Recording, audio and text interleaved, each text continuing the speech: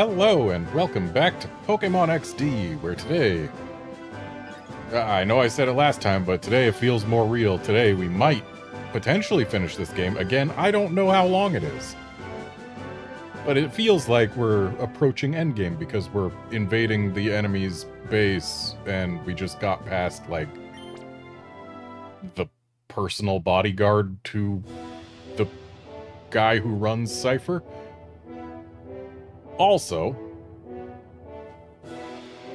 Ultra Space.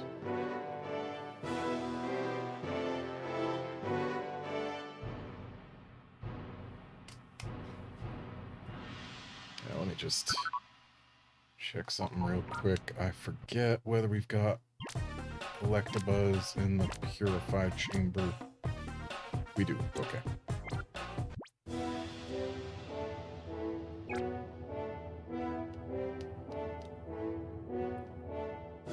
Okay, so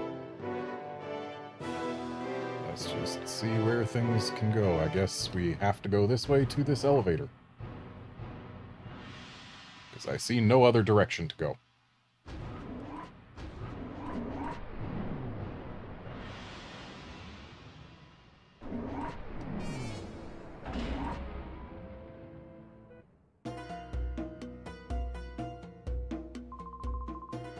Ho ho ho, so you have even come this far. I had no idea that a mere child like you would pursue me this long. Professor Crane, data ROMs, and the lair. You alone derailed every one of our well-laid plans. Well, perhaps not just you. The news broadcast by ONBS did not help Cypher's cause at all. However, my shadow Pokémon plan isn't finished yet. The final act is about to unfold. Having come this far, I think you've earned the right to know what I have planned. The creation of shadow Pokémon that permanently resist purification. That was the first step. Next, I plan to create an army of shadow Pokémon that work independently on my orders alone. When this second step is done, I will take over the world without having to rely on bothersome people. And now...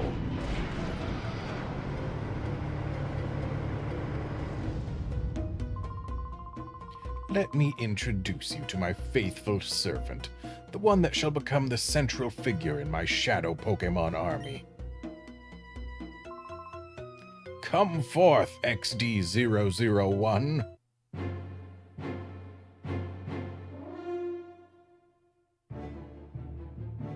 I feel like there should be sound effects for its flapping wings. Codename XD001. Now freed of all adjustments, I present to you Shadow Luigi. Because yes, it is officially Luigi now.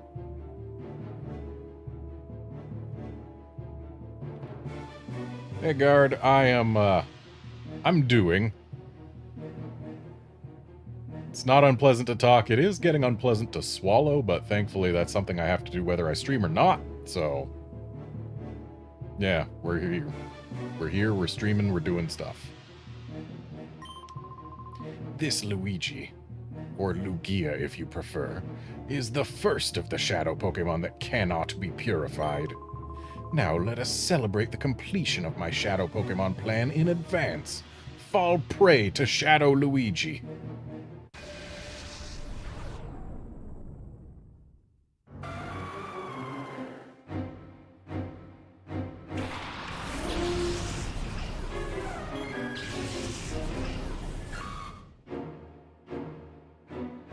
Oh, gee, do you think this is a shadow Pokémon? So, we're just fighting Shadow Luigi by itself, huh? Okay, so it's flying psychic, so a bite ought to do fine. Hopefully it doesn't, like... well, I guess it's not going to use Aeroblast because it's a shadow Pokémon, so... yeah, let's just toss a Stun Spore. I'm guessing Shadow Blast is shadow version of Aeroblast. That one-shots Espeon. Okay. So I can't help but notice there's a bit of a level difference between us. but it's just one level 50 Pokemon.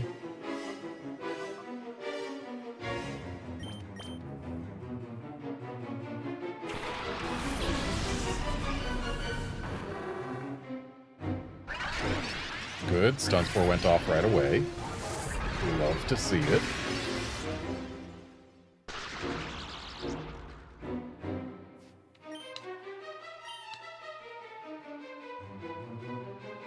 I doubt this thing's going to have any physical attacks. I was considering using Charm, but with no physical attacks, there wouldn't be much use to that. Let's swap Shroomish out, though.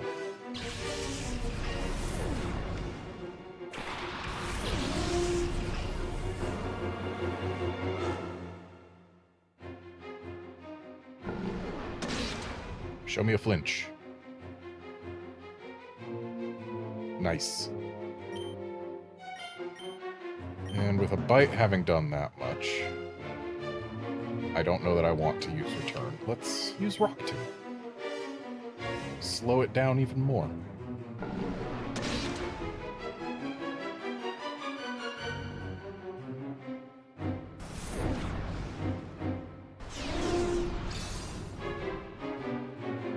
Okay. Another bite would... Ooh, nice para. Another bite would probably... Well, it would definitely risk KOing it, so we're gonna go ahead and not bite it. Just for funsies, I'm going to throw my one and only Lux Ball. While Ursaring uses Metal Claw to whittle it down just that little bit more.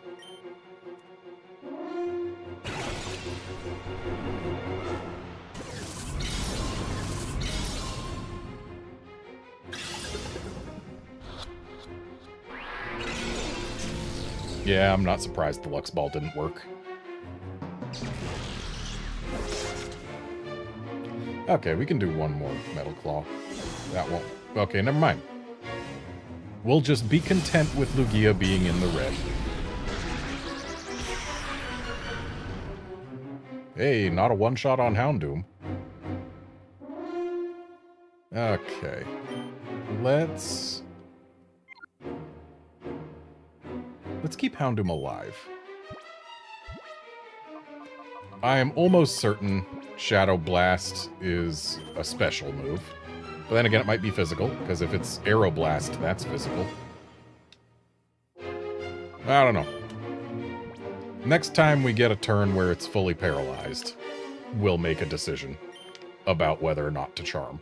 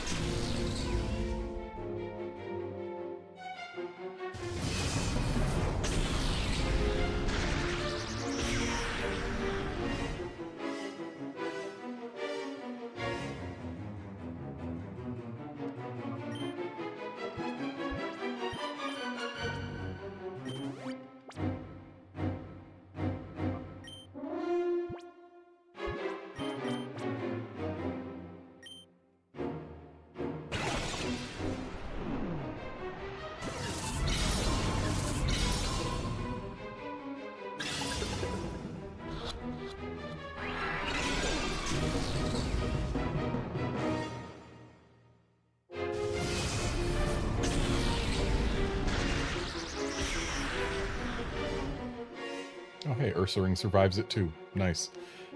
The fact that Ursaring survives it, but Espeon doesn't, can actually tell us quite a bit. Because Ursaring, 64 defense, 75 special defense, whereas Espeon, 61 defense, 100 special defense. Sure, Ursaring does have 20 more HP, but I think that's enough for us to say, yeah, it's almost certainly a physical attack.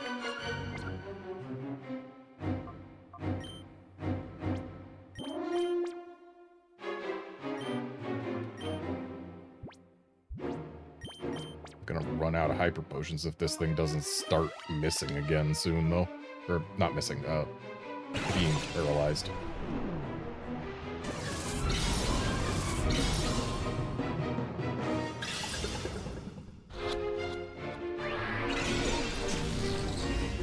have yet to get more than one shake, I'm pretty sure. I don't recall there having been any that shook more than once.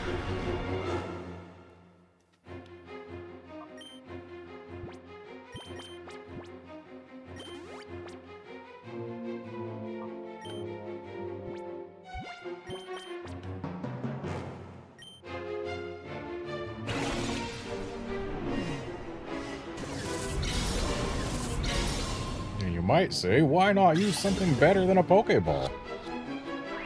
To which my response would be, no. There we go. That's what we want to see. Alright. Houndoom is going to charm this Lugia, while Ursaring tosses another Pokeball. Sure, we could have gone for the double charm? Or no, we couldn't, because Ursaring doesn't know charm anymore. In fact, it never did. It was fake tears that it knew. It's Celia who knows charm.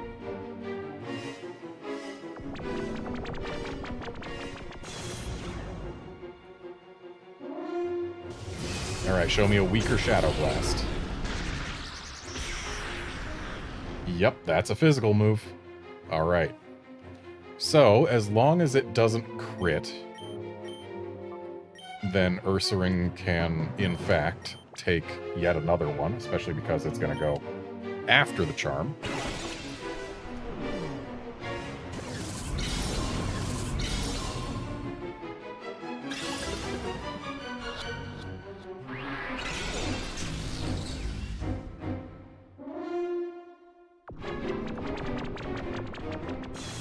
And even if it did score a crit, Ursaring wouldn't be able to survive it to begin with.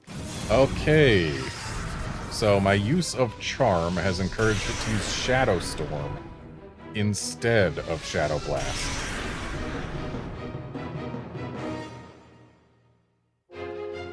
That is actually potentially a problem. I think Shadow Blast might have been better for us. Okay, so Houndoom can take another one. That's fine. Let's go ahead and toss a Pokeball while Ursaring receives a Hyper Potion. And I try and think of what I can do. I don't think I have anything that lowers special attack. Which means we're just going to be taking full damage Shadow Storms on both Pokemon for the rest of the battle.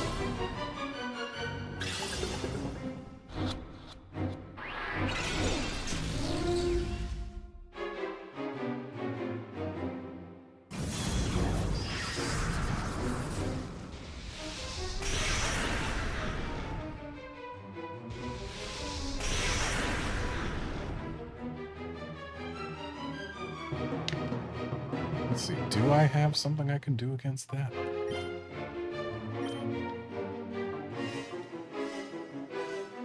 Charm doesn't do special attack. Sand attack might be our best bet.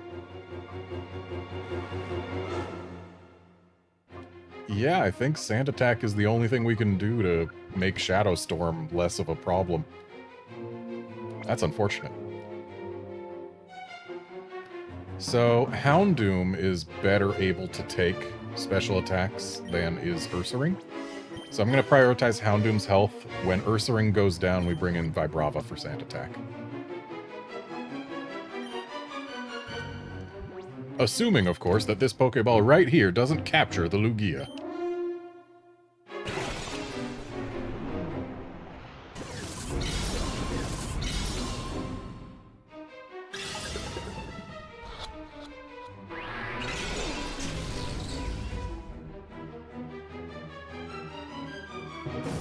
I imagine our chances of actually capturing this thing in a Pokeball are astronomically small.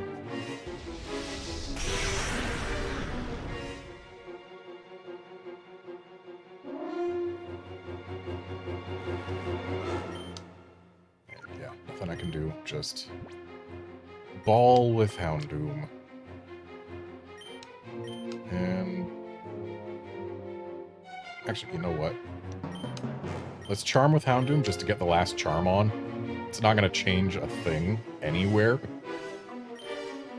But, I mean, it's better than having Ursaring just completely waste a turn.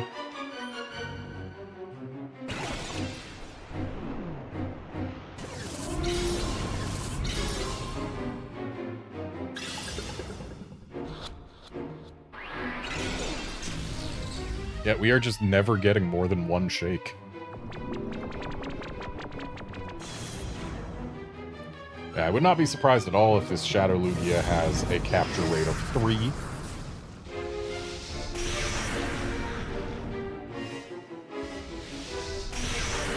There goes Ursaring.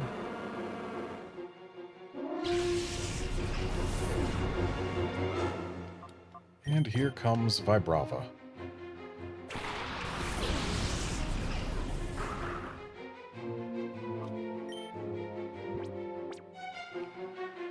Yeah, Houndoom throws ball. While Vibrava uses Sand Attack. And hopefully we get another full para at some point. It's gone a while without one.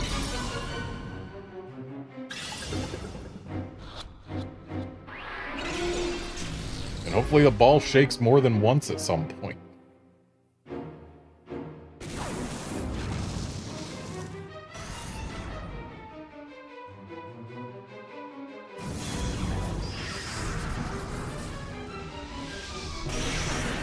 Right, I forgot. I needed to heal Houndoom.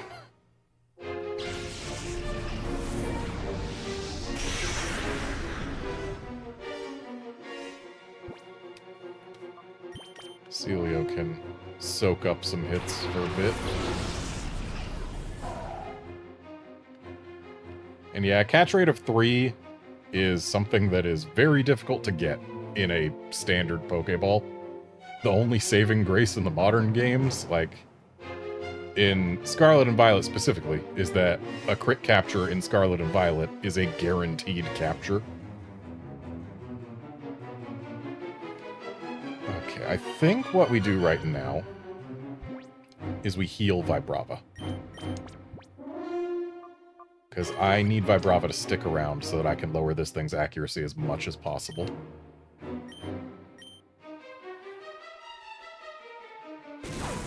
The lower its accuracy goes, the easier this gets. It does have infinite PP, so we don't have to worry about it struggling. But if it keeps on hitting my things, I am going to run out of healing at some point.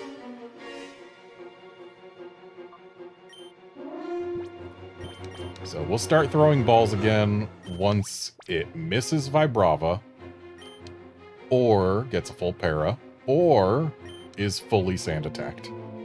Also, hey, it's got pressure.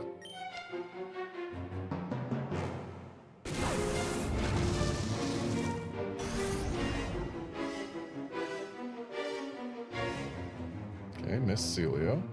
Missed Vibrava. Good. That means we're allowed to throw a ball.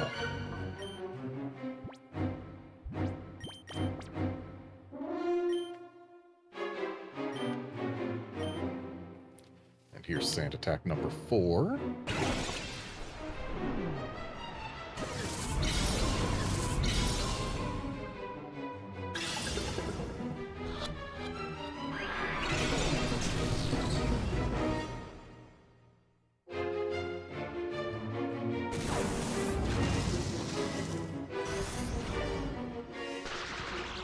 Nice full para.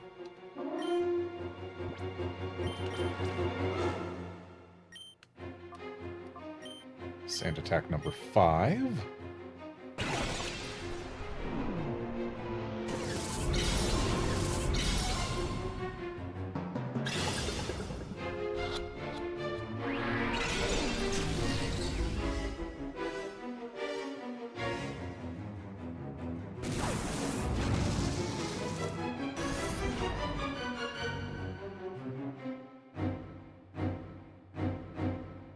Nice misses. Of course, its chances of actually landing a hit now are very small. And there's the final Sand Attack.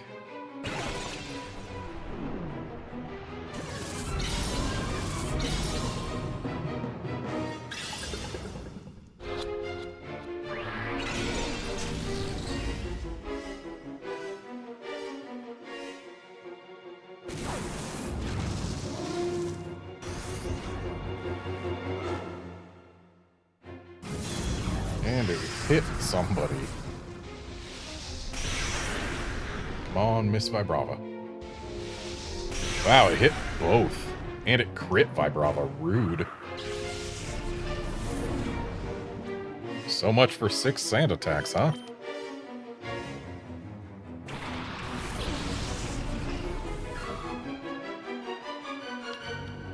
Okay. Celio is going to use a revive to bring back Espeon, who is the best at taking special attacks on this party, I'm pretty sure. And while Celio is in danger, I'm going to go ahead and let it stay in danger and throw a Pokeball.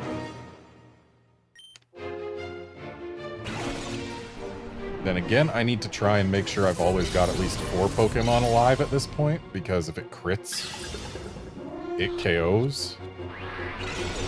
And I need to not let it KO 2 things at once, unless I have 2 Pokemon in back. But Shadow Storm has missed both of them, that's great. That means Celio can go ahead and revive another Pokemon. Let's bring back Houndoom. Houndoom is also good at taking special attacks. And Shroomish will, once again, throw yonder Pokeball.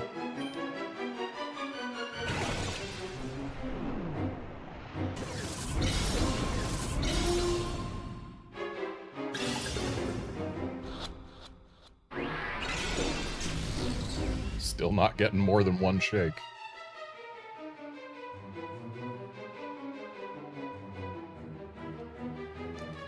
Okay. Now, Celio will not revive anything, but we will be doing a little bit of healing, just to be safe.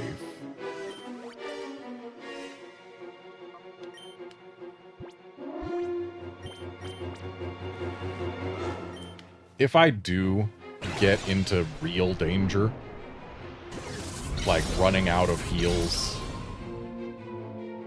I will throw a Master Ball rather than lose the battle. I'm not that invested in getting this thing in a Pokeball. I just want to if I can.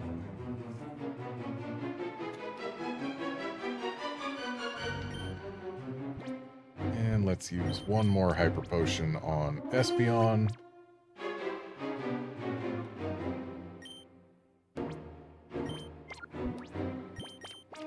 And Ball again.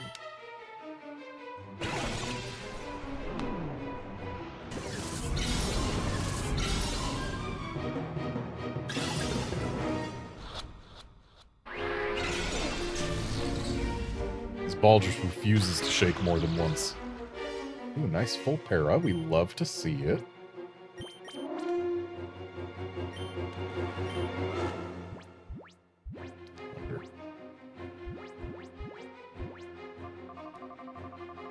I don't have any X anythings. I feel like they should give us more of those. Like, those are a fairly common reward in the standard Pokemon games, but Colosseum and XD, they just don't give them to us. Whatever.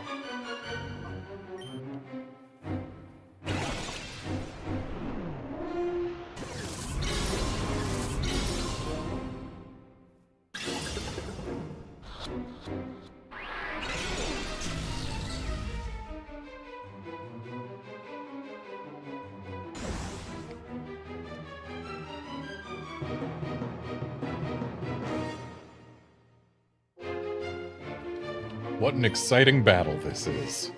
I throw a Pokeball that doesn't work.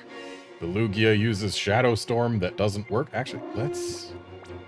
rather than throw a ball with Celio, let's swap it out for Espeon.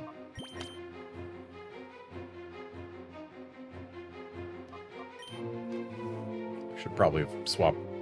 wait, I was supposed to throw a ball with Shroomish, not call it or swap it out or anything. I am a fool. I have wasted a turn of balling. Nice full para, though. Okay, so Espeon can toss a ball. And Shroomish will swap for Houndoom, because Houndoom is better at taking special attacks.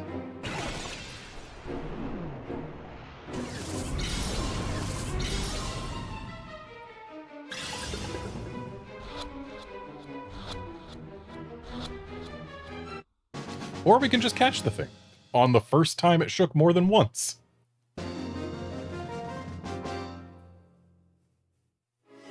Alright, we have caught Shadow Luigi.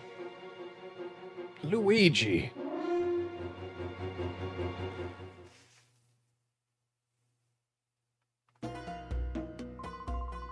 How dare you, child? How dare you snag my Shadow Luigi, my one loyal subject? There's nothing left, but I will personally see to the total destruction of your Pokémon. Fall!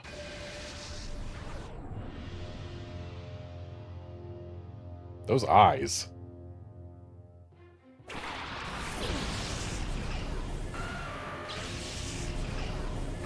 Well, that's going to be the Shadow Moltres, huh? Oh, he is going to have all 3 legendary birds, isn't he? This is going to suck. Oh, and a Shadow Rhydon.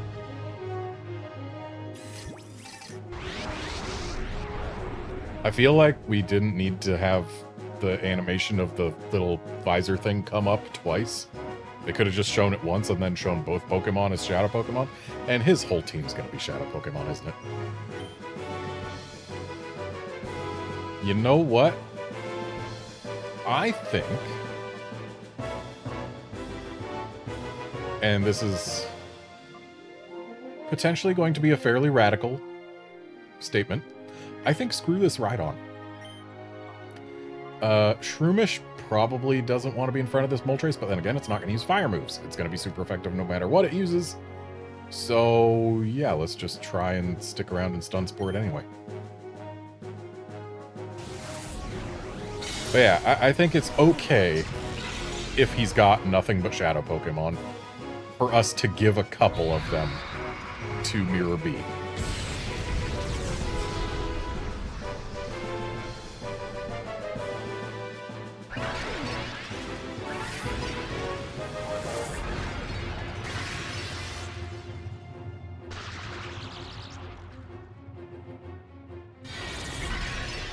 Not liking that Shadow End. That's Espeon gone.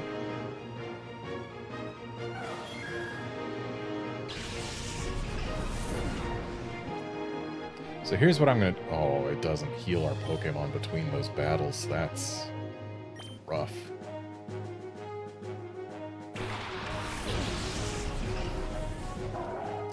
So I will get rid of this Rhydon. And Shroomish is going to stun spore the Rhydon slot. Or wait, Shroomish is faster than Celio, isn't it? I need to check that real quick. Speed 58, speed 53. Okay, Celio's faster. Good. Good, good. So yes, Celio gets rid of Rhydon. Shroomish stun spores the Rhydon slot. That should put us in a better situation than we're in right now, at least.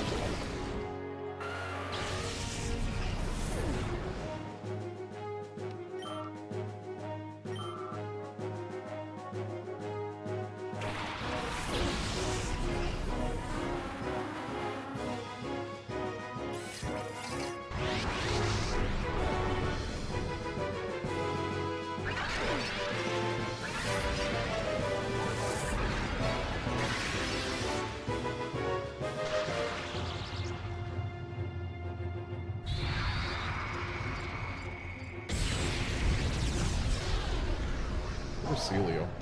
Okay, I need to seriously reconsider my options here. Catching anything is dangerous right now.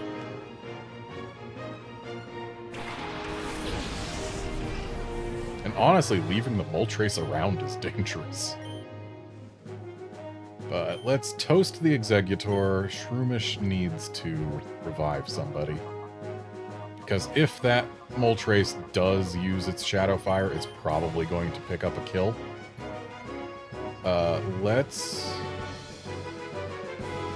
He's going to have Articuno and Zapdos in back, isn't he? Let's bring out Ursaring.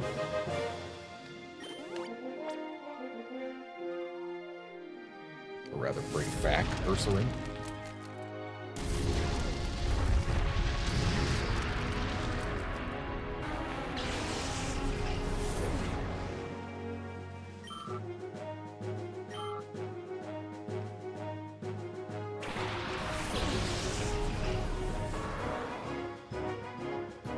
Okay, yeah, he has nothing but shadow Pokemon.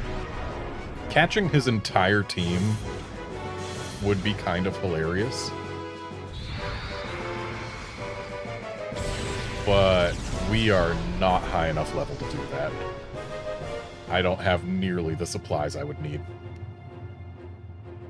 So, Houndoom needs to be healed. So we're going to go ahead and find our Hyper Potion. There it is. Heal Houndoom, while Shroomish stun spores the Tauros. Ooh, don't like that. Don't like that one bit.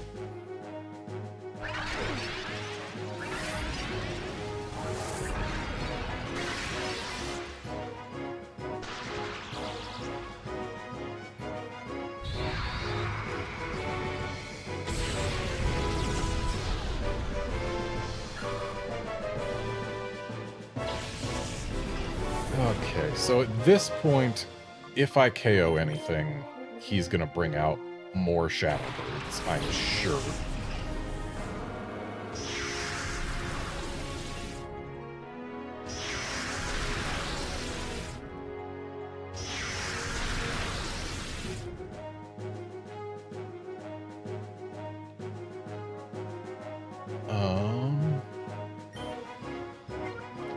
Houndoom, let's try and just heal up Ursaring. I don't know if it can survive a Shadow Fire while under the effects of Shadow Sky, but we can certainly try. And then we'll just throw a Rock Tomb at this Moltres. It's quadruply effective.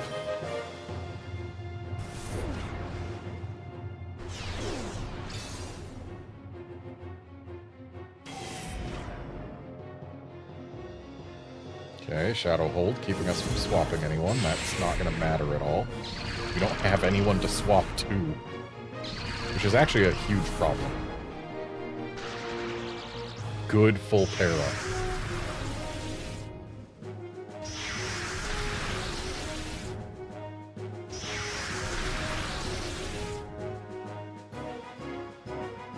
Okay, now I've got a choice to make.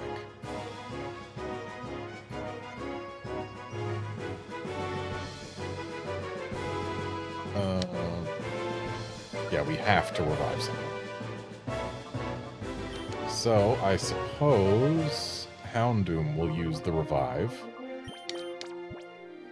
It's gonna be Zapdos and Articuno. I guess Vibrava has the best chance of getting us a para? And I'm gonna throw a ball at this Moltres. And just hope it works.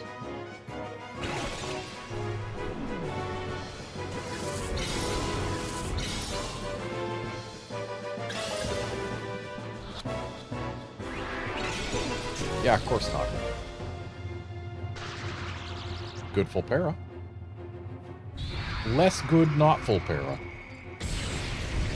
It's gonna be a one-shot, isn't it? Yeah, it sure is. Because Shadow Sky sucks.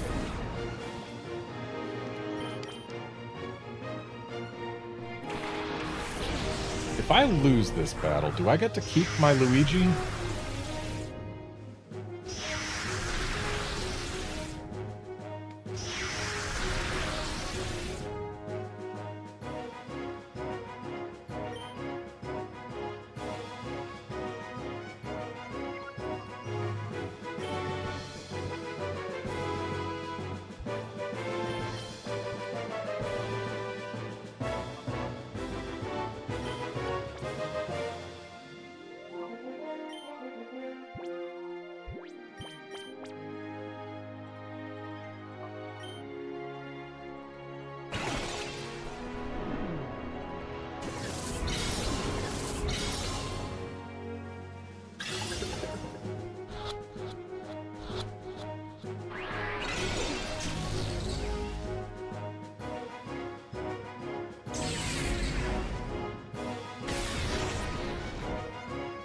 Ouch. And we're losing somebody again. I think I'm going to go ahead and call this fight a loss, because it is one. There is no world in which I managed to pull a victory out here. I'm pretty sure.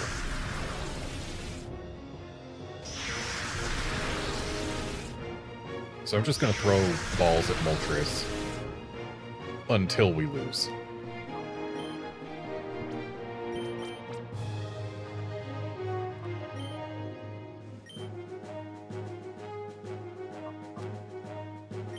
And hey, Ursaring can take a nap.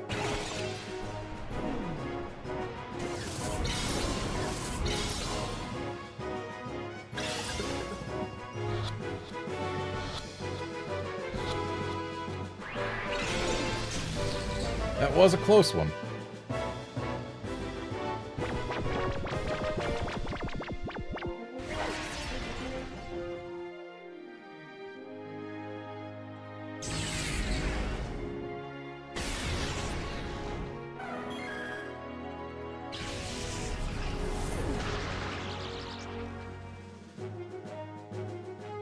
Well, Shadow Sky is gone, but with only Ursaring to my name, we're not going to pull this off. I do still have more revives, and I could use them, but I don't think they would be able to power me long enough to catch 3 birds. Or even to catch 1 and then defeat the other 2. Got a second 3 shake, but we're going to need more than 3 shakes.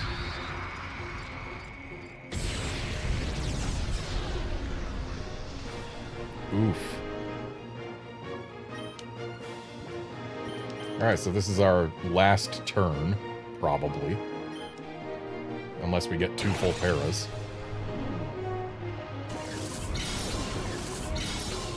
So, last-ditch Pokeball on the Moltres. And it decided that no, it's not being captured. And there it is, the end of the battle. So I do believe we are going to go back to Mount Battle.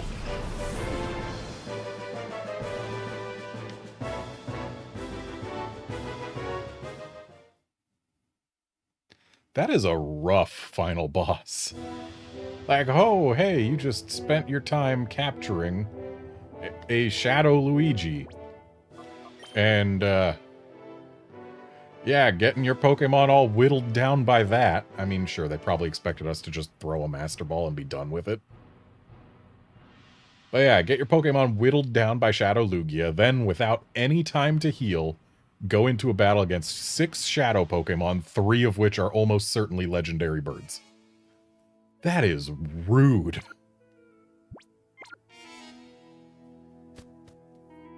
And thus do we hightail it out to go say hi to Mirror B.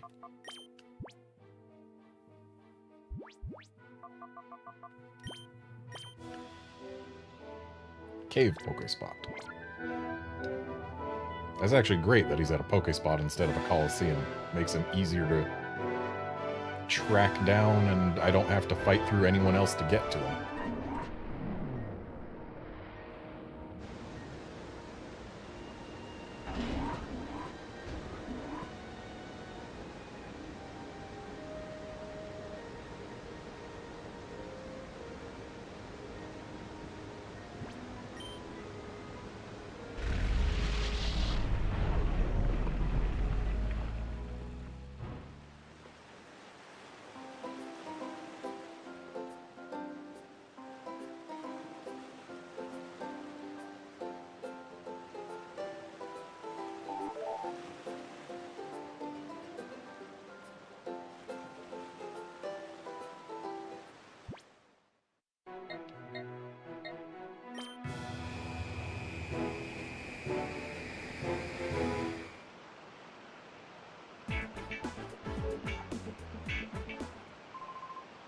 Stop the music. Well, well, well, if it isn't the ultra uncool boy who always, always, always messes up my plans. Boss, use your world's best dance steps and punish this pest. Oh, what a swell idea. Let's try that right away. Let the music start.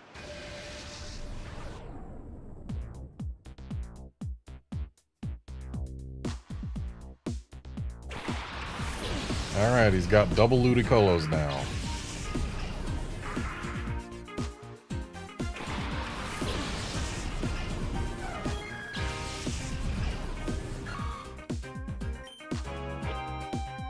He's only got 3 Pokemon.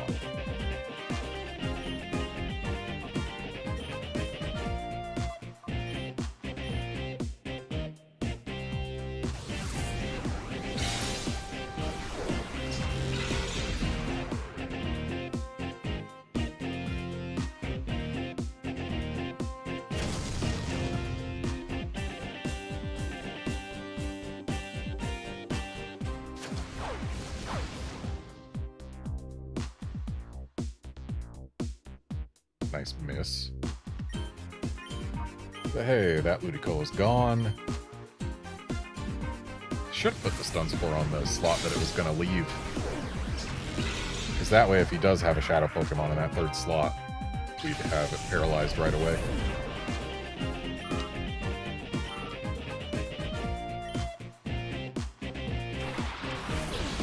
Oh yeah, the Shadow Altaria. Why is Mirror B's team smaller? He had more Pokemon in the Colosseums.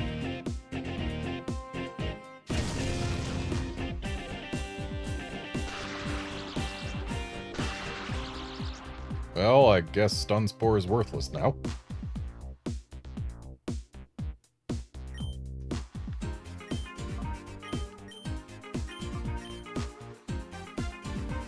Yeah, that's gonna be Espeon gone, isn't it? Nope, it's going to be Shroomish, slightly inconvenienced. And Stun Spore again worthless.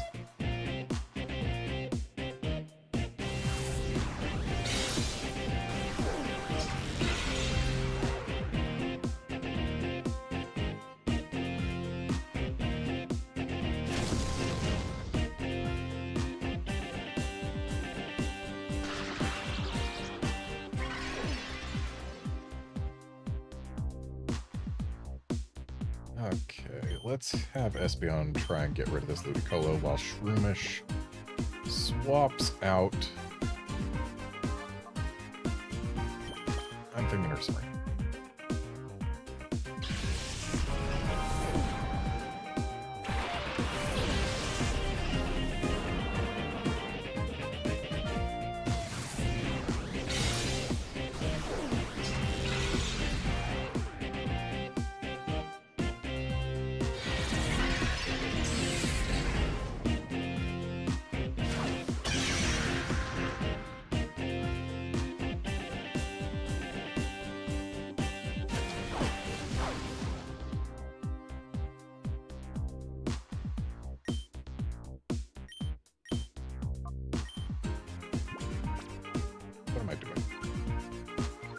Ursaring is guaranteed to be able to get a turn here. Which means Espeon, the one who might be paralyzed, is the one who should throw a ball.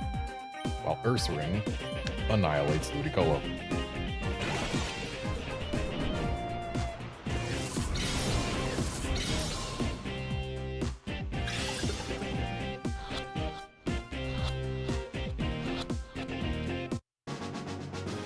Alright.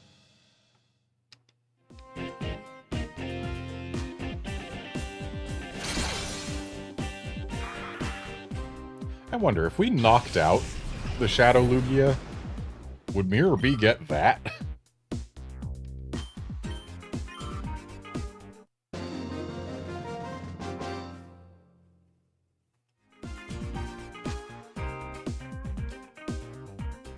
I can't get into rhythm with you, not at all.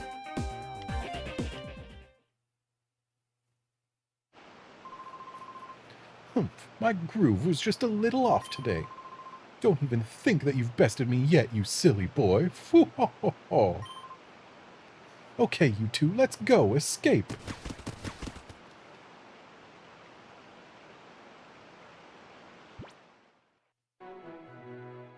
Actually, before we leave here...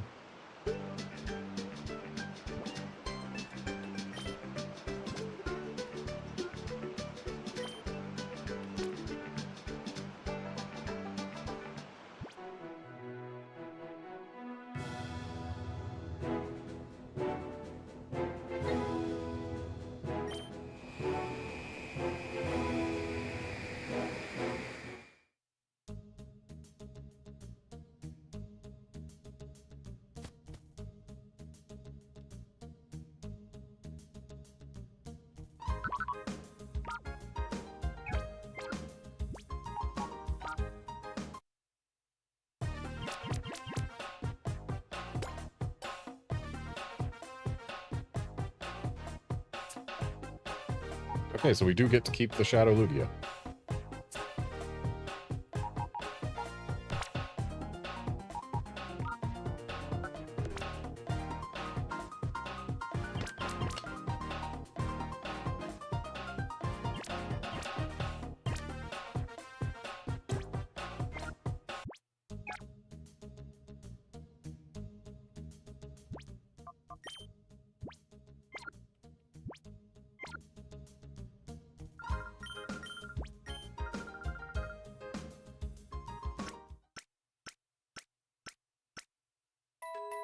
So at least that means that the next time we go back to fight Greevil, it'll be just Greevil.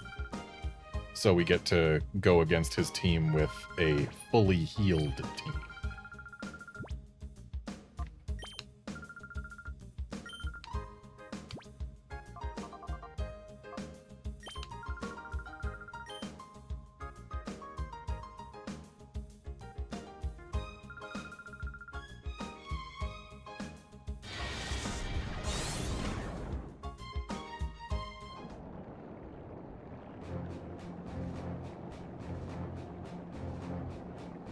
Also,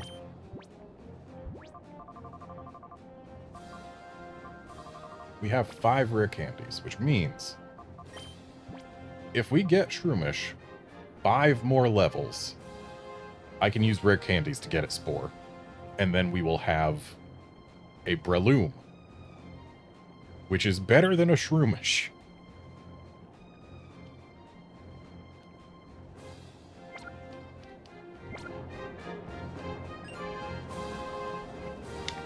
I have this thing for the ground type.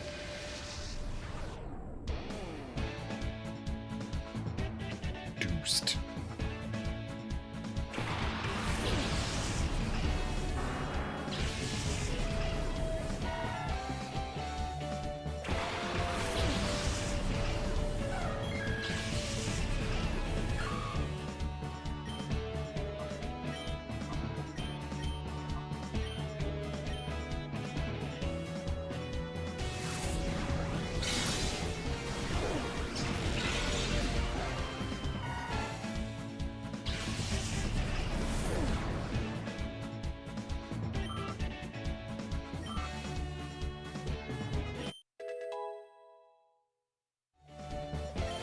And that'll be Vibrava evolving, I believe.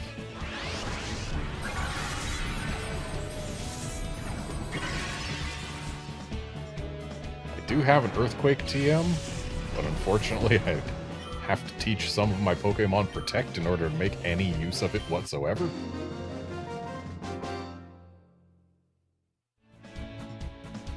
Oh, you showed me up.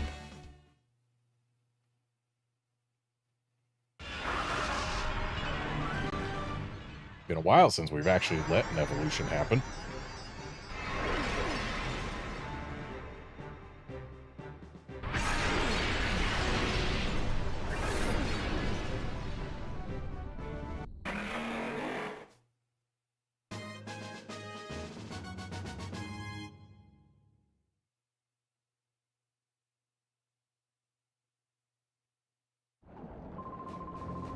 I'll redouble my efforts to deepen my expertise in the ways of the ground type. Okay, so now we take this XP share off of Flygon. Do I give it to Celio? Or do I not give it to anyone so that Shroomish can get more XP?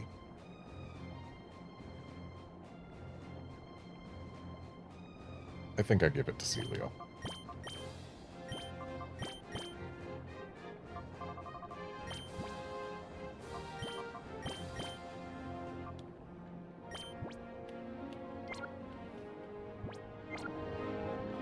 Yeah, Guard, I love Flygon too. I just wish it had a better learn set. Youngster, here we go.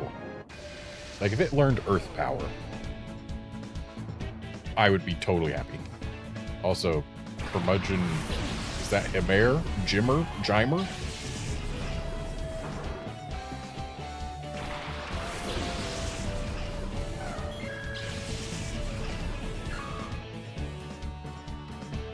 Okay, Espeon is not a good Pokemon to have in the front here. Let's swap it for Celio. While Shroomish also swaps out for, let's say, Ursaring.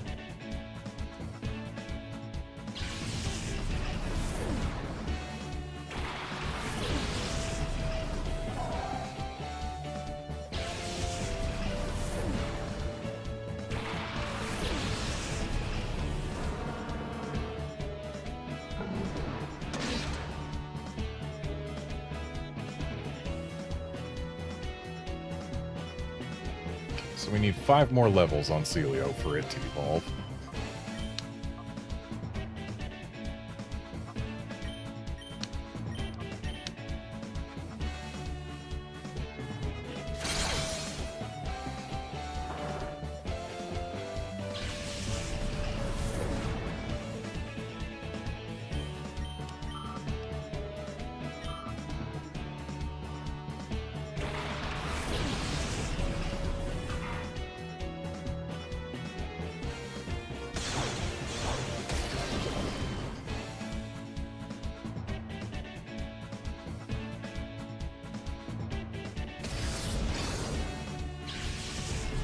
That's rude. I guess the Laren really liked having Espeon here. You know what? It's going to be resisted, but it'll still get the KO.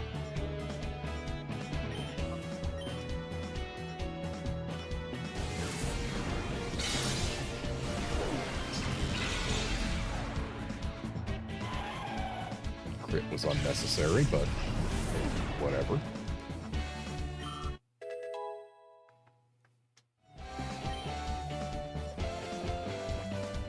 No.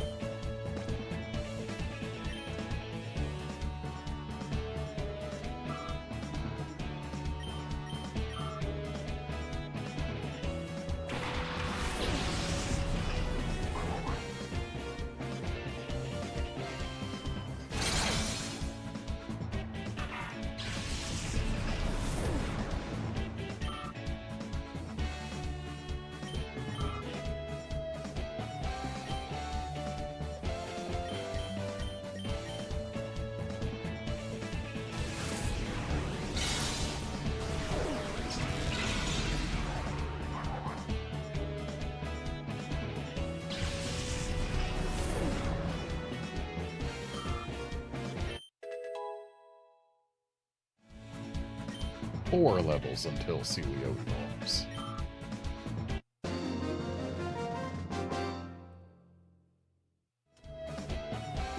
I'm done for.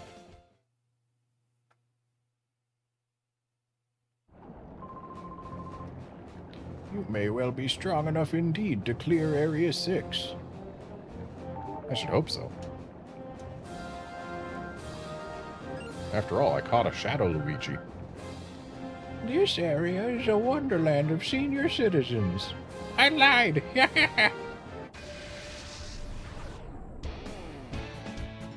Crex.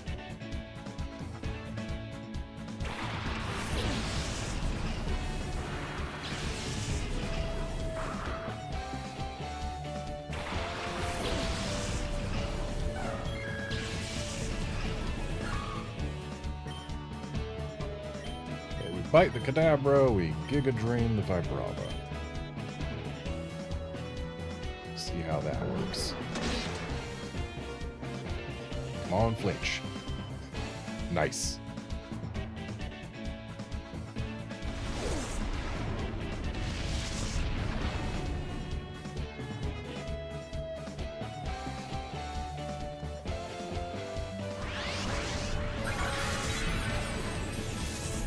Giga Drain didn't do very much at all.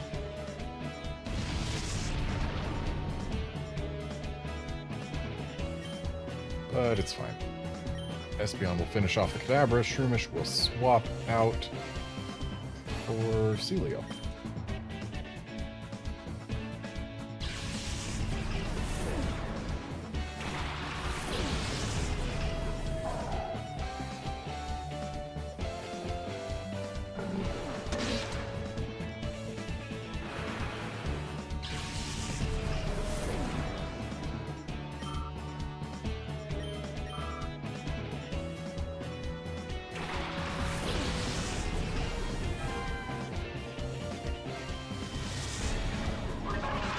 feel like putting Celio in front of this Flaffy may not have been my best decision ever.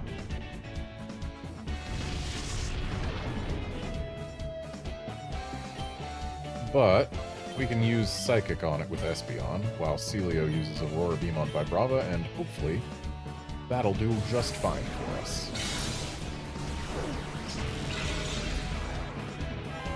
That will do just fine for us.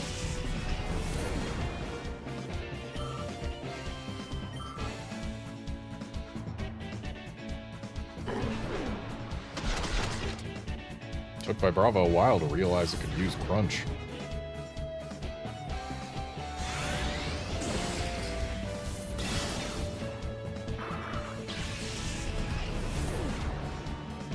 Imagine if, when the physical special split happened, they left Shadow Ball as is, you know, made it a special attack, but still kept it lowering special defense like they did. But imagine if they didn't change Crunch, so it was now a physical attack that lowered special defense. Like Shadow Ball used to be. That would be silly.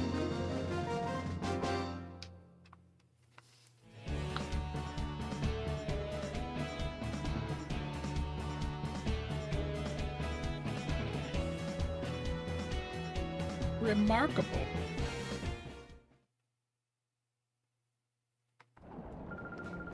So young and yet so accomplished.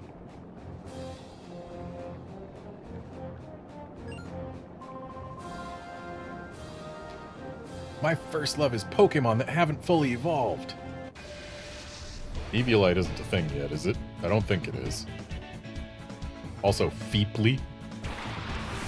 What a name.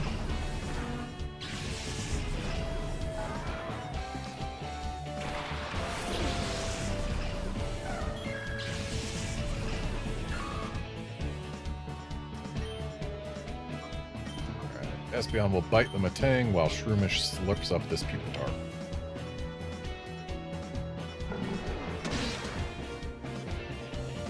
Hopefully we get a flinch there.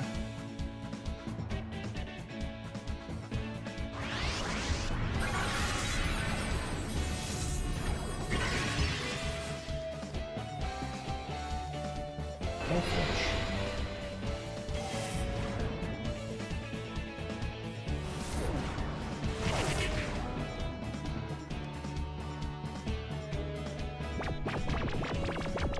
Wait, Eviolite was the 5th gen thing? I thought it existed in Platinum. I could be misremembering, but...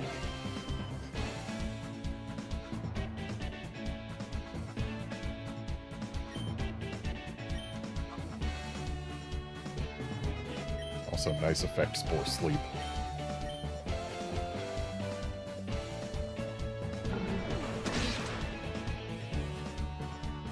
Oh yeah, Eviolite was a 5th gen thing. I think Brilliant Diamond Shining Pearl is what got me confused there, because it did exist in those.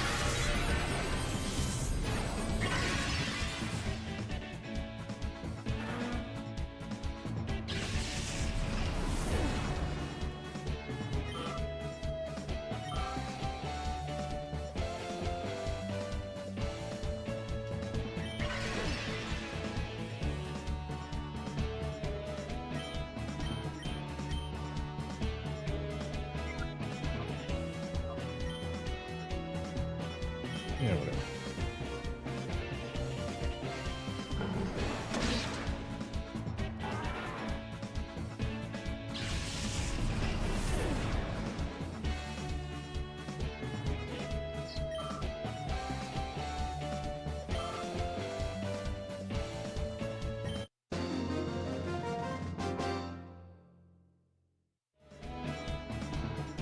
I love tough trainers, too. Love them so much that you died. A Pokemon in an unfinished state of evolution is sort of magical, don't you think? I mean, do you see my Shroomish? How can I disagree? I like Pokemon that hover. Don't you think it would be nice to do that? Yeah, it would be. Jason. Hey, that's... I don't think I've seen it spelled like that, but I'm pretty sure I've seen that as a real name that exists. Okay. So that Shedinja next to the coughing. It's kind of annoying because I was going to just bite it and get rid of it, but I think I'd rather get rid of the coughing sooner. And then we'll stun spore the coughing slot, just in case whatever comes in the coughing's place sucks.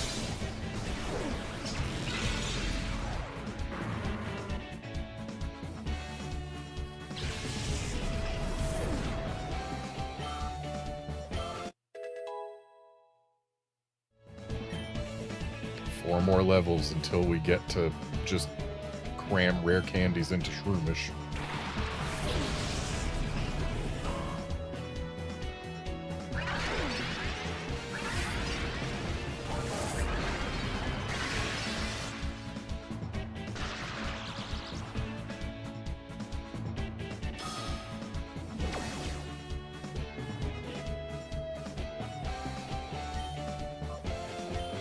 Get rid of that Shedinja now. Shroomish can swap out for Houndoom. No, it'll swap out for Celio. Let's try and keep XP going on Pokemon that need it more.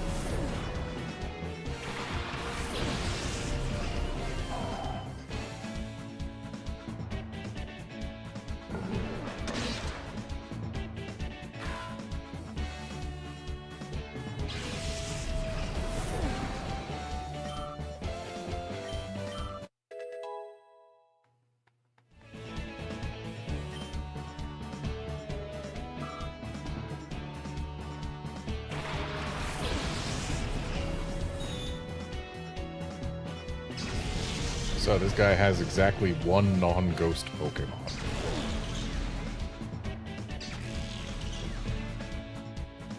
Well, no, the coughing wasn't a ghost either. Never mind. Okay, let's bite the Chimecho. Water Pulse the Duskull.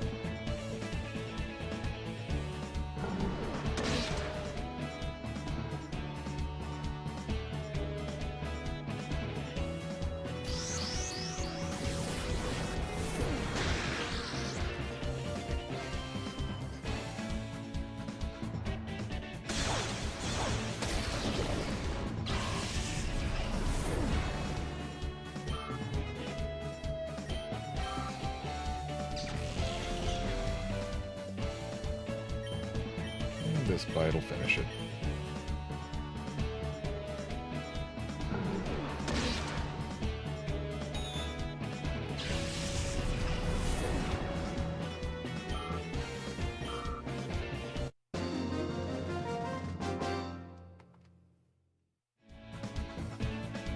My victory just floated away.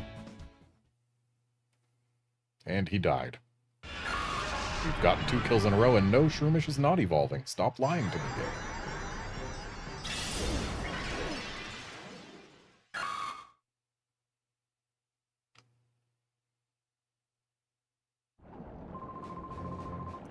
Five more trainers, then you'll be done with this area. Keep it up.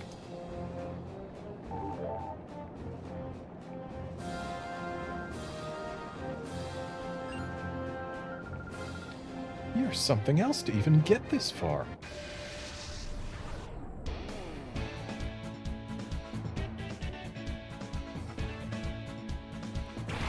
Devel? Dibble?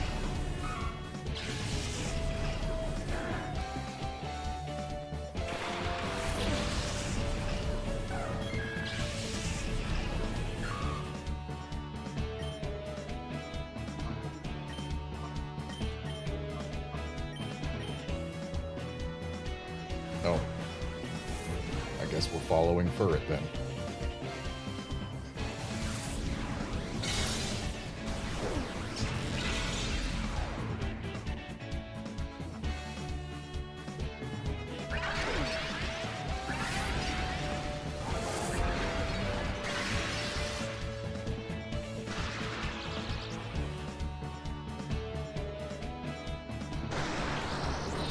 Such a noisy chameleon.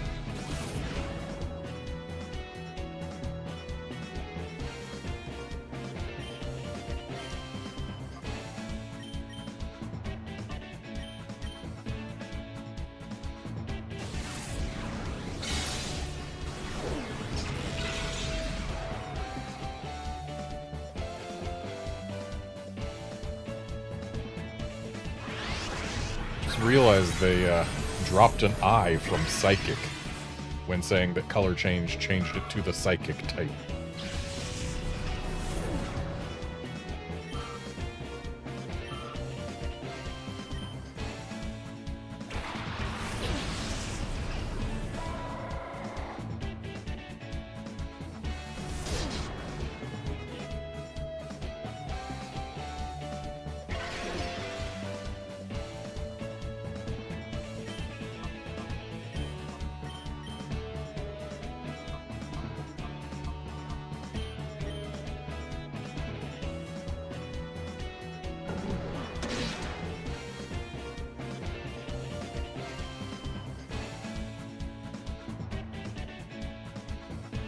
Nice miss. Not so nice miss.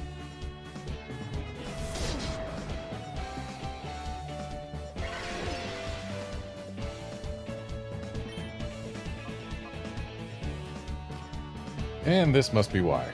There's no I in the Psychic type listed here for the move type. And this Giga Drain should get rid of Kecleon.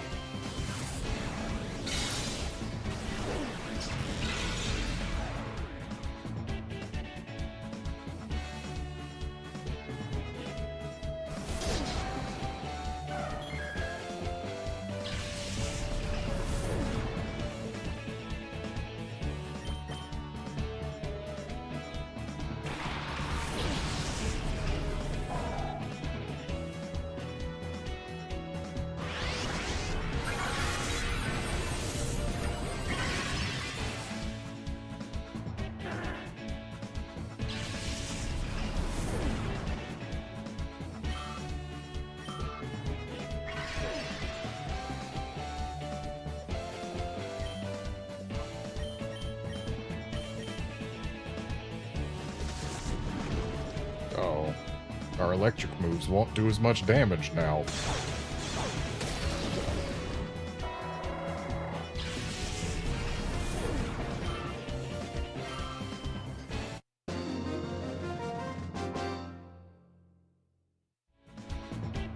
You beat me? That has to count for something. Yes, it counts for me beating you. I'd like to see how far you can go.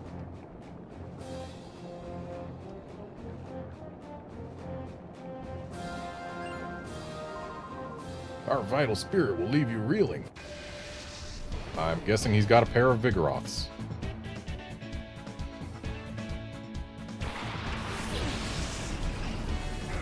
Well, half right.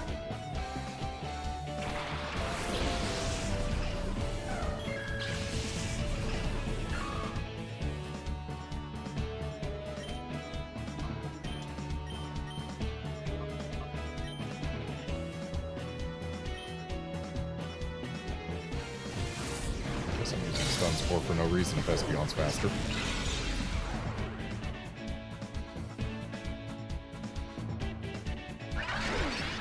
Okay, Shroomish is faster, which means there might actually be a reason behind this Stun Spore.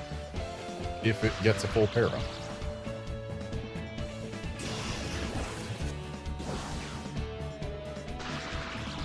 Hey, Stun Spore had value.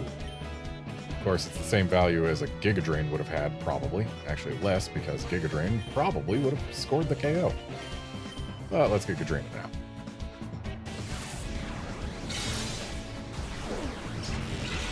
Ooh, nice crit.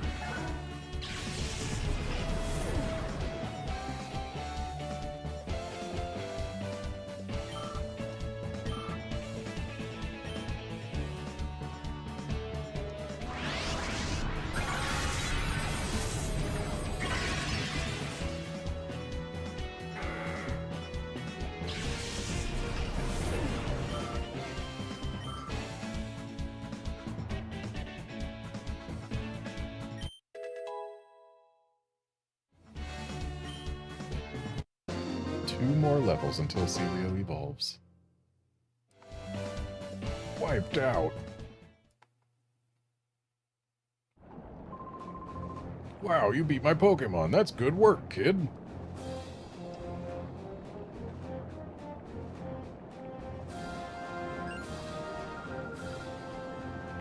Come hither, my resurrected Pokemon. Anorith and Lilip? Maybe also with Ammonite and Kabuto? Gaps. I don't think Dustox is a resurrected Pokemon, but okay.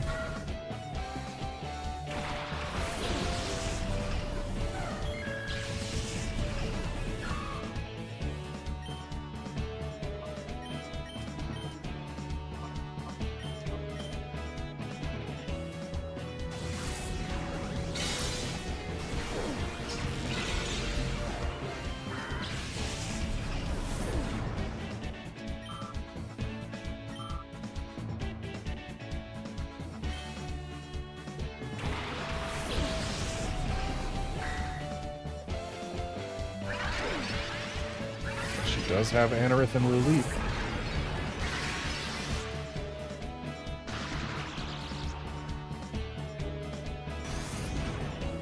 I'm not a fan of that amnesia.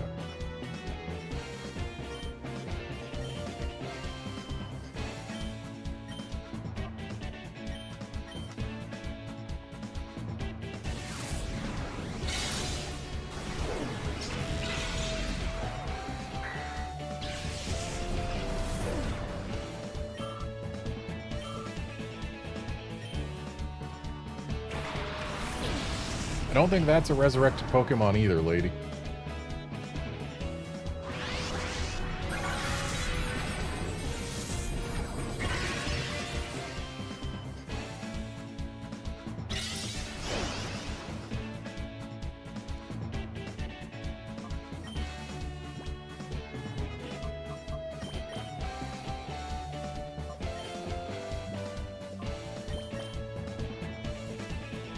Houndoom and Ursaring can solve these problems for us.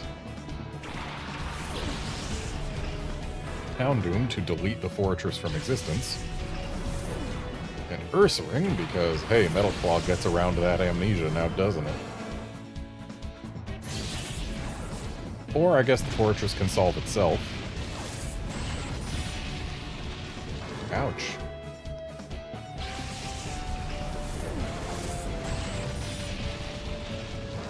Very ouch.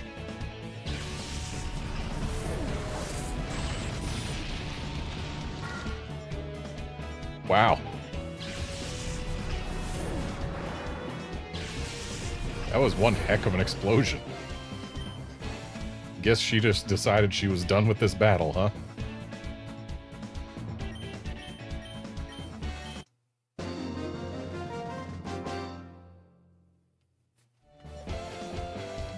All I did to get my Pokemon back up to snuff.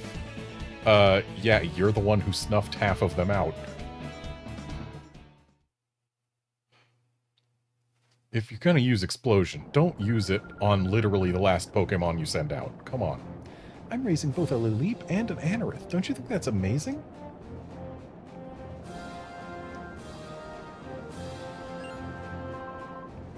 Let's hustle. Let us battle.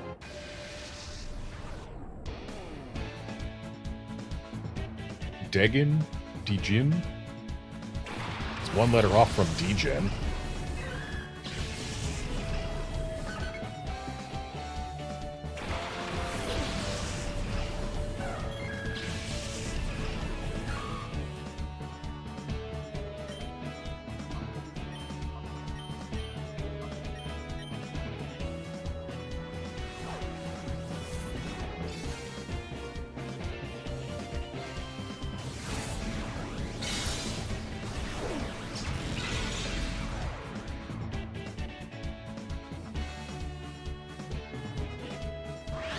So, with the Togetic having Follow Me, and Follow Me changing your target regardless of whether or not the thing that used Follow Me getting killed before your move, that means this Corsola probably gets at least one more turn of life before Shroomish gets to put a Giga Drain on it.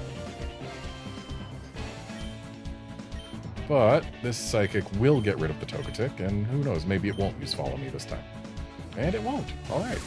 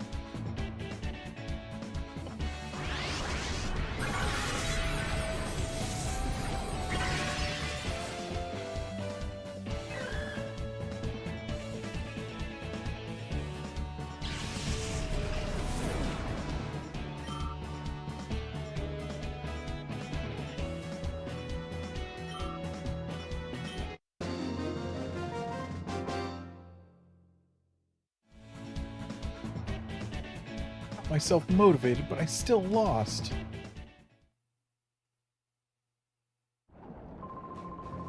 It's the area leader next. Show a little hustle, challenger.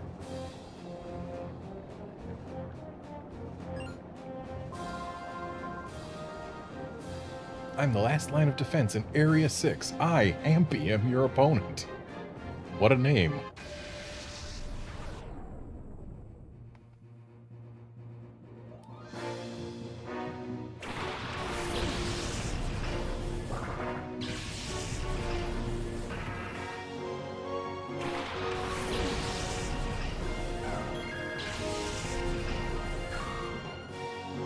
Okay, I think priority 1 is get rid of that soul rock.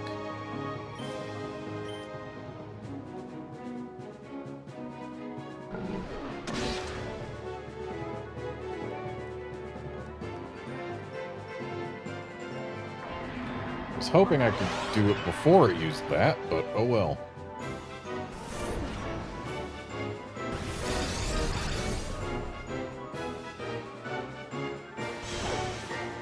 That weather probably going on Shroomish. Oh, it's not.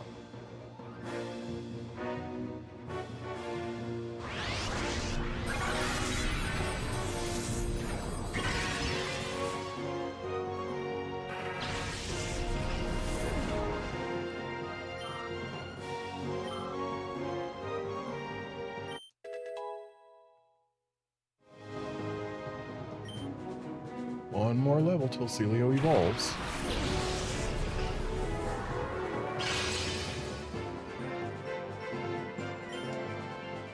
Alright, let's Psychic the cast.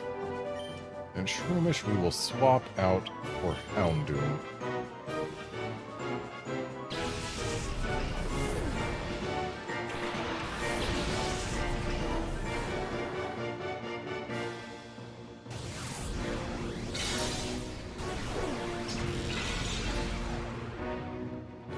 Almost a one-shot.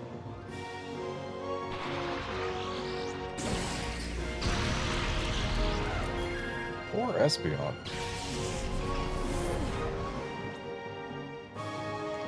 Let's break out Ursaring.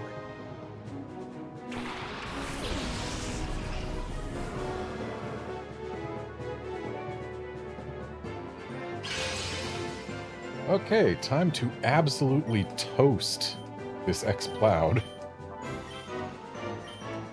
with a Stab, Sunny Day boosted, Flash Fire boosted Flamethrower.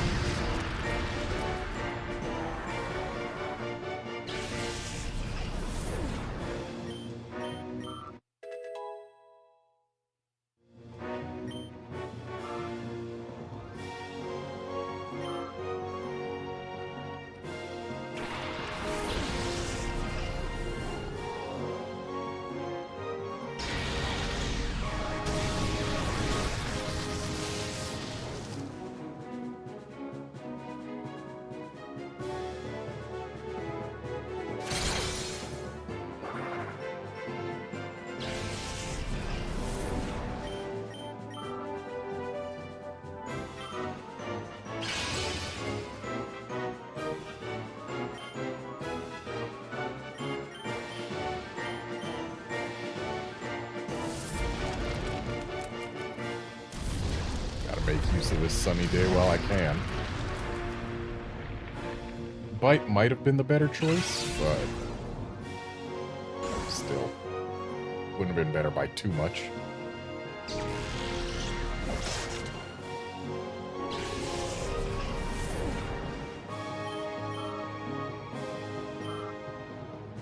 It's not like it mattered anyway.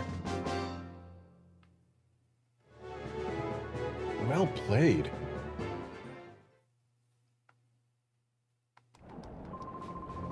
Very well, you must accept these Poke Coupons. I must. I would say that you are strong enough to advance to the next area, but don't let down your guard.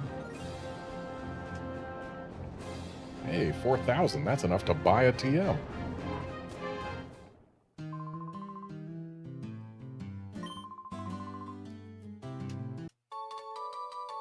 What's TM50?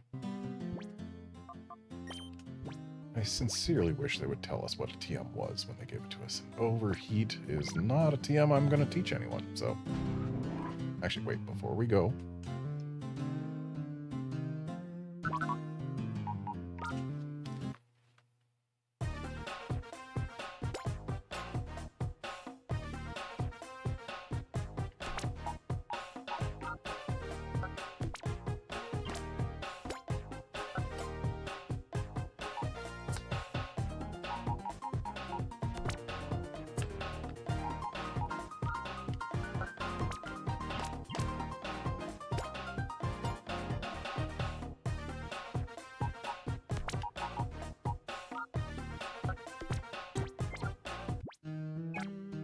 And no, there is not much rhyme or reason to which Pokemon I select for purification.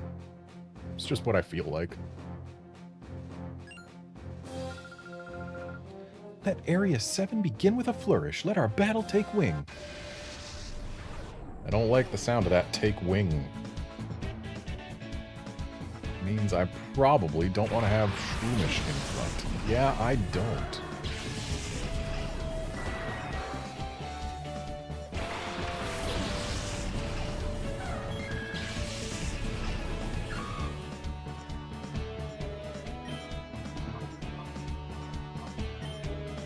So, Psychic on the Golbat to get rid of it. Shroomish runs and hides for Celio.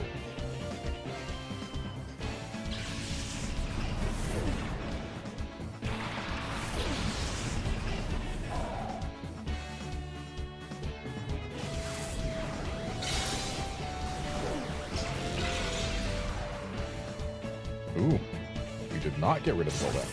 I guess it being level 58 is a good reason to have failed to get rid of it, though. Didn't realize we were up against such a level gap at this point. Was not paying attention. So the level gap here is greater than the level gap between us and Creefle. That's kind of scary, honestly. But it might cost us an Espeon, but we will get rid of this Golbat. And then we Aurora Beam the Murkrow. And yeah, this was a huge level jump from the last area. Last area they were like 50, right?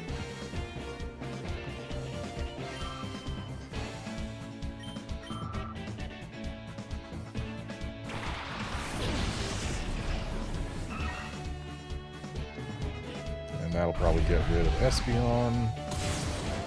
No. Interesting.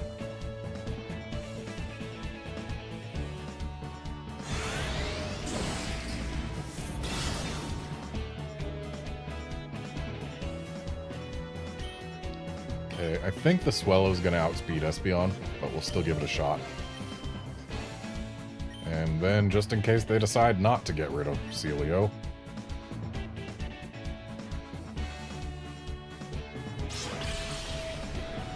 Oh, Celio's gone.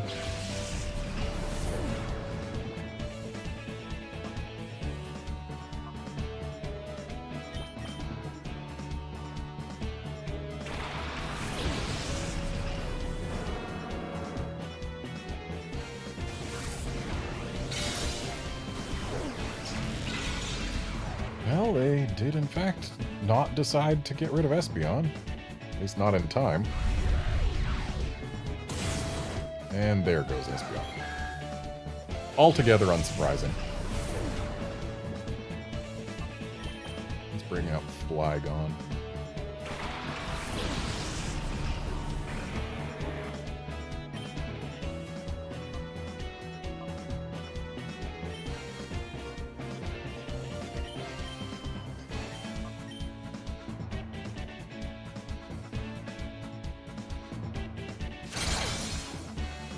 That crit was unnecessary. Come on. So rude. I don't know that we're going to get to the end of this zone. Or this area, rather.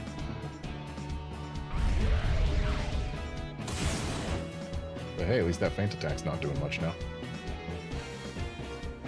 Now, please, remove the Swellow.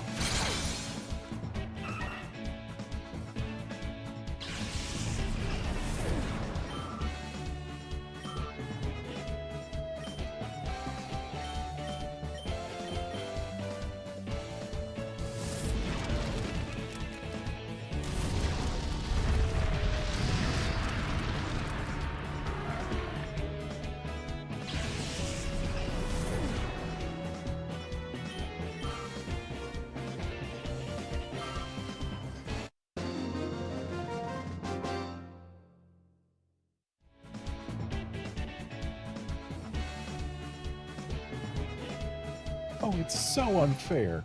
Yeah, it is unfair that you have such a level jump over the previous trainer. I wouldn't go around acting as if you're walking on clouds just because you've beaten me. Oh, can I? I can. But then I'd have to refight this lady. But you know what? It's worth it.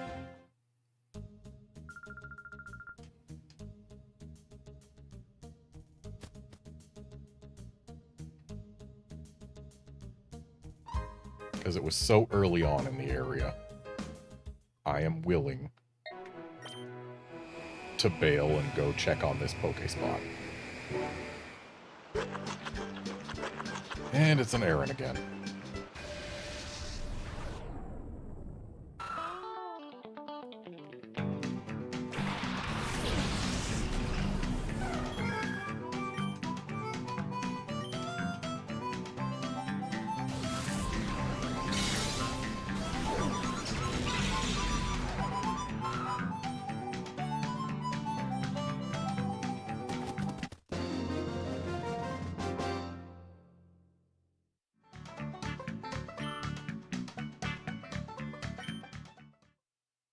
We're still waiting to find whatever the rare thing here was. I think it was Wooper.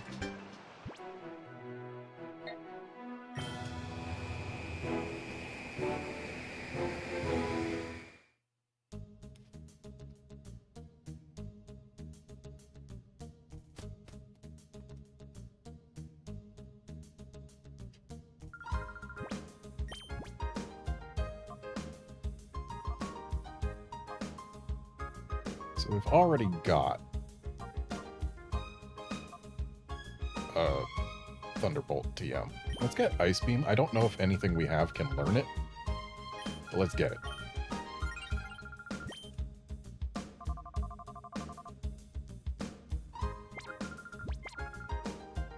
And look at that. We were able to afford a TM not even that far in. Oh, right. Celio can learn Ice Beam. That's an upgrade over Aurora Beam. Go from 65 to 95 power? Yeah, yes, please.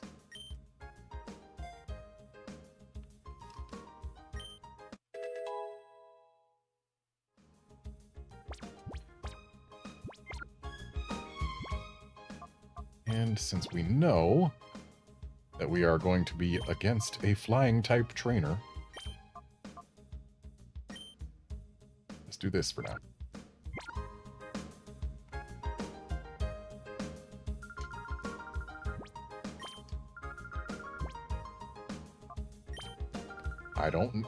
Yeah, again, I don't know if I can actually complete Area 7, but I'll sure as heck try.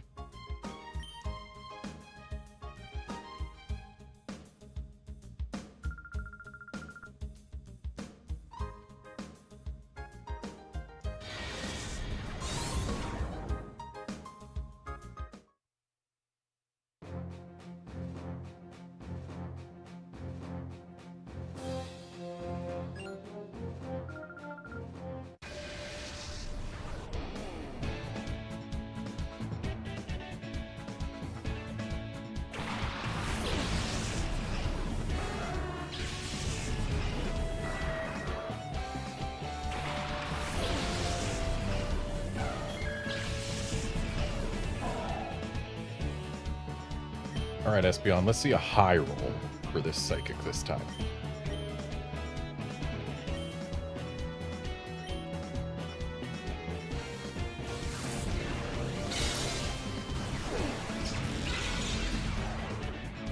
Nice.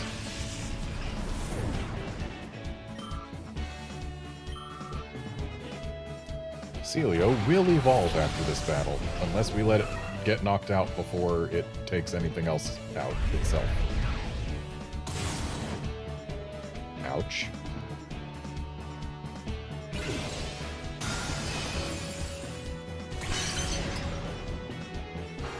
Nice one shot. So yes, Celio will evolve after this battle.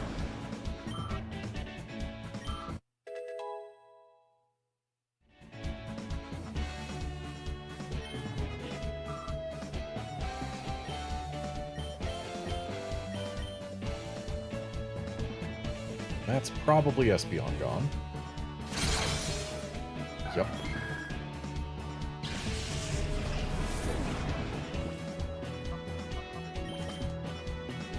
Just so Shroomish gets some XP out of this.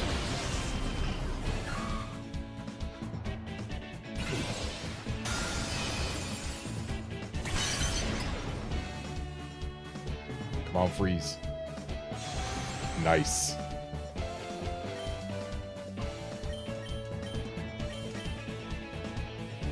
Seriously?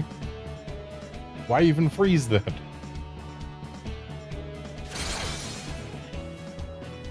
Single turn defrosts should only happen if you're using a fire move.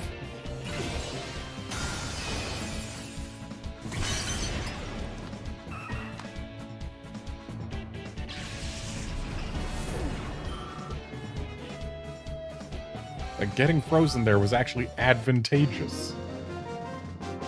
Because it made it so that I couldn't possibly have, like, I don't know, prankster stun sport or something. It is actually better to get single turn frozen than to not get frozen at all.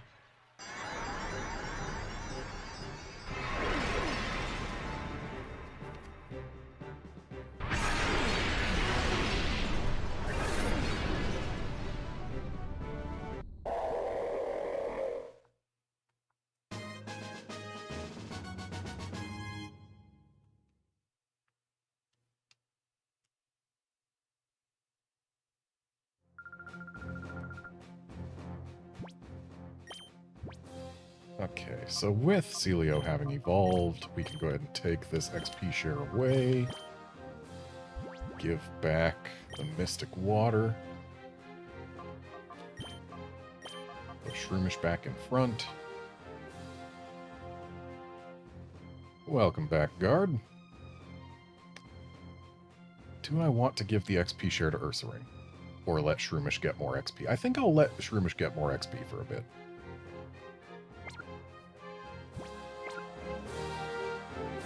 I also think, before this next battle, I'm going to go use the restroom real quick, because I kind of need to. I'll be right back.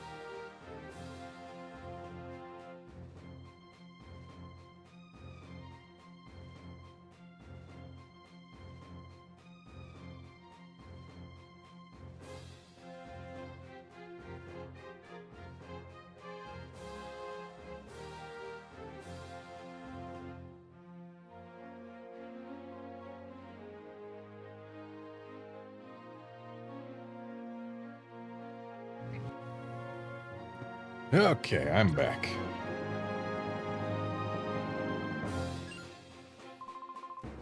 Yo, you're working hard, I see. Hey, real name alert. Gibson is a very real name.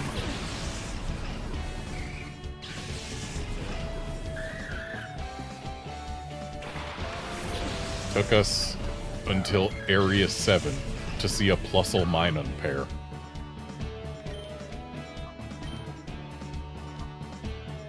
Looks like the Minun will be easier to get rid of, so let's go for that.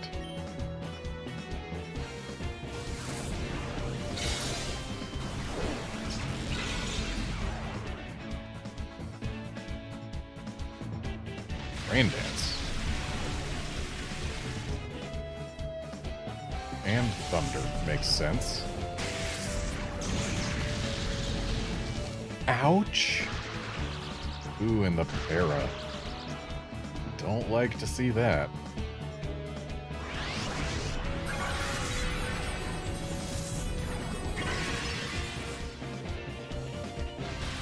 So Shroomish is not going to score either of these KOs. But Espeon isn't either. It'll get taken out before it can try. So let's bring in Flygon, while Shroomish puts a Stun Spore on the Plusle.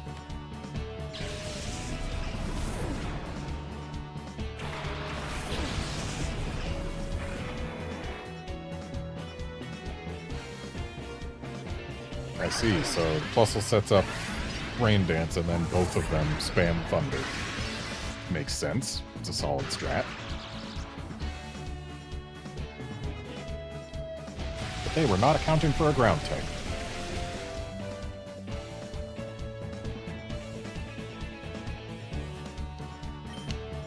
Okay, so Dragon Breath should get rid of Minun, I hope. And Shroomish we can swap out for someone capable of doing more.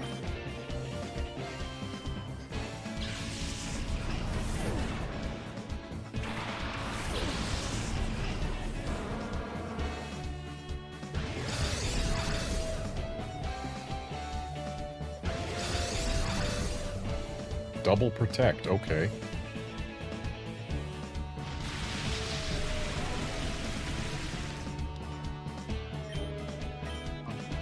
Okay, this time we'll get rid of the Minun, and possibly also the Plusle.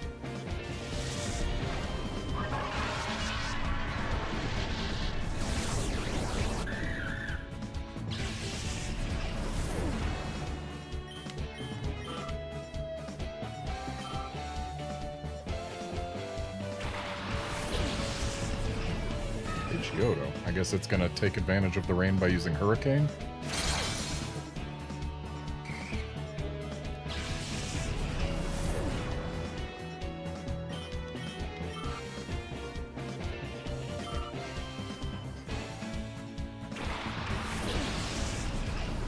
Something tells me Dugtrio is not going to take advantage of the rain.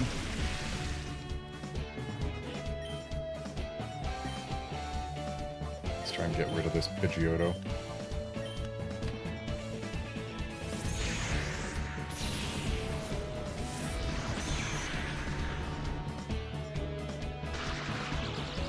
Of course, Tri-Attack got a para. Would have preferred it to get a burn on my Guts Ursaring.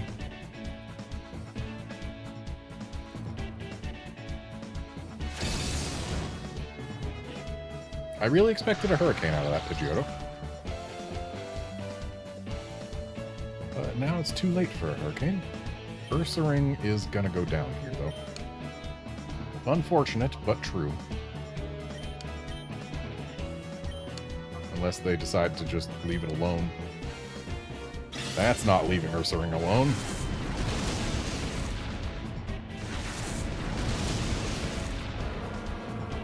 Yeah, Earth Power probably is a 4th gen move. Doesn't mean I don't want it.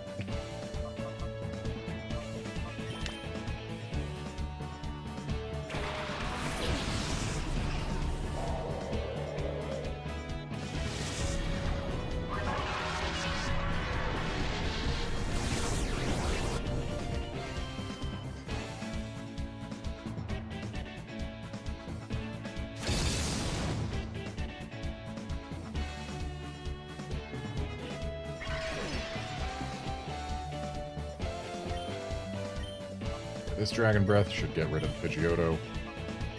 And this Water Pulse should do the same for Dugtrio, assuming we survive long enough to use it.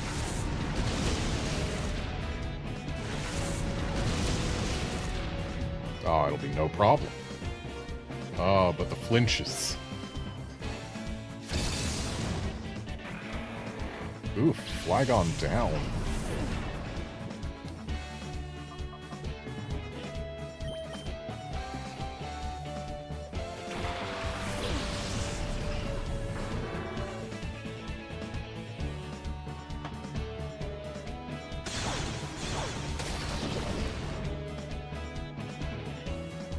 Feels weird that Dugtrio survived that.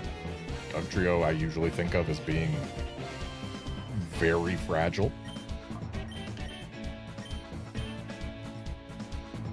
Earthquake. Don't want to see that. Don't want to see that one bit. We're going to have to use items if we want to win this.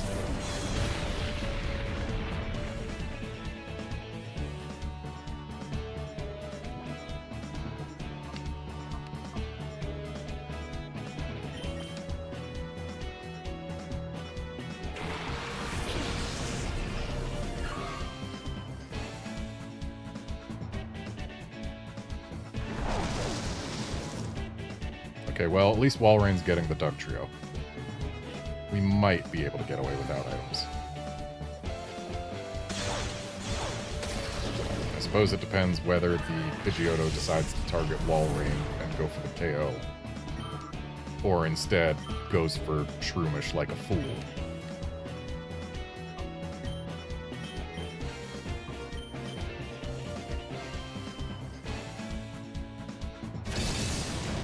Yeah, went for the KO. No surprise there.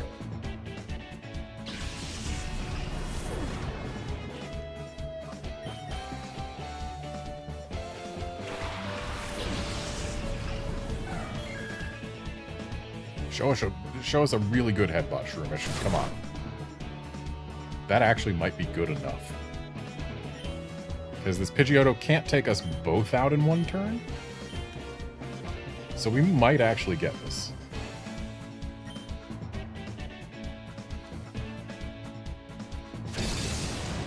Of course Espeon goes down. Of course it was an unnecessary crit, but... Come on, Shroomish. Win it for us. Nice. No items required. Yes, Outlander, today is Saturday, and you missed me catching Shadow Luigi and then getting absolutely ruined by Greevil.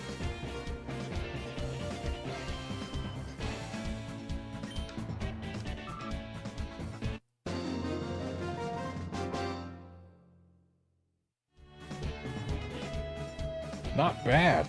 Also, real name alert, this guy's name is Gibson.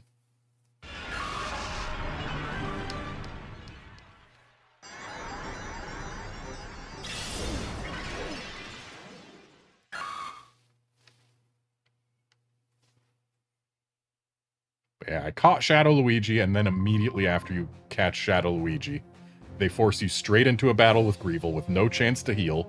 Greevil does in fact have 6 Shadow Pokemon.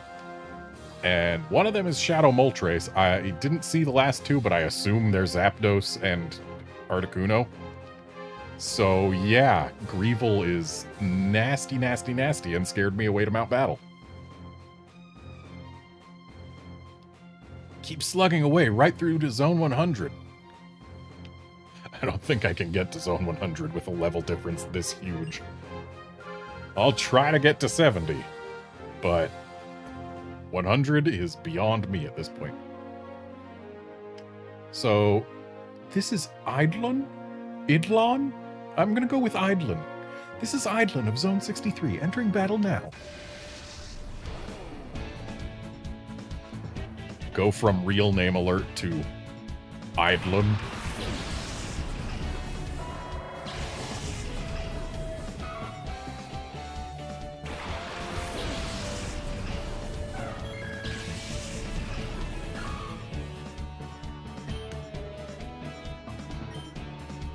Seriously, going from Zone 6, where the levels are roughly equal to most of mine, to Zone 7 where suddenly they're 15 levels higher. It's a big jump, and one that I'm not a huge fan of. Let's see if we can get rid of this lightning.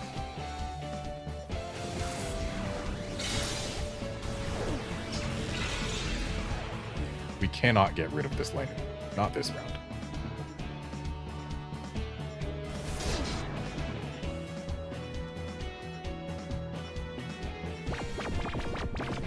Ooh, nice effect spore.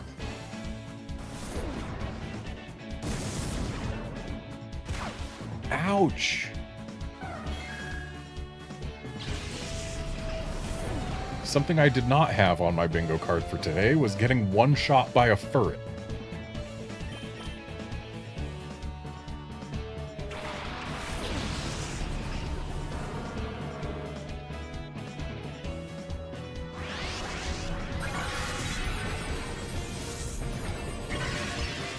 Okay, so Breloom, or not Breloom, Shroomish. It's not a Breloom yet. Shroomish will be able to finish off that Linoon, assuming it survives long enough. Which is suddenly in question with this ferret.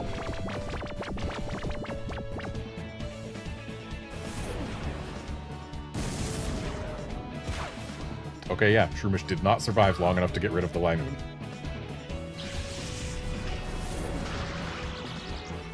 Nice effect, Spore Para. Rather still have a Shroomish, though.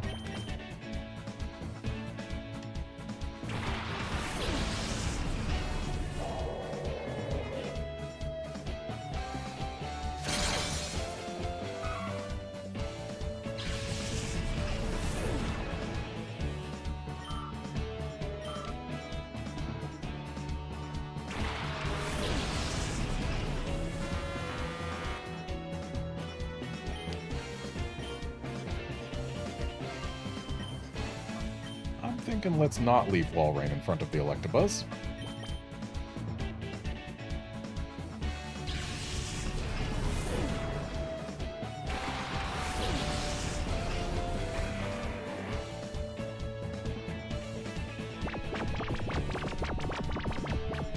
Nice 2 turns of sleep. We love to see it.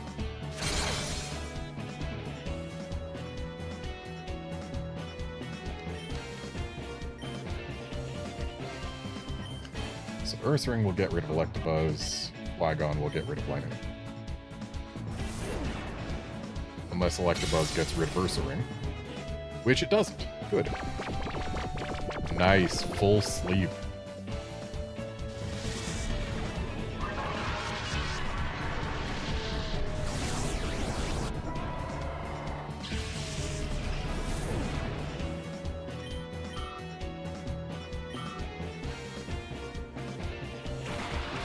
Vigoroth. Not what I wanted to see in that last slot.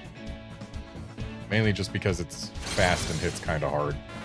And with a level difference like it's got, we're a little bit in trouble. But it's probably going to try and get rid of Ursaring, which is fine. Flygon can go ahead and Dragon Breath it to try for a Para. Yep, Ursaring gone.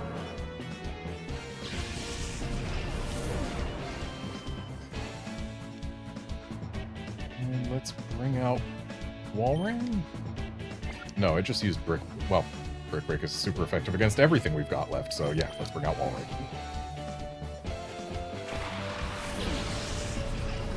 And let's just hope for the Para.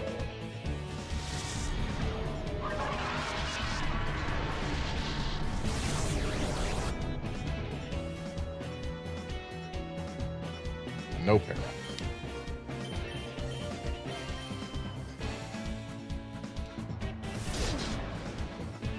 Oh, hey. Decided not to murder Walrein. That's fine. I think we win now.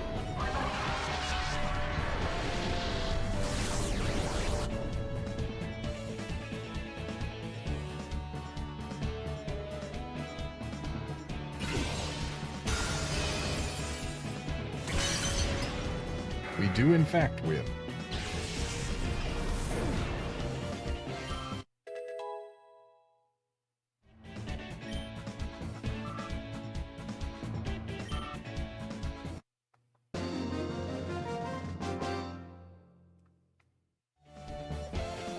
Amazing, the challenger has won! How far will this challenger manage to go? No farther than Zone 70, if even that. Looking good. It looks like we're in for one good battle. Oh, bowl.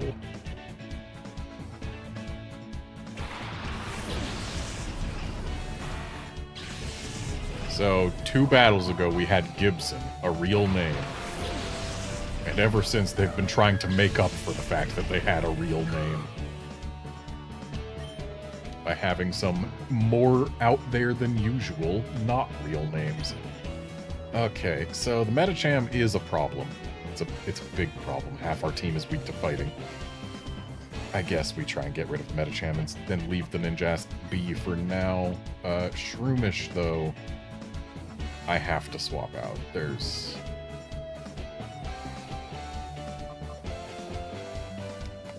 I don't want to leave Shroomish in front of that.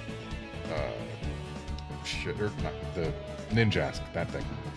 I do want to try and burn it, but Houndoom is probably going to take like a Force Palm and die. But maybe Espeon will go before the Medicham and somehow bring it down to lower than half health with Psychic. Let's bank on that.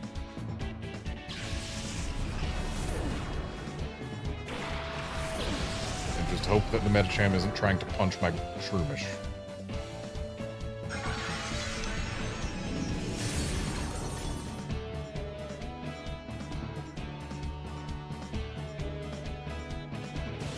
Ninjask is the fastest thing on the field. Not surprising, but also not good. Okay, so... Miss. Dang it. So we do not get to burn the Ninjask, but it doesn't look like it's going to be trying any baton pass shenanigans, so maybe it's not the worst thing to have around. Let's break out Flygon. Mainly because Flygon isn't as punchable as anything else I could swap to. So that should get rid of the Medicham. And let's Dragon Breath the Ninjask.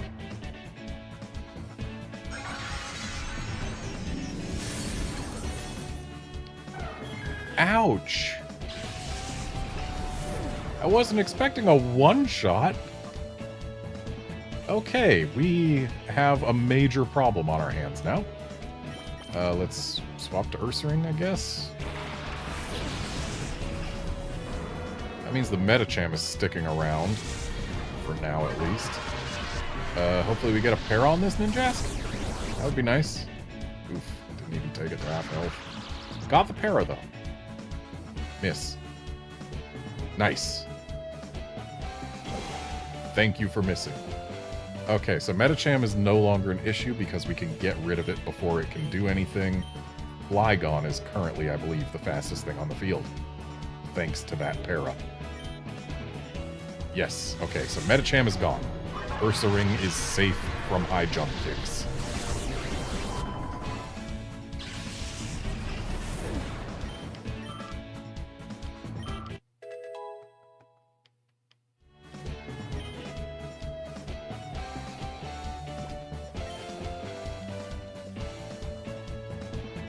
Honestly,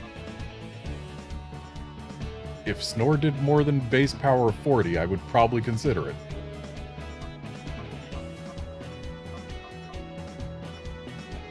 But then again, no, we've got Metal Claw there to deal with rock types. But it doesn't help us with steel types. Steel types do completely wall this Ursaring, and how many rock types do we really fight anyway? Not many, and when we do, we've got Wall Rain for those. Maybe we do drop Metal Claw for Snore.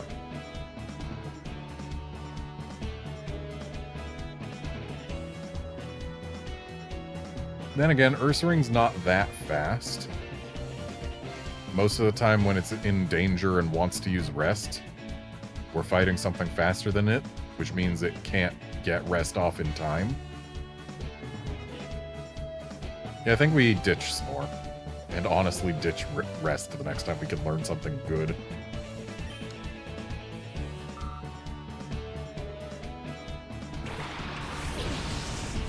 Raichu.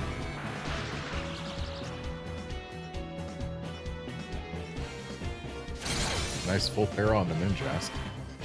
Definitely helps letting us get rid of that before it can do anything else.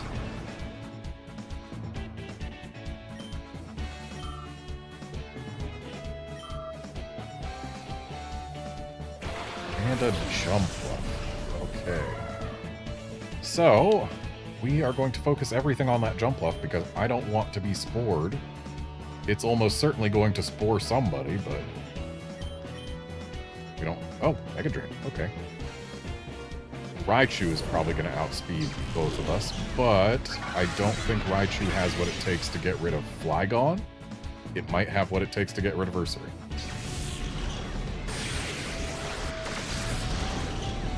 Ooh, not quite.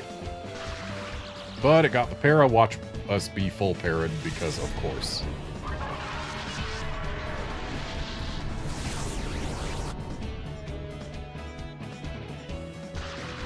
Ooh, we got the para too. Hey, no full para.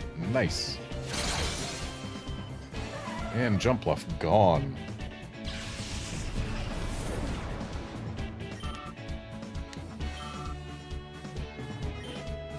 So now let's both focus on this Raichu. Ursaring's probably done for here, but that shouldn't matter too much. I think Flygon is probably as close to a hard counter against this Raichu as we can get.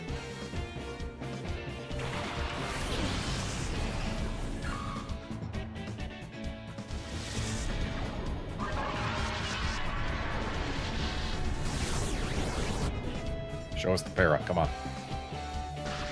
Nice. What is the para chance on Dragon Breath? It feels like it's 50%. I'm sure it's no higher than 30.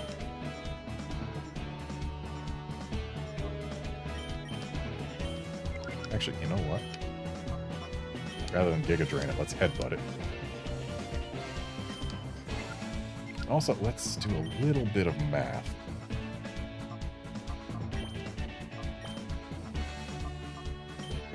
So Crunch is base 80, Dragon Breath is base 60. With no super effectives involved, Dragon Breath is the stronger move by 10 base power.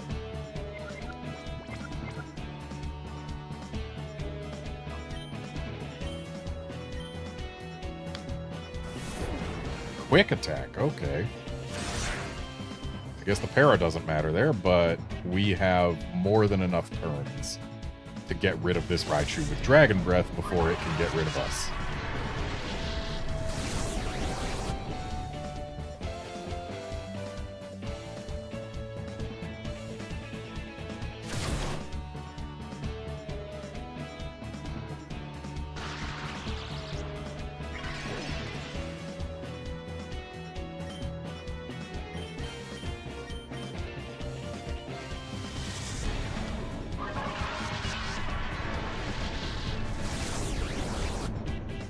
Alright, we win next turn.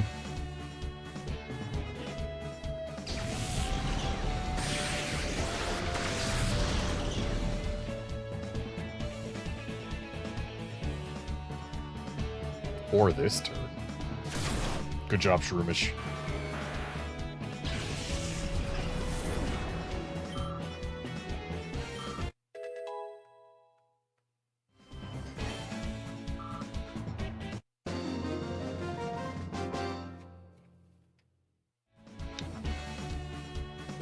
That was fun, but I lost.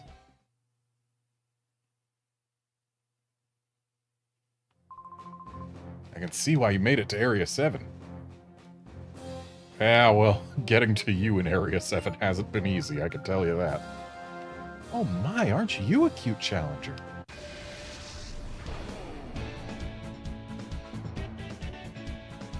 Keller, hey, we got a real name.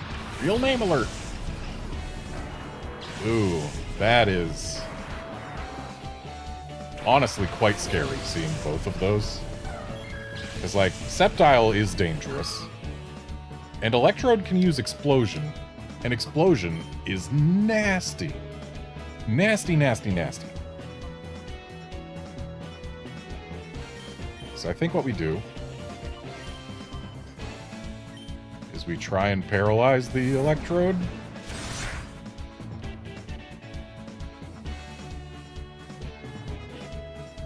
Outlander, this is Area 7. You gotta remember, Area 1 is where we started, and that was 1 through 10. And then the teens were Area 2, and so on and so forth. The area number is 1 higher than the 10th digit.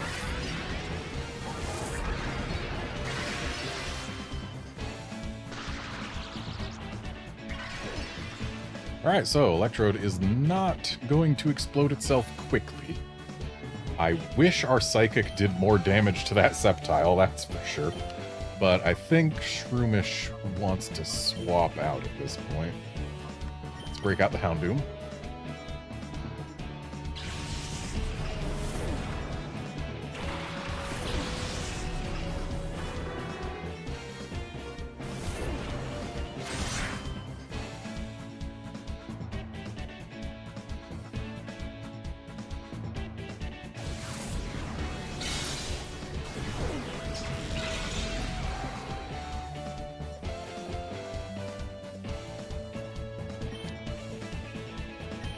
I wasn't paying attention to what the Electrode did last round. It was probably Mirror Code as well, huh? Let's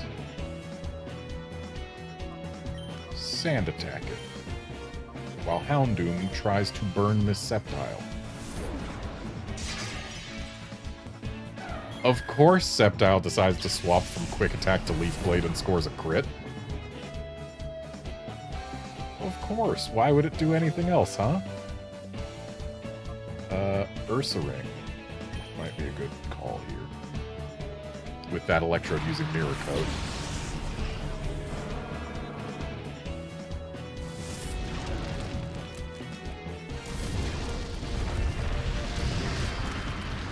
Okay, that crit was probably unnecessary, but I will take it.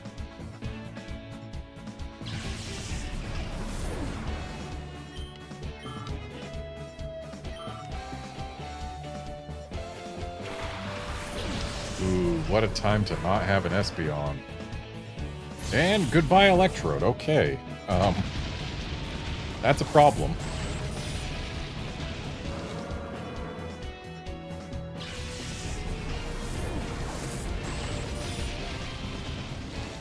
Wow, it didn't even kill Crobat.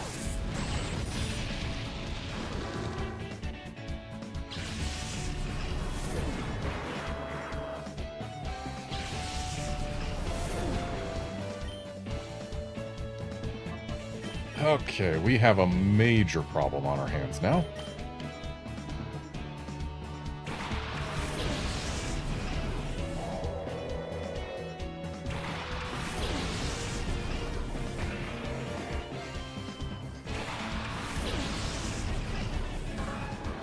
A problem that is lessened somewhat by the fact that Manectric can't do much to Flygon.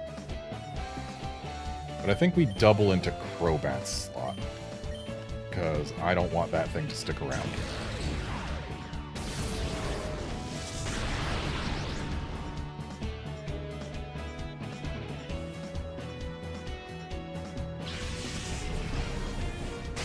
Outlander, nerf or no, I'm pretty sure that explosion would have taken everything out, because it has a 15 level advantage on us. Also, ouch. Poor Walrein.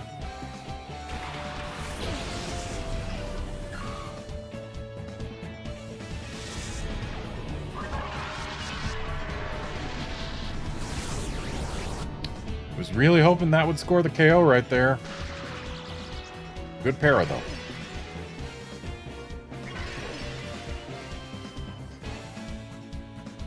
Alright, at this point, I am fairly confident that we need to use a revive if we are to win.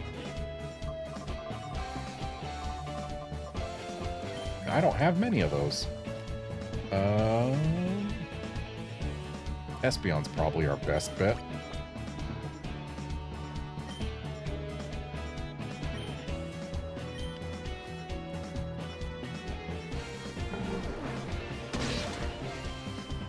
Rude.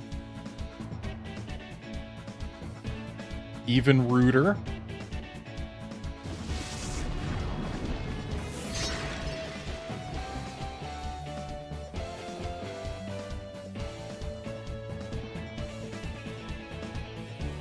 Oh, I missed them setting up a light screen. No wonder Crobat lived.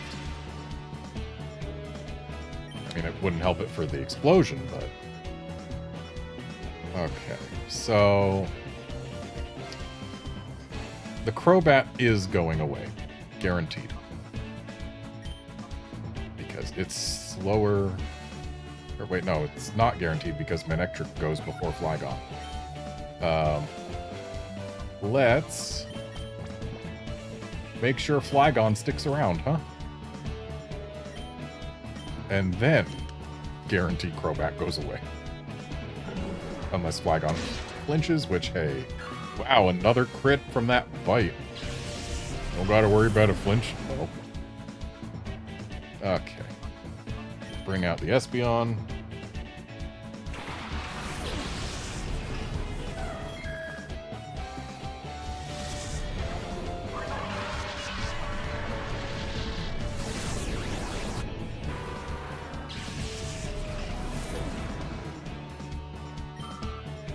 So Crobat's gone. What is coming in its place? Starmie. Not gonna lie, that's not a great thing for us. Let's try and bite it and Dragon Breath it, I guess? Or do I Dragon Breath the Manectric in hopes of slowing it down? Honestly, I think the Starmie's a bigger threat. It's probably got Ice Beam in there. Honestly, we're probably gonna lose this. Wow, chose to bite Flygon instead of Espeon. What a call. Nice miss on Hydro Pump. Love to see it. Also, the fact that both of those Pokemon are faster than both of my Pokemon is not fantastic for our chances. Show me a para? Nope. Okay, so I guess we repeat the last turn and hope that it goes exactly as it did the previous time. Miss Thunder. No, Miss Thunder. Dang. So that's hitting Espeon, probably getting rid of it. Yeah.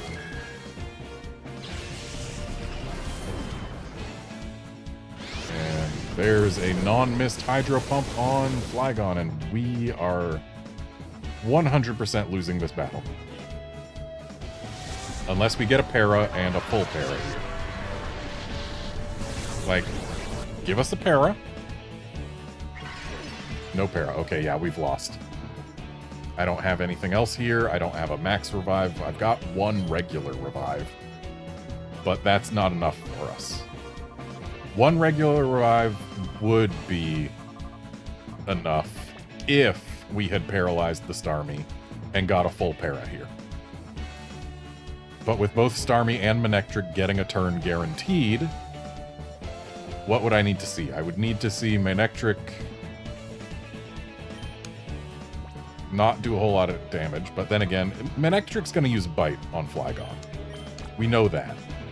Starmie is probably going to be using Hydro Pump. That can miss. If it uses Hydro Pump and misses, we're still in the game. So I guess let's give it a shot.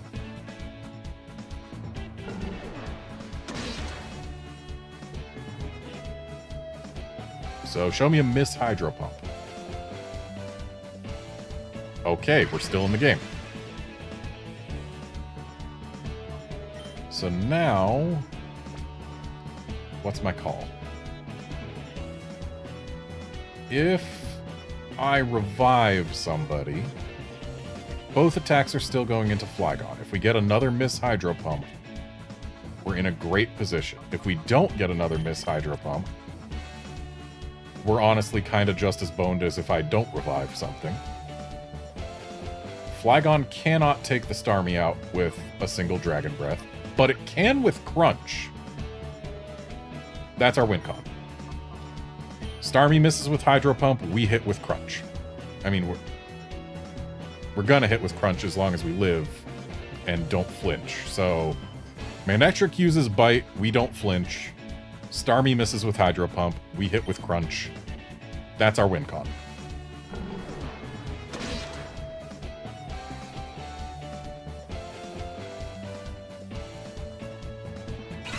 Cosmic Power.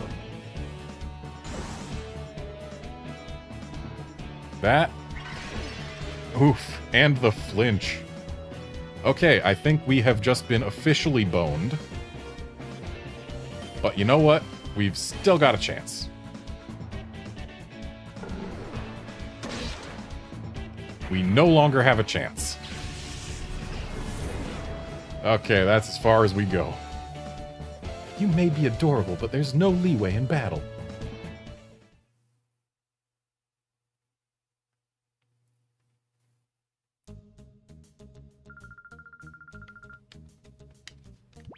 Okay, how am I doing money-wise? I've got a few Pokemon dollars. Let's go spend those Pokemon dollars.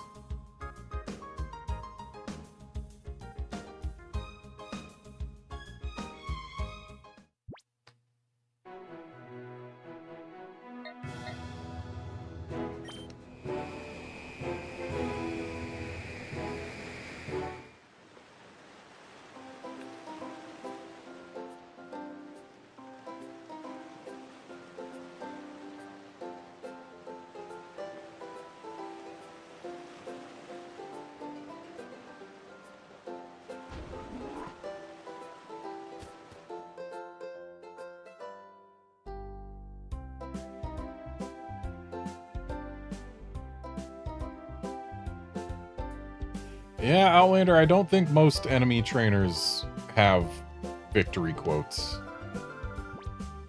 Even in this game, like, when I lost to Greevil, he didn't say a thing.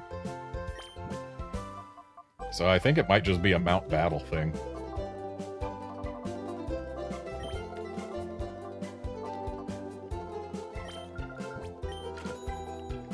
Get a bunch of revives, and then all the hyper potions I can afford.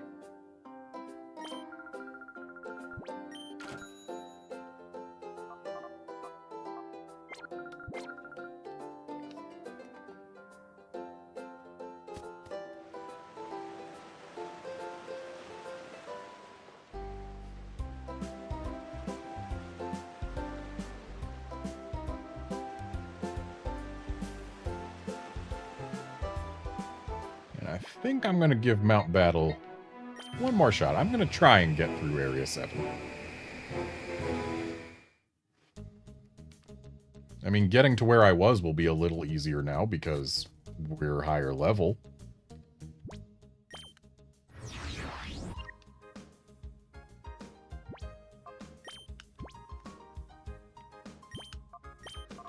And once again, we know the first trainer up is using flying types.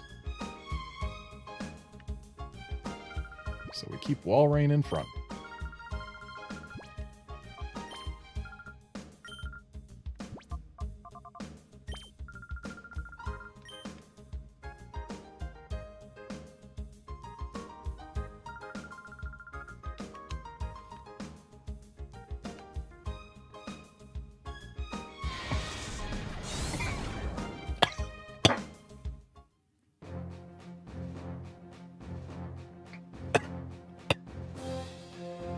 I'm alive, don't worry.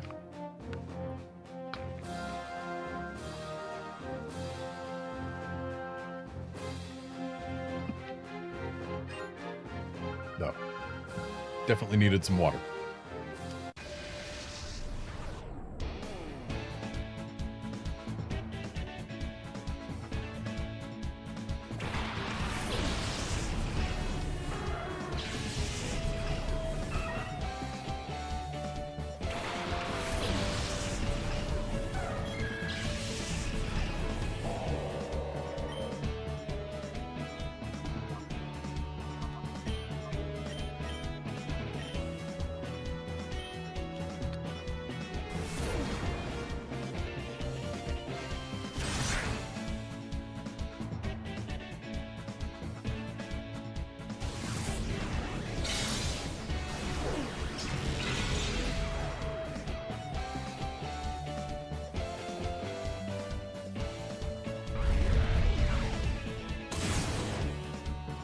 So rude to my Espeon.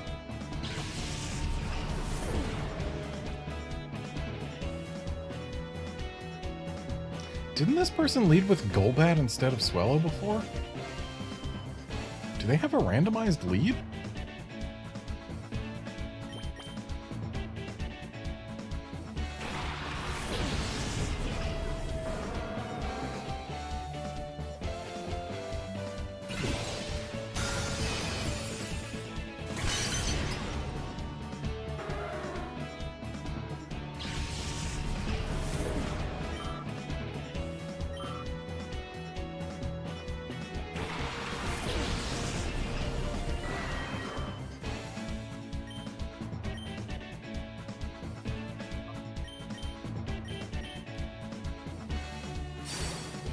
Ooh. Endeavor is not something you want to see from something in Red Hell.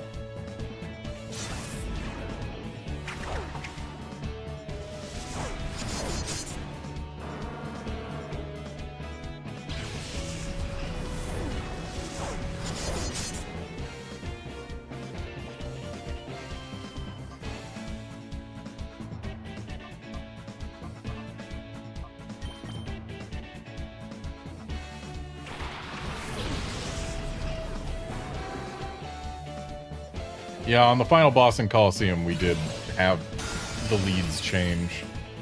But the lead changed to what was out when they beat me the previous time. So I think that might have been why for there. But, like... yeah, the fact that the lead can change at all is interesting.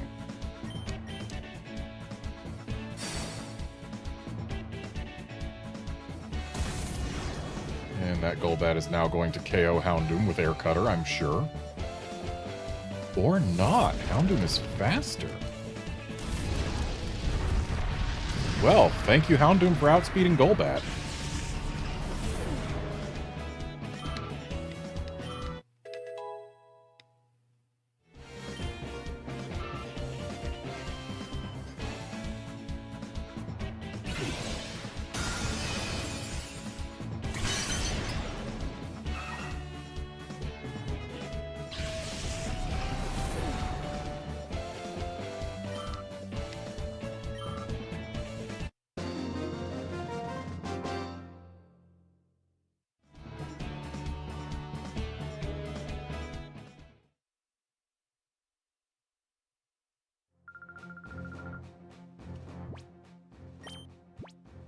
Okay, now we put Shroomish back in front where it belongs.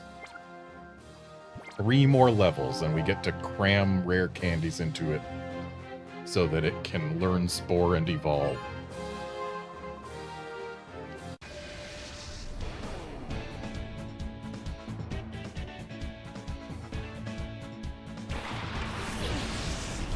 Right, the Plusle Minun team.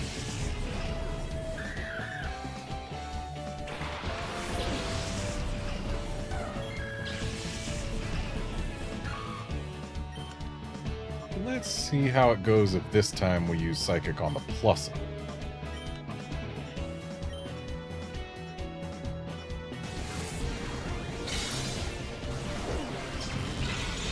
Nice crit, okay. The Plusle's the one who used Rain Dance before, so maybe we'll get a Rain Dance-less Thunder here. I would love to see a Thunder miss.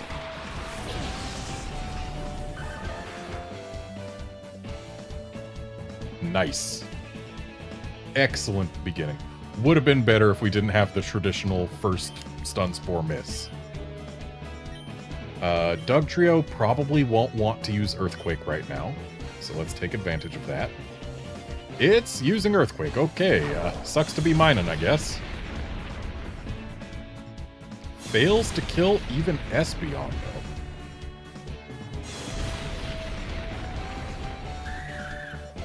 Way to kill only your own Pokemon, dude.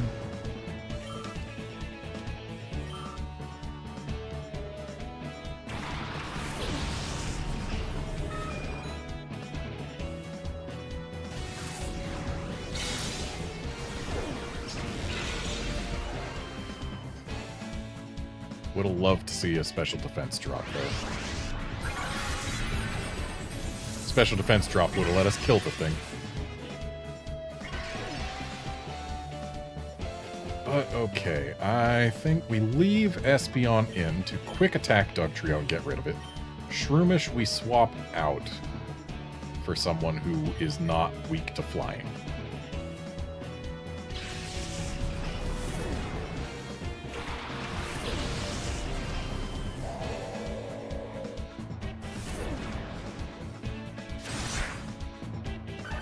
Goodbye, Dugtree.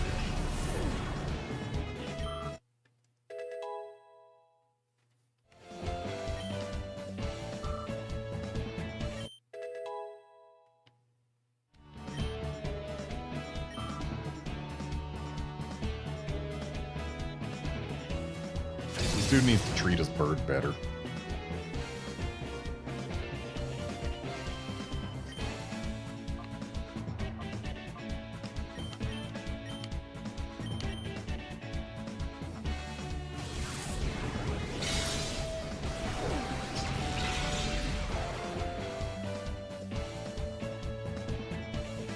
Walrein outspeeds the Pidgeotto?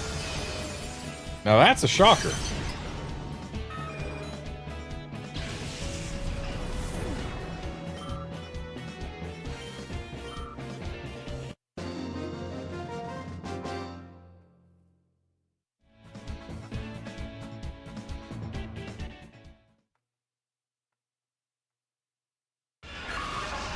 No, Shroomish is not evolving. Stop lying to me, game.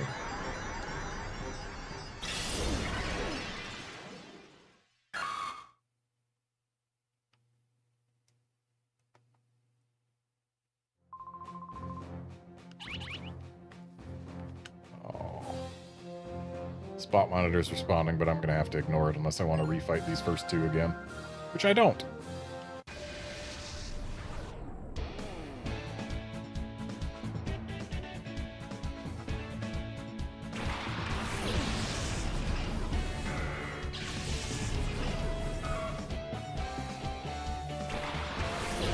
Okay, so last time we were here, that Furret one-shot my Espeon. But also it had a Linoon next to it and not a Vigoroth. So yeah, they have absolutely altered their starters. Their opener.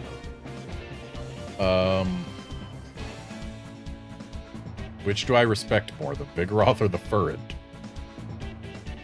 Honestly, I think I respect the Vigoroth more. Oh, but last time, didn't we, like, attack the Vigoroth with one Pokemon, and then it was a case of, oh, we should have Giga Drained, and it would have been just as good? Maybe, but too late now. So that Shadow Ball's gonna hurt. But not kill.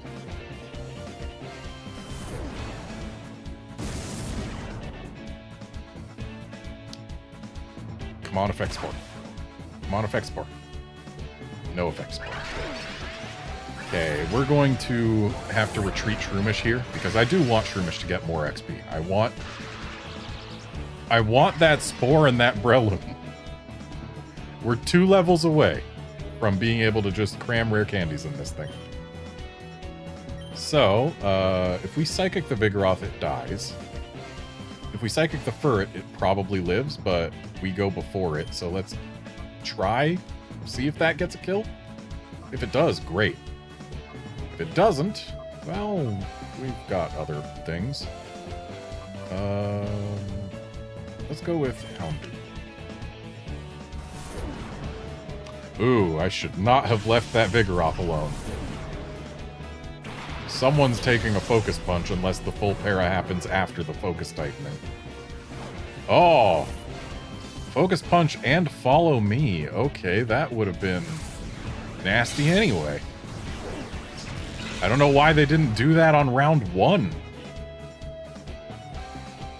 And there's the Focus Punch. Who's taking it? It's Espeon!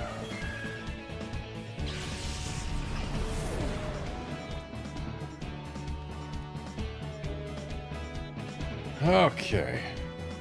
Let's bring out Ursaring.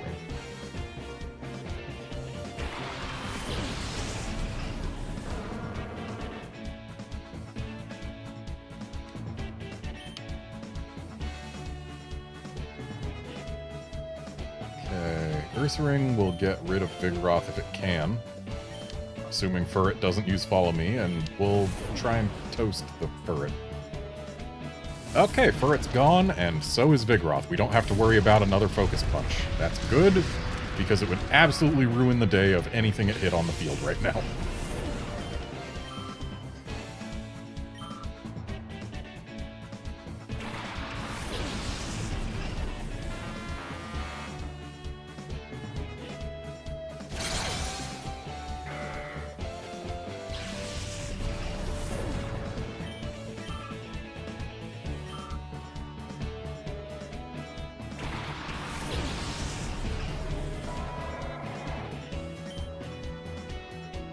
Okay. I respect Electabuzz more than I respect Linoon. And for good reason. Good job living, Houndoom. Suddenly I respect Linoon a whole lot more.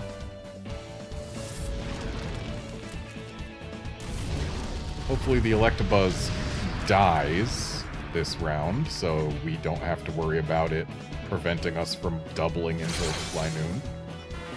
Okay, so someone who is faster than Linoon does in fact still exist alive. That's good. Unless we're seeing, like, belly drum quick attacks. Which is possible, and would suck. Oh, we're at speed tie with Linoon. That's not good. That's really not good. Though the Linoon is alone in a double battle, so it's not like we're out of options. See?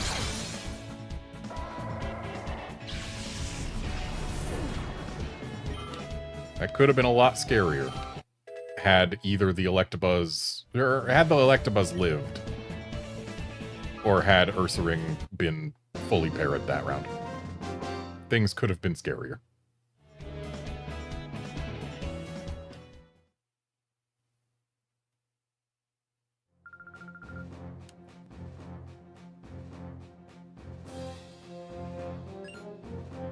You're the guy who had the Electrode, right?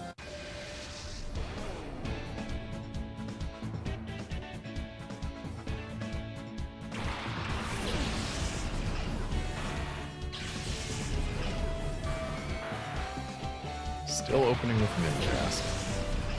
But he swapped Raichu in front. So I think what we do now... Actually, we know that Ninjask can one-shot Espeon. Do we go for the Ninjask, even though we know Raichu's going to be, like, launching Thunderbolts constantly? I think we go for the Ninjask.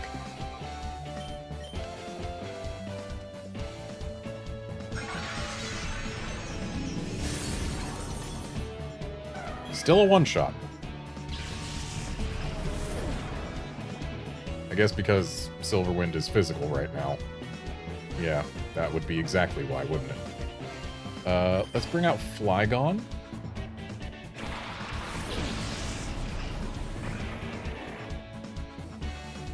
Nice. Flygon was the correct choice. Of course we miss with the first Stun Spore. Let's just keep trying to slow down that Ninjask.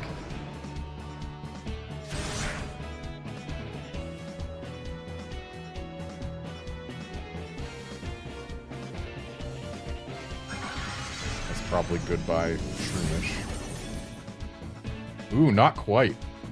Good job hanging in there, Shroomish. Now, show me a paralyzed Ninjask.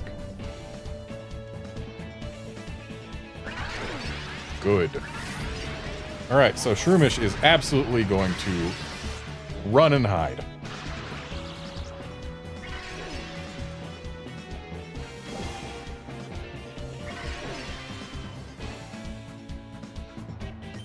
So, Flygon, finish the Ninjask. Shroomish. We like Houndoom.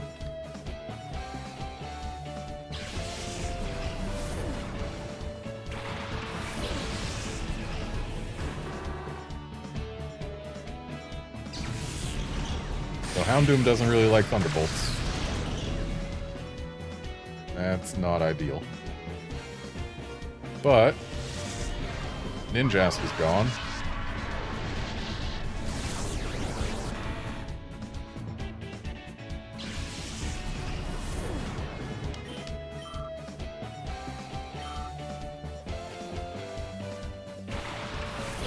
Right, this is the guy with the Metacham. With Metacham showing up after Espeon goes down, this is actually a fairly large problem because those fighting-type moves are good against almost the entire rest of my team at this point.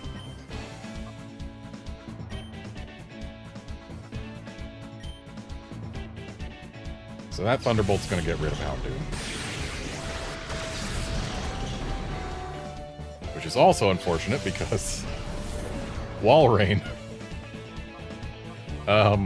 Yeah, our choice here is Ursaring or Shroomish. Metacham is almost certainly high jump kicking into this slot. Do I let Shroomish go even though it means losing the XP? I think so. Go for that tiny, tiny chance of an effect spore. Or maybe we get a para here? That would be lovely. No para. Miss? No miss. On Flygon. Interesting.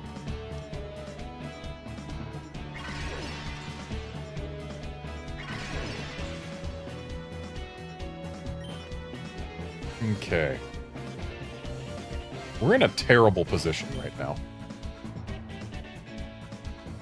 But I think what we do is we Dragon Breath Metacham and we heal Flygon.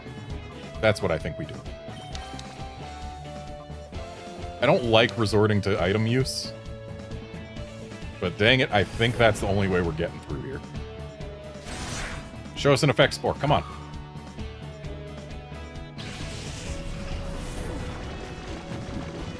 Not the best effect spore it could have been. I would have taken literally any other effect spore over that. But that's better than nothing, I guess. I guess?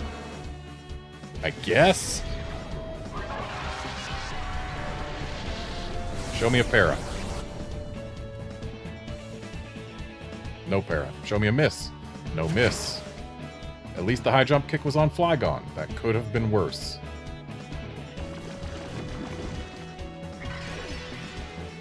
So Raichu's probably going to be Thunderbolting into Ursaring. That won't be a surprise. The question is, what is Metacham doing? It's probably high jump kicking into Ursaring. Am I willing to take that bet? No, I don't think I am. So, we're going to Dragon Breath Metacham again. It won't get a kill, but it might get a para. That would be lovely, too. And Ursaring's turn is going to be used healing Flygon.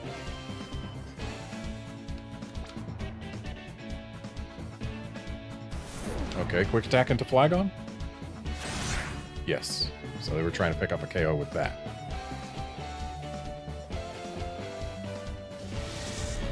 Show me a para.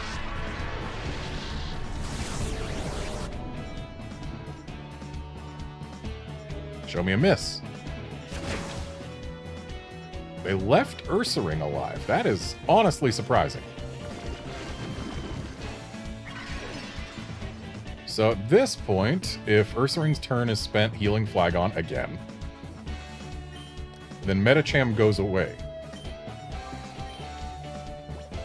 And they've only got Raichu and whatever's in back. And chances are Raichu is, yep, again, trying to pick up the KO with that quick attack.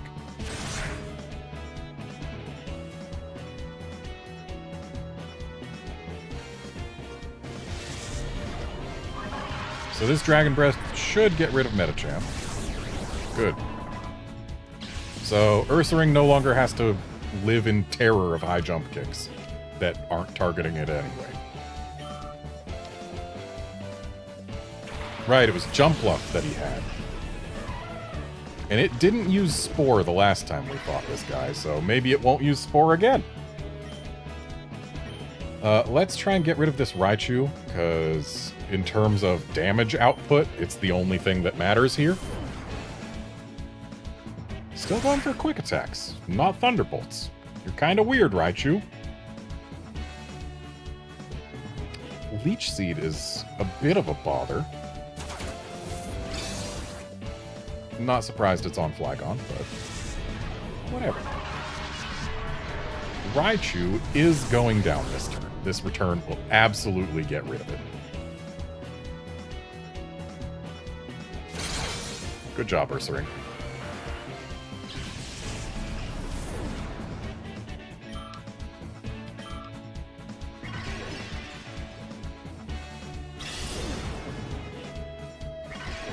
And I think the strat here is just not care about Leech Seed. Leech Seed on both of our Pokemon kind of sucks. But it might not matter. I think Ursaring hits hard enough that it won't matter.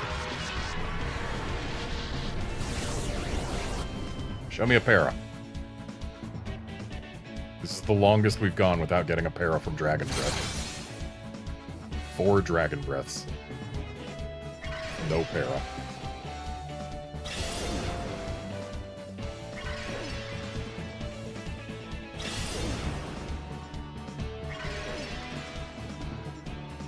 Alright, so this round we win unless it somehow manages to kill one of our Pokemon.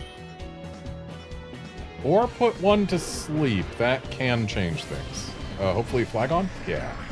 Alright, Ursaring is the one doing more damage here, so honestly I'm cool with Flygon being put to sleep. Right, yeah, I did mean sleep powder, not spore. I meant the thing that make the sleeps.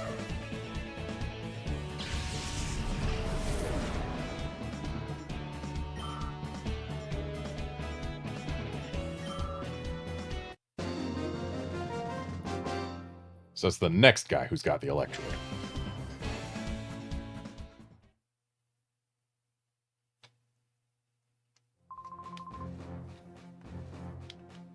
What's my strategy for Electrode Man? Or Electrode Lady? Right, it's her. She's the one who knocked me out. Okay, so... yeah, I need a strategy for this Electrode. What is my strategy for this Electrode? Is it paralyze it and hope that we can get rid of it with other Pokemon beforehand? If so, which other Pokemon do I want? I think Ursaring might be our best chance at getting rid of Electrode. Espeon we keep in back for the Crobat. What else did they have? They had a Sceptile. That's... we want Houndoom for Sceptile. Or, well, no, not or Walrein. Walrein would get decimated by Leaf Blade.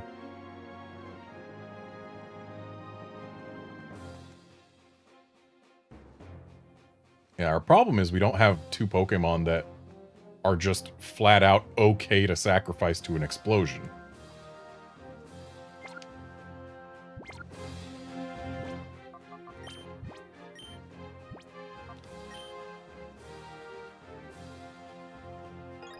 I don't think saving in Mount Battle lets you resume from your save point. I think it knocks you outside anyway. But just in case. Let's see if we can get past 65 this time. Her opener has changed, and we did not defeat her before, so... I guess the opener is just randomized. Though she opened with Electrode both times. So I think what we do here is we return and we Stun Spore on the Electrode. Or it just explodes immediately, and thus we probably lose both Shroomish and Ursaring.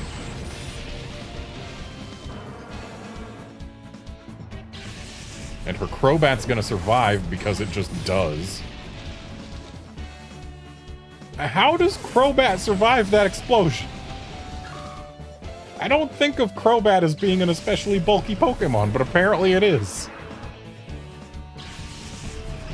So she just got 2 of our Pokemon effectively for free. Let's bring out Espeon and Houndoom.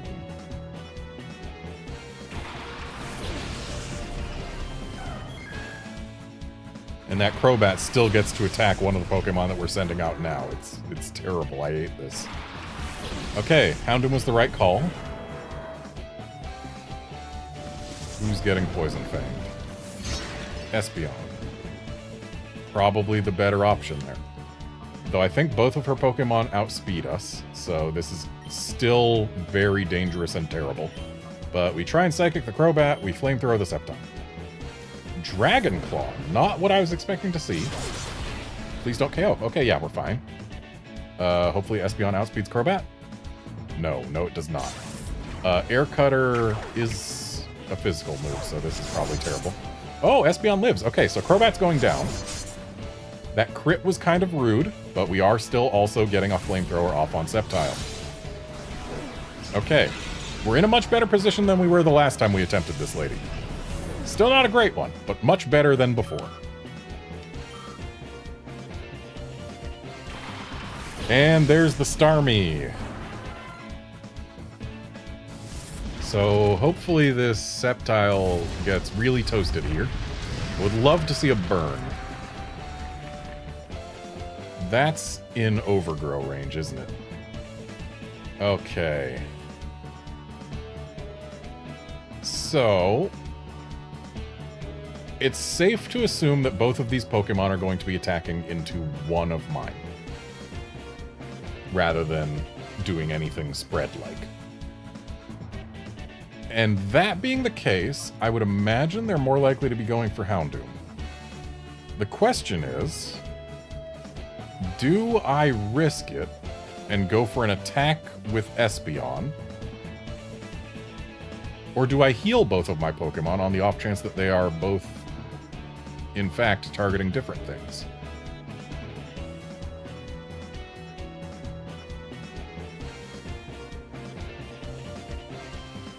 I think what I do is I try and get rid of the Sceptile no matter what, because then Walrein has an easier time coming in, and Starmie probably knows Thunderbolt, which Walrein would hate, but it's still... I think this is my best bet. Okay, Sceptile's using Leaf Blade. Houndoom is gone. Let's hope Starmie is Hydro Pumping the Houndoom slot. If it is, we're still in business.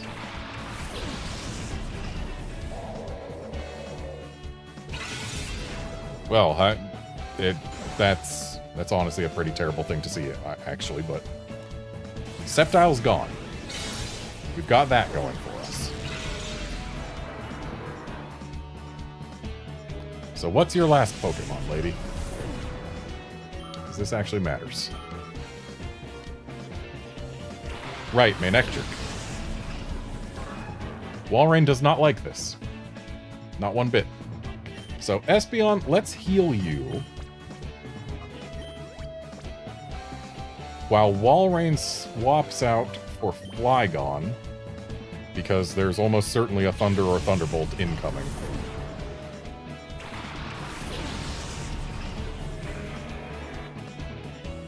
Miss? Okay, well, not effect is also good. Hydro Pump did not miss. Unfortunate. Okay. So, what's our plan now?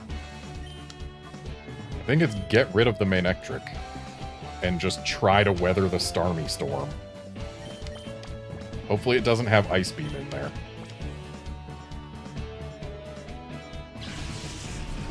Would have loved to miss. Would have really loved to miss. Miss. Dang. And on separate Pokemon too, that's the worst.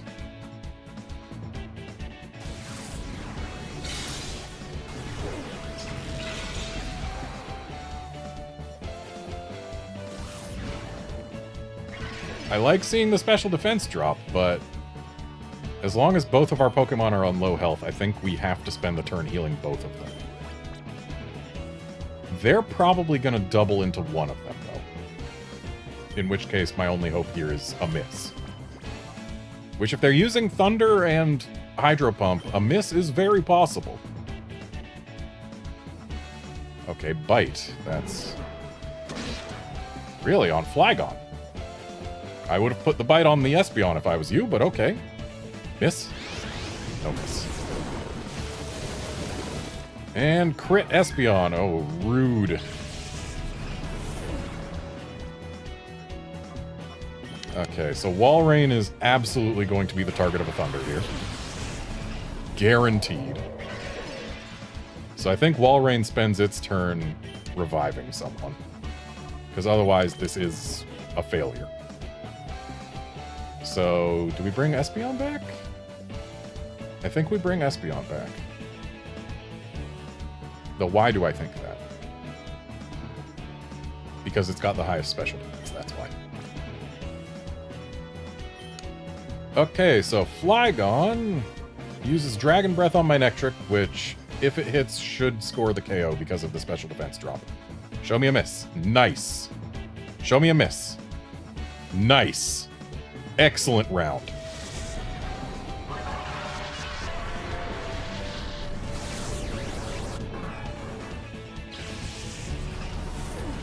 Really reliant on RNG there, but I think we can pull a win out now.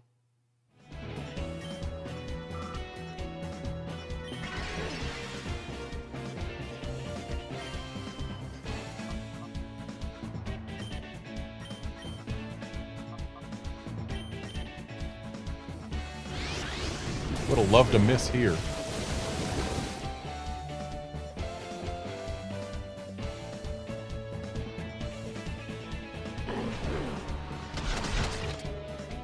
Show me a special defense drop. Dang. Show me a para. Oof. Good para, though. Good para. Very good para. I think we win now.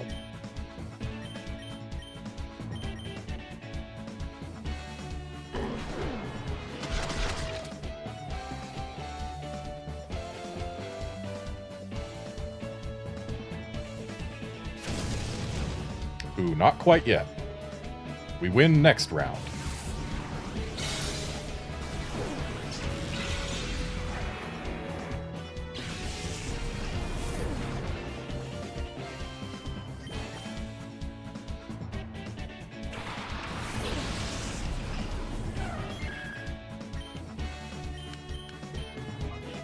And there's the victory bite. That battle was rough. We absolutely needed to use healing items in order to win.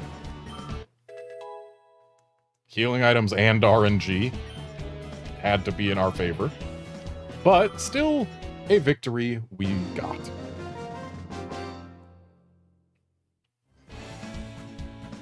You look so cute, but you're seriously tough. How about that? I guess I'll cheer for you now. Keep the drive going to Zone 100. Yeah, no, absolutely not. When you see a pretty wildflower and a butterfly, don't you get the urge to dance? Epilogue. Never heard that name before, but I could believe that it's a real one, potentially. And hey, as long as you don't have an electrode, I like you better than that last lady.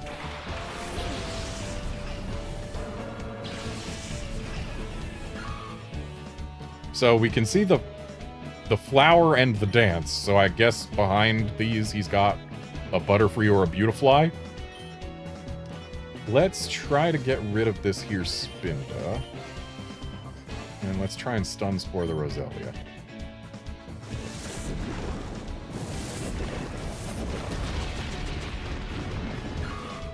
Ouch! Rude. Unkind.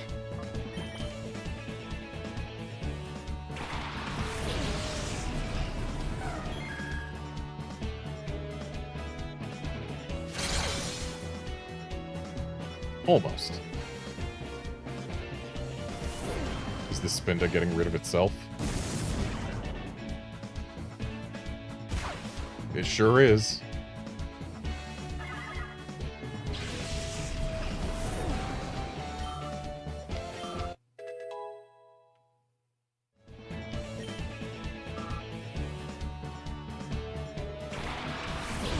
Called it.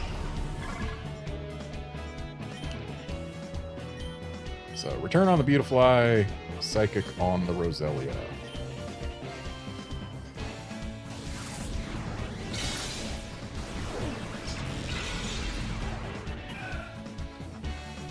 This guy's so much easier than the lady just before him. But honestly, they kind of needed to give that to us.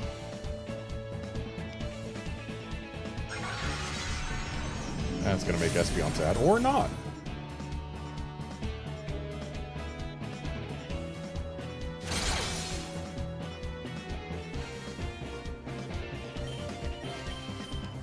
And we win.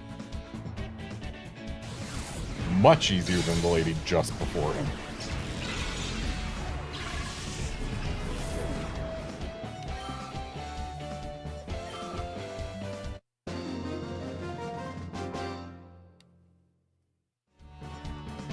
Oh, what's this? I lost, it seems.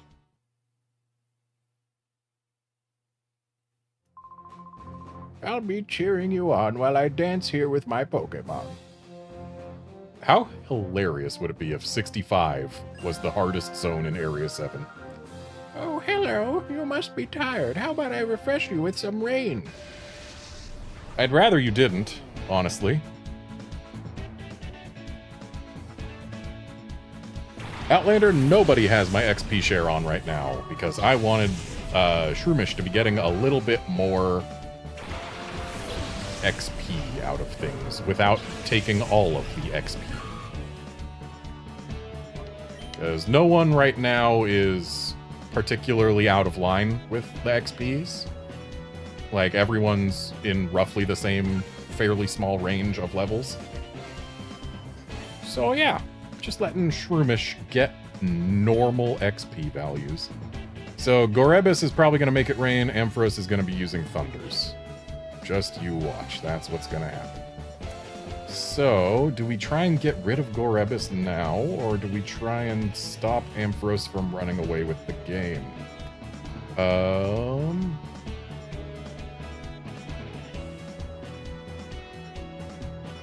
I think that second one. Ursaring is the fastest thing on the field? I'm not used to that. Wow. Using a dry thunder, huh? Oof.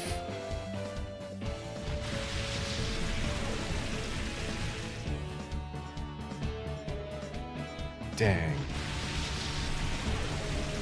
Okay, so I'm gonna guess that Gorebis has Swift Swim. But Ampharos is slower than Ursaring, so we're gonna use Return with Ursaring, and we are going to heal Ursaring. So that we can get rid of Ampharos before it starts. Ooh, this Hydro Pump might be lethal.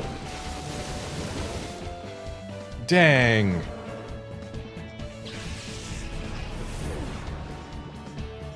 Okay, so whatever we put here is going to take a Thunder, so Flygon.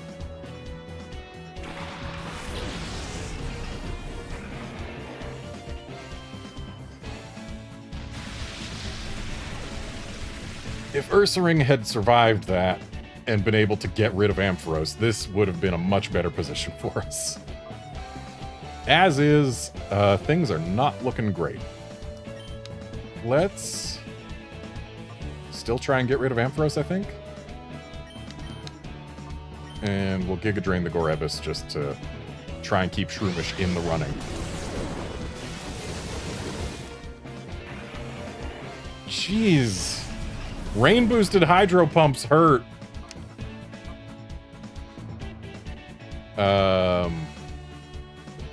Well, whatever is in this slot is not taking a Thunder now.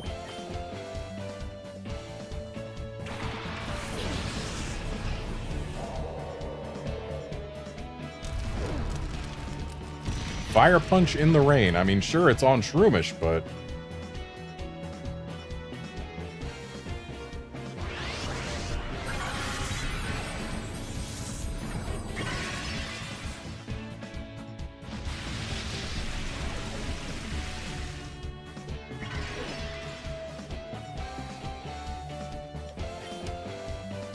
Okay, so I need to look at some things. Ursaring's speed is 72.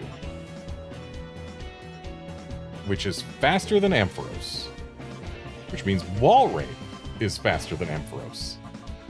In fact, everything but Shroomish is faster than Ampharos. That's very, very good information. Because that means Ampharos is gone. Unless Gorebis somehow one-shots Walrein. Which I don't think it has the moves to do.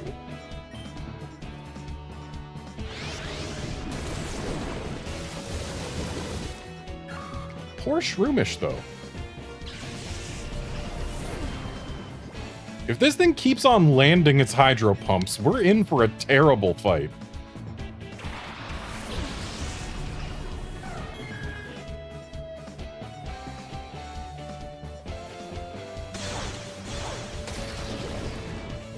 Ampharos is not gone. Really, even in the rain, that water pulse didn't do enough. That's awful. I think we lose now, because this Gorebis just refuses to miss hydro pumps.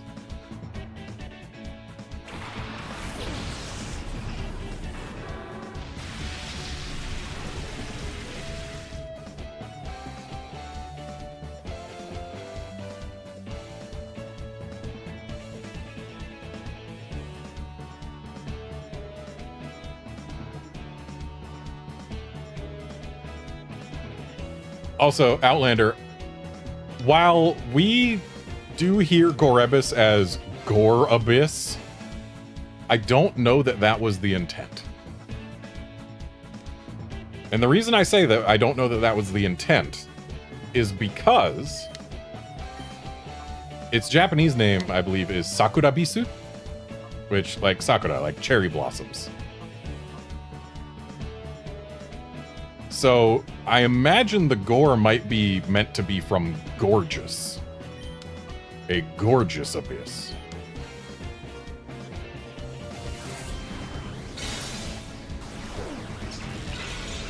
Well, Ampharos is gone now, and it's good to know that Espeon is faster than even a Swift Swim Gorebis. Would have been nice to know beforehand.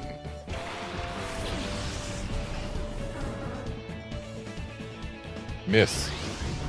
This thing refuses to miss with hydro pumps. It's been one shot, one kill from this Gorebis for the entire battle. And because of that, we have lost. It doesn't matter that the rain stopped.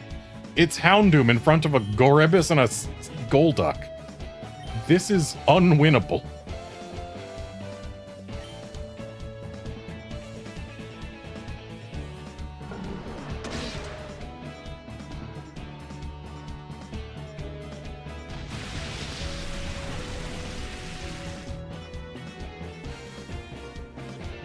Oh, now it misses a hydro pump.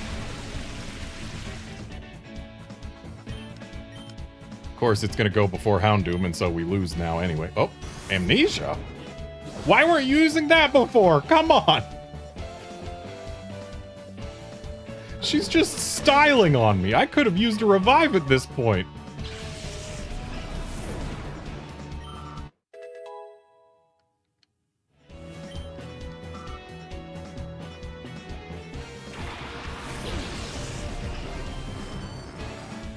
Well, now we know what her last Pokemon is.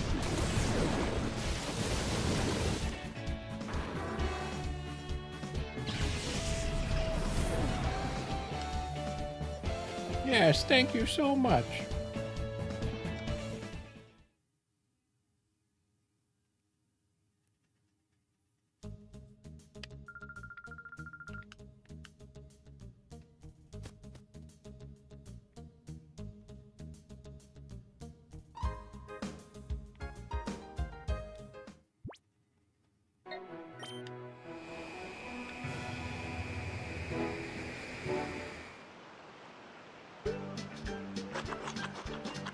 Oh boy, another errand.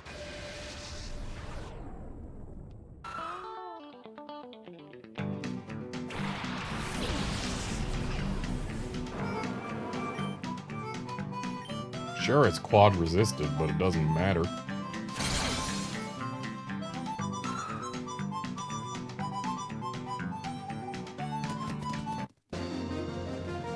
We don't even get XP from that. Oh wait, yes we do.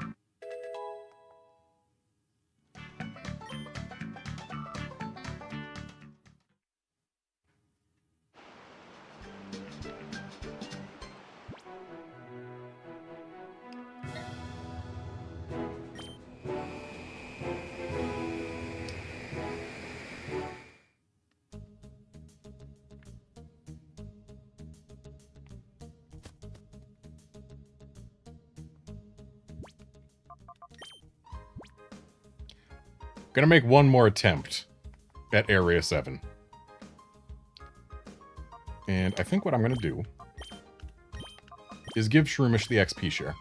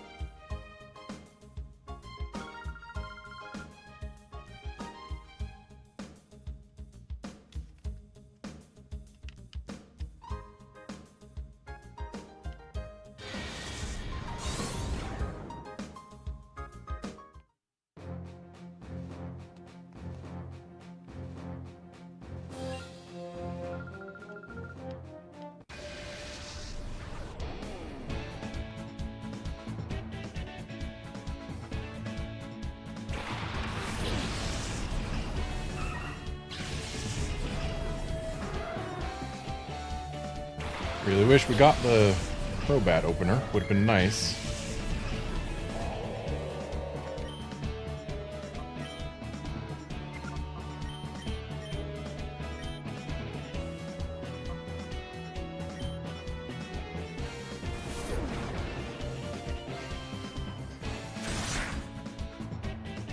Nice unnecessary crit. Because this Murkrow's just going to use Feint Attack and one-shot the Espeon anyway. Nice necessary crit, though. Be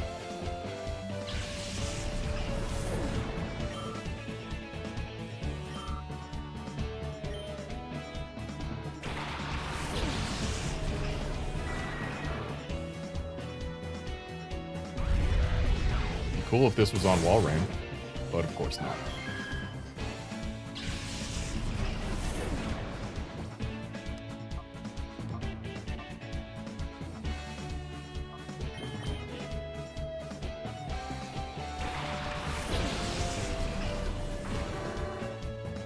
I just realized that battle we lost in the very beginning. The question I asked was, should we try and stop the Gorebis from rain dancing, or should we try and prevent the Ampharos from running away with the game when the rain was up? It was the Gorebis who ran away with the game once the rain was up. I just completely mistargeted my threat assessment.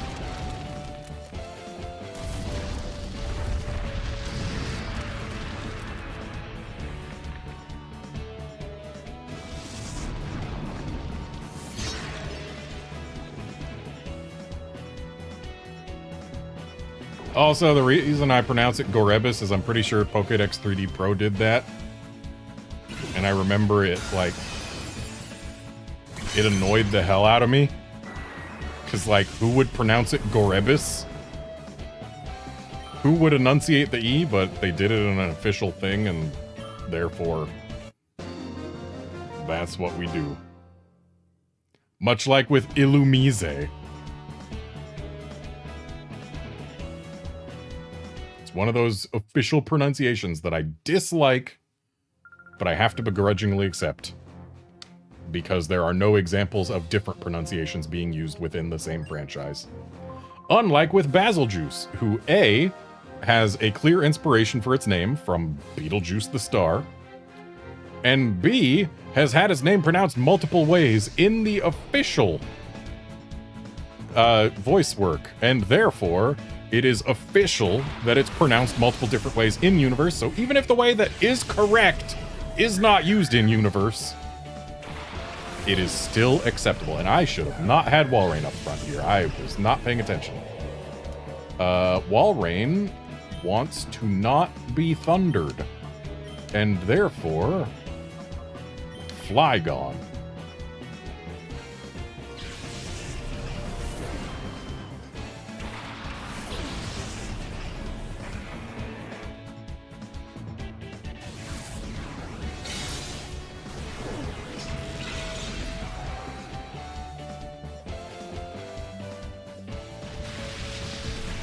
Must have crit the Plusle last time.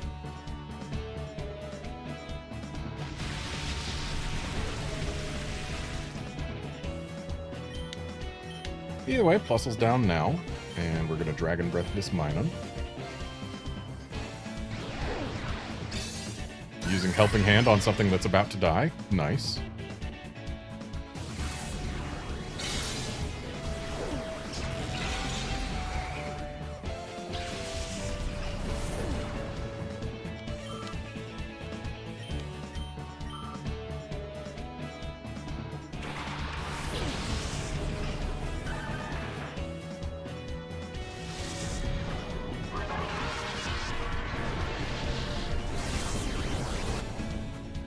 Show me a para. No para.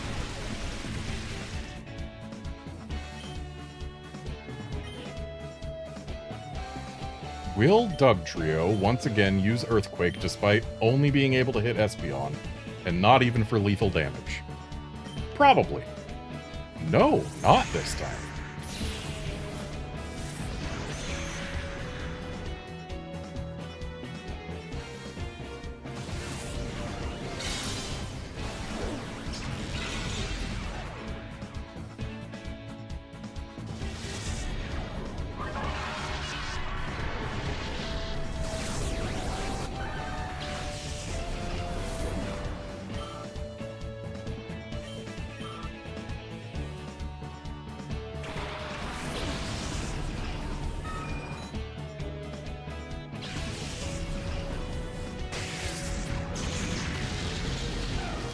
That's fine, Espeon has served its purpose quite well. Okay, so we know Walrein is faster than Pidgeotto. We know Flygon is faster than Minun.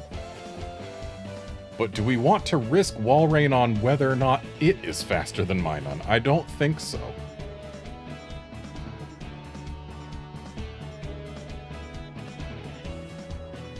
But it'd be kind of funny if it was.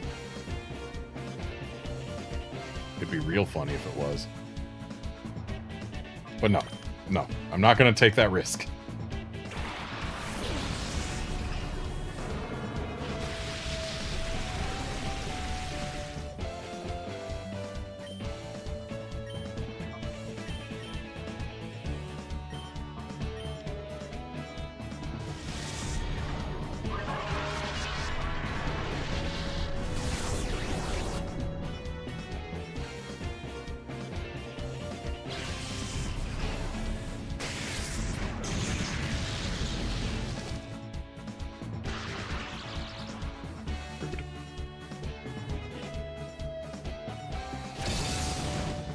Super rude.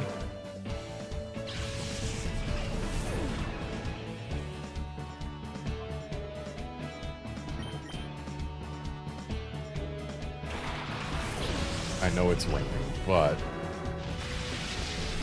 Houndoom knows how to bite.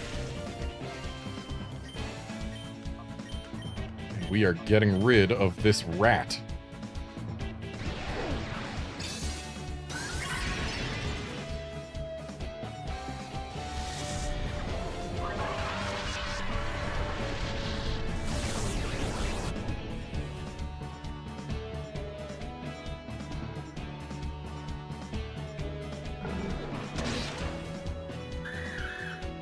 I'm still legit surprised that this Pidgeotto refuses to use Hurricane. Like, should it not be using Hurricane right now? But no, it wants to use Frustration. Does Helping Hand still boost attack if the thing that used it dies before the attack is used?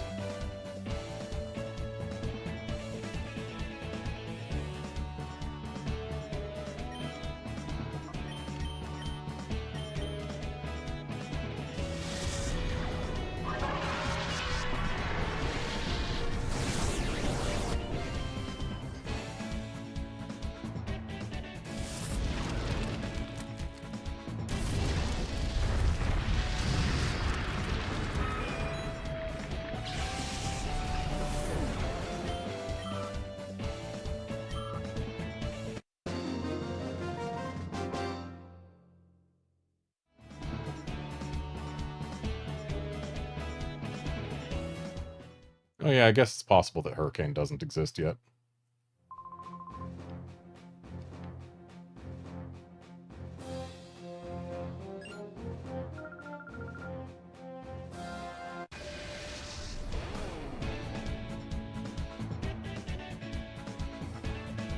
Really, Gen 5? I would have said Gen 4 if not Gen 3, but I guess Hurricane coming into existence later makes sense. I mean, Gen 5 feels like it would make sense, what with the genies. Okay, I've once again forgotten to change my lead. But I think it'll be okay here. So we've once again got Vigoroth and Furret. So let's once again try to get rid of Vigoroth.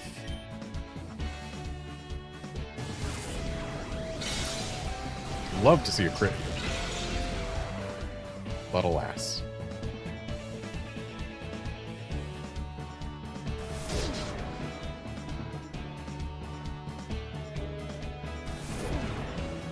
And that's goodbye, Espeon. It sure is.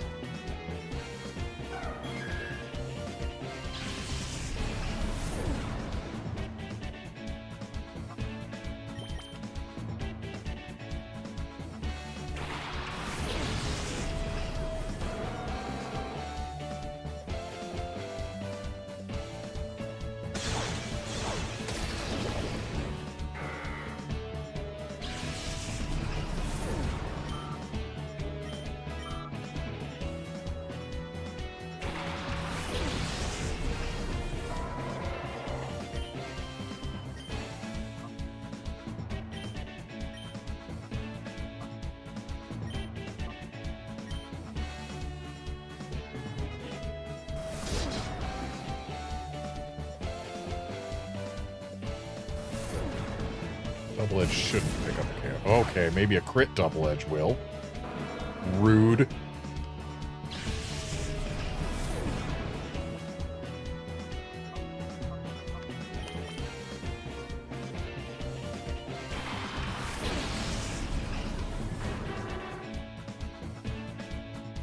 Would love to see a freeze here.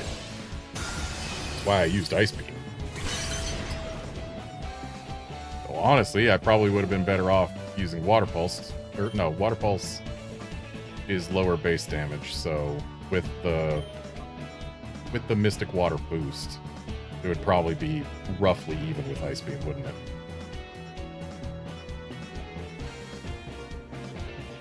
Well, either way, let's try and get rid of this Furret. And try and freeze the Linoon, why not?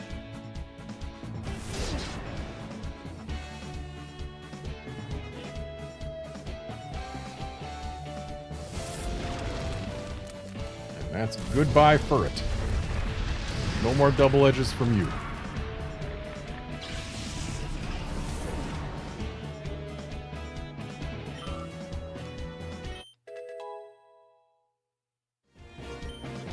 One more level and we get to throw rare candies at our mushroom. Right, Electabuzz is her last Pokemon.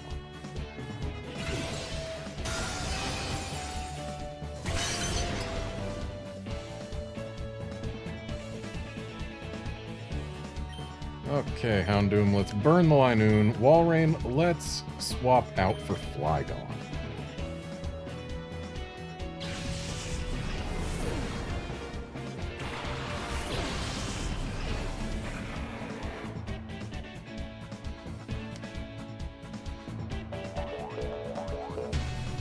Well, that Linoon has sealed its own fate.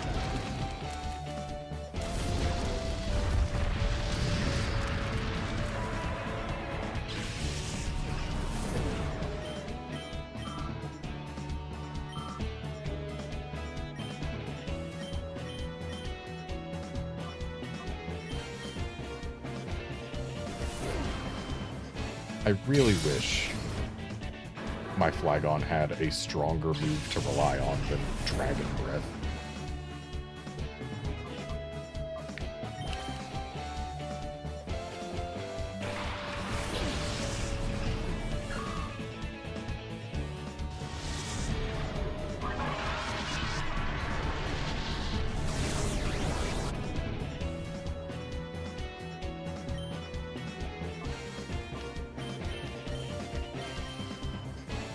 Using Stun Spore because if we cannot get this Electabuzz paralyzed before Flygon kills it or it kills Flygon, we are in a terrible place. If I can get it paralyzed, then Walrein gets at least one turn of free action. There we go. Stun Spore worthless, but whatever.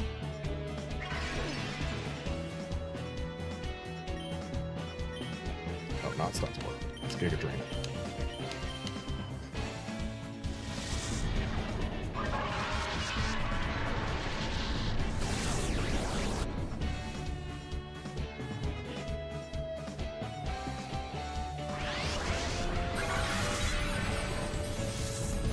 Alright, we win next round.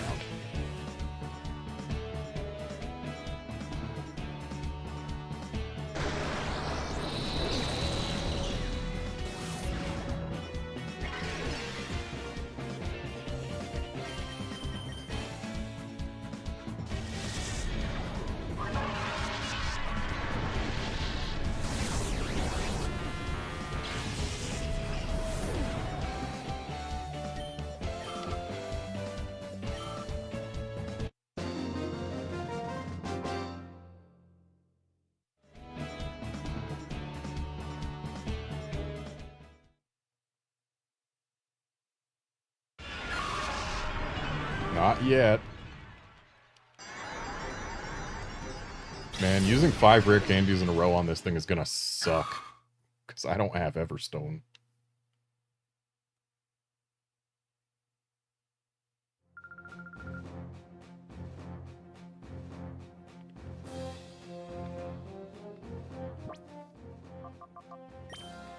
Okay, this guy had something. I don't remember what. Let's put Ursaring up front.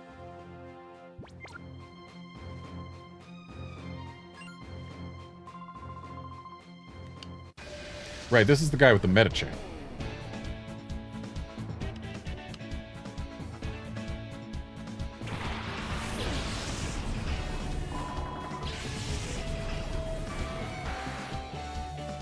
So Ursaring is likely to have a bad time here.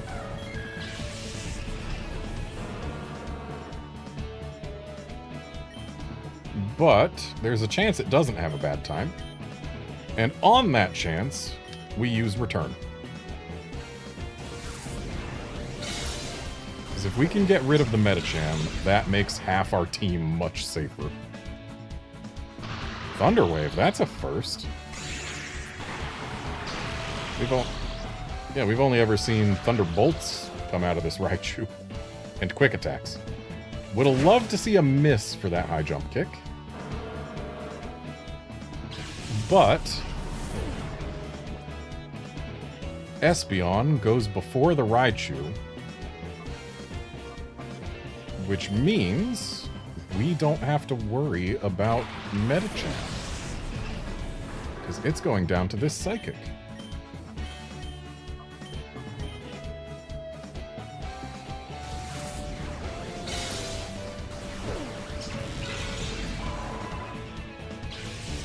I don't remember what else he has besides Jump Bluff.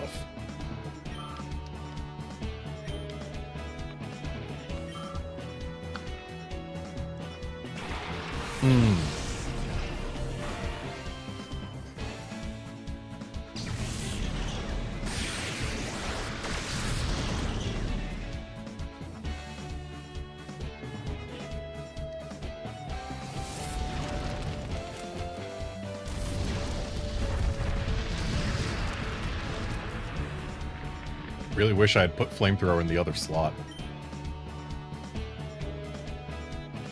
So, the Ninjask is going to one-shot Espeon with Silver Wind. But, while we're here,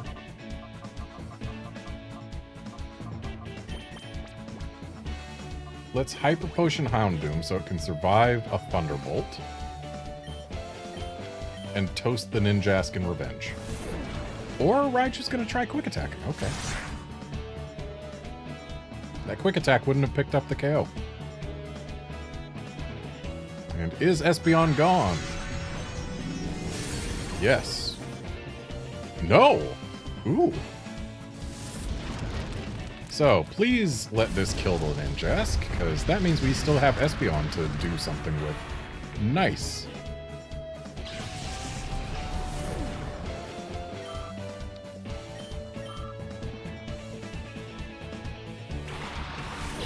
Oh, but Raichu's gonna Quick Attack the Espeon and kill it. But on the off chance it doesn't. Oh. Jumpluff is faster than Espeon.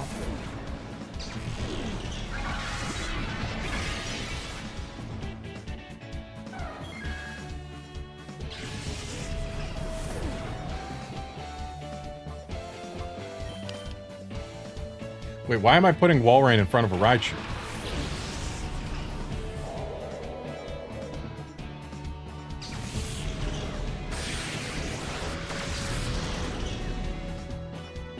Come on, no para. Good.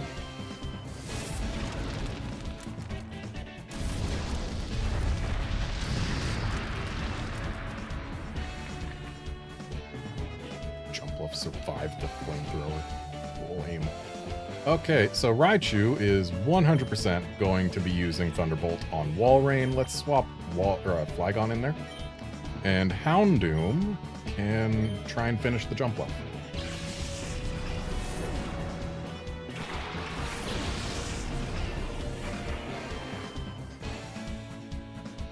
I'm guessing that's on the Walrein slot? No, it's on the Houndoom. Weird.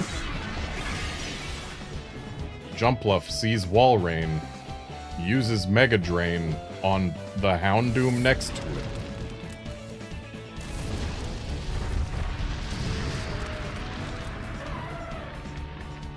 Okay, Jumpluff gone.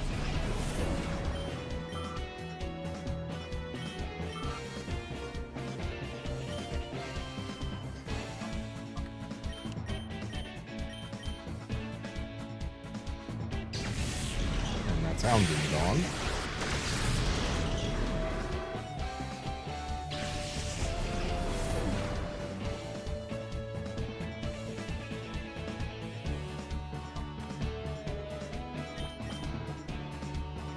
Call me a simple man, Outlander, but I just don't believe Jumpluff should be faster than Espeon.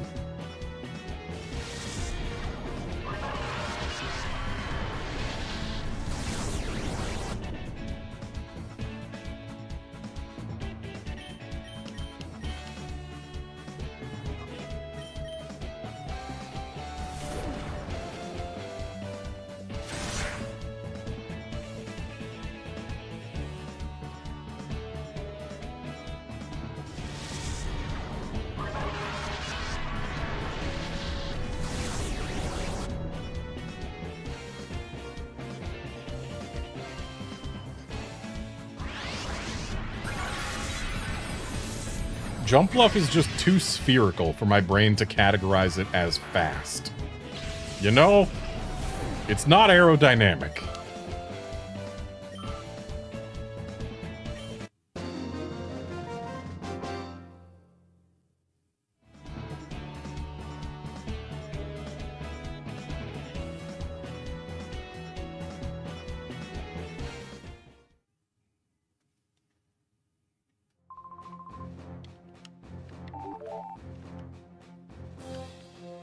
Okay, so now we've got the Electrode team again.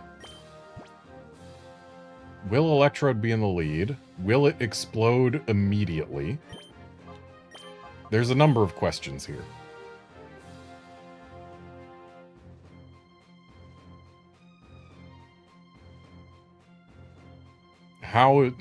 What is my win condition for this battle this time? I need it to not be rely on RNG while I use a billion items. Because I need those billion items for Greevil. I need to get rid of the Electrode. That much I know. Electrode has to go before it goes boom. That's my best chance, is getting rid of Electrode before it explodes. I can't prevent it exploding. It has to choose not to explode round 1. If it does explode round 1, who am I most willing to sacrifice? I want Espeon for the Crobat. I want...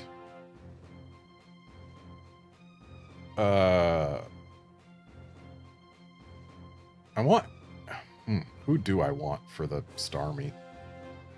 I don't really have any great answers to Starmie. It's faster than everything here. I want Starmie to just miss every Hydro Pump, I guess. From what we've seen, the Starmie has used Psychic, it's used Hydro Pump, it's used Cosmic Power. Has it used any other moves?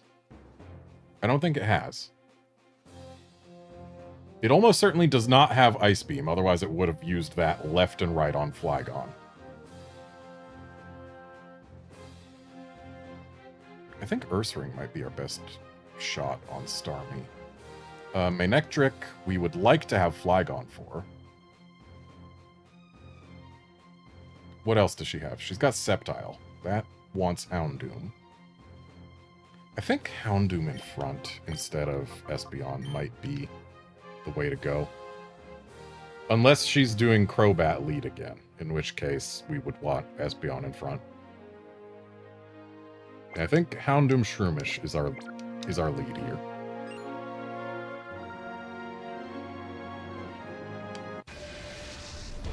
And whether we have a slightly easier time or an absolutely terrible time is going to hinge on... Okay, that's not the lead I wanted to see.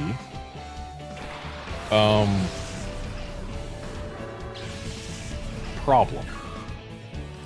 But also potential solution. So, Houndoom cannot take a Hydro Pump. But Walrein can't take a Thunder. And I'm betting there's going to be a Thunder into that slot. Flygon can take a Hydro Pump, but do I want to risk it? You know, I think that is the better risk. And then we go for a Stun Spore on Starmie.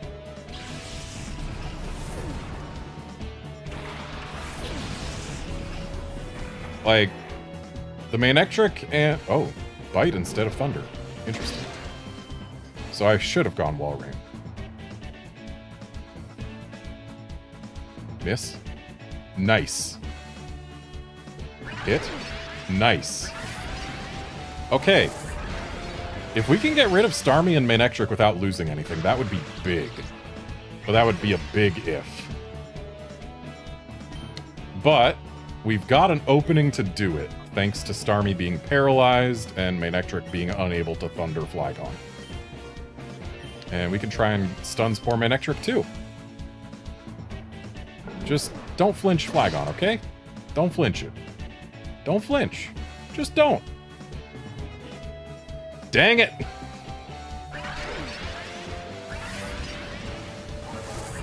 Now watch as Starmie gets off a Hydro Pump, killing Flygon. Miss. Miss. Nice! Okay. So now we're in a much better position than we could have been. I think we still use Shroomish's turn to heal Flygon, though. As much as I would love to pile on with Giga Drain on Starmie, keeping Flygon alive is probably for the better.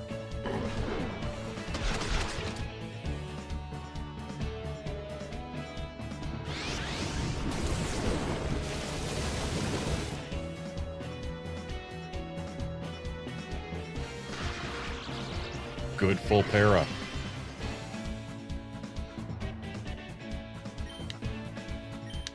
So now I think we do double into Starmie.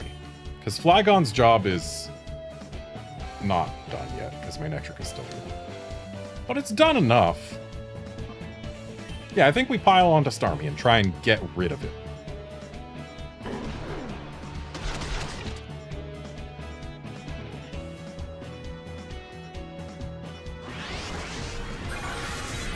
Good, Starmie's gone.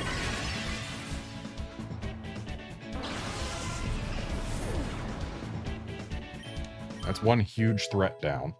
Shroomish is now of a level where I can cram rare candies into it.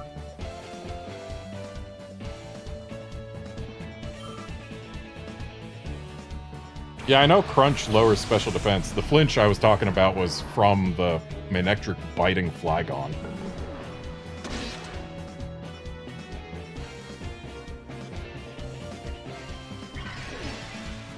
Alright, so we've got Sceptile out now.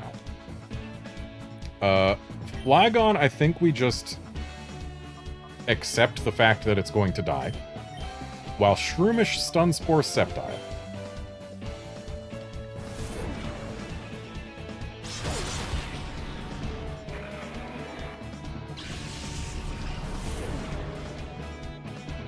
Honestly, her sending out Electrode last is the absolute ideal for us here.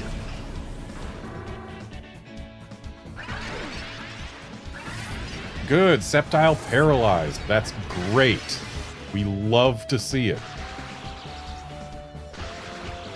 Ooh, and a full para on Manectric. Excellent. Okay, let's burn this Sceptile. Shroomish. I did not mean to call. I meant to choose Pokemon. This D-pad's terrible. But also, it's my own fault, probably. But, whatever. There's a chance that it won't end poorly for us. Yeah, Shroomish at least survives that. And I'm guessing we were seeing a Thunder. Okay. And it's hitting. Unfortunate. But it's on Shroomish. Okay. I guess it's not that bad that we failed to call Shroomish out, because I probably would have sent something in that would have had a very, very bad time there. Let's bring out Ursaring.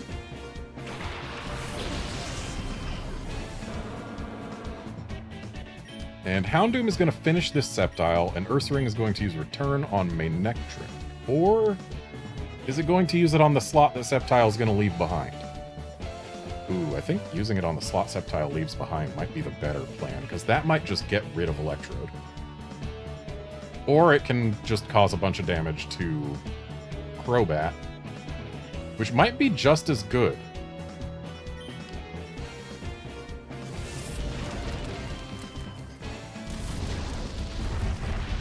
Sceptile gone.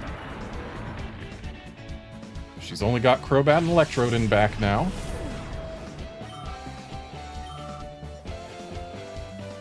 And there's Electrode. So, does this return pick up the KO? Nope. That thing is almost certainly going to go boom. Who's getting roared out?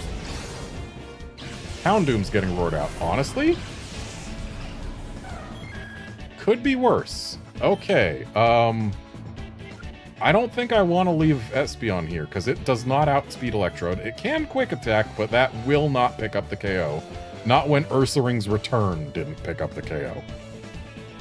I mean, at this point, yeah, Electrode's hurt a bit, but Espeon's Quick Attack isn't going to be able to finish that.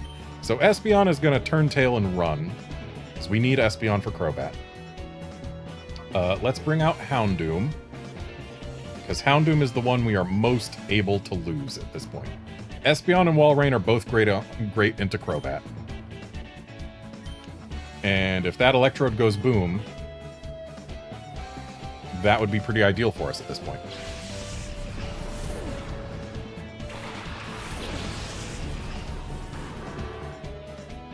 Thunderbolt. Okay, not boom. As long as Ursaring survives and doesn't get paralyzed here. Electrode's gone. No boom.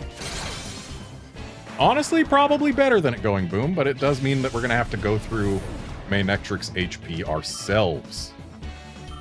But either way, this fight becomes much easier when she doesn't lead with Electrode. Nice miss on the Thunder. Always appreciate those. I think we double into Crobat.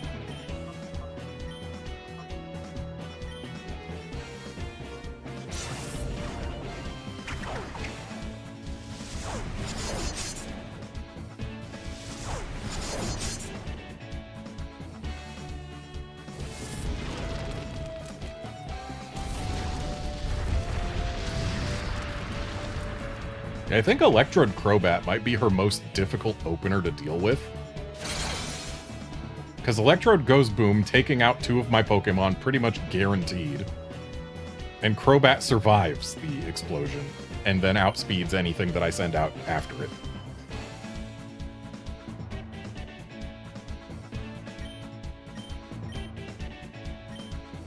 Going for Manectric now. Crobat.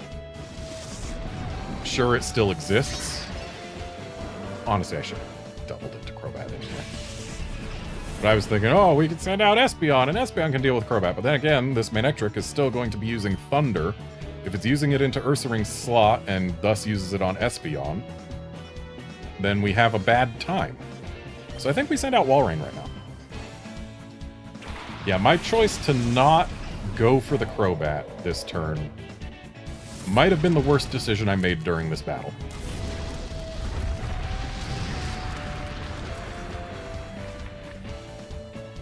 When you can get yourself a lead, you get yourself a lead. That's what you do. Okay, I went for Houndoom.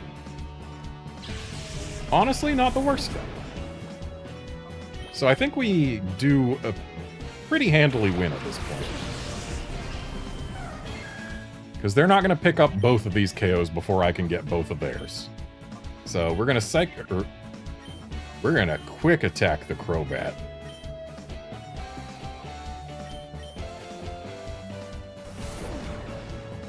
Outspeed this.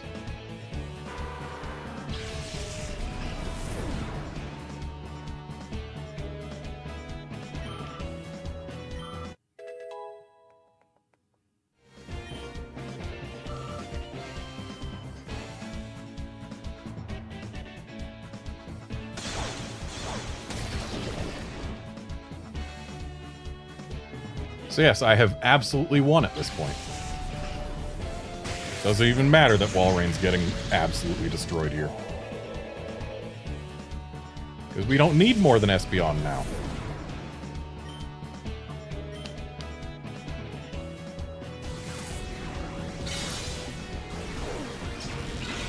Still not an easy fight by any means, but having Electrode not be in front was huge.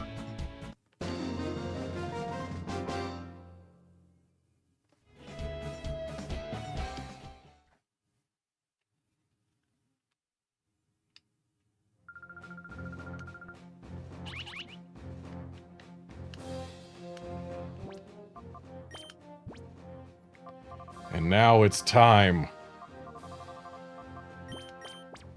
to press B 4 times.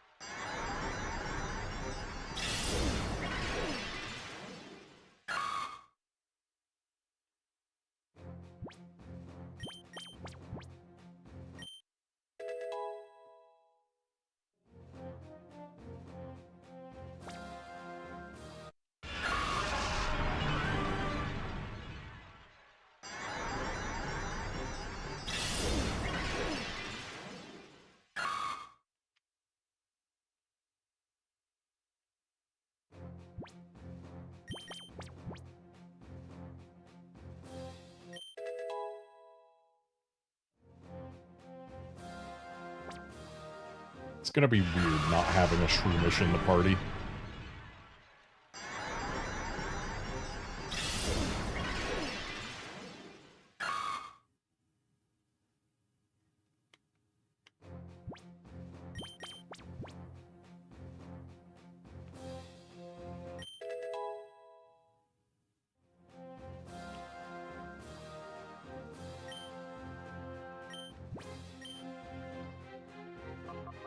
Goodbye, Stun Spore. Welcome, Spore.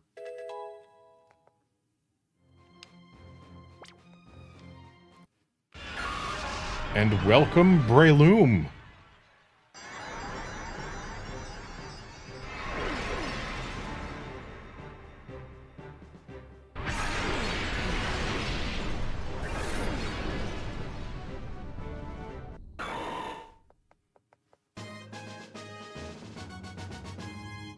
I like how its cry is just a pitch-shifted version of Shroomishes.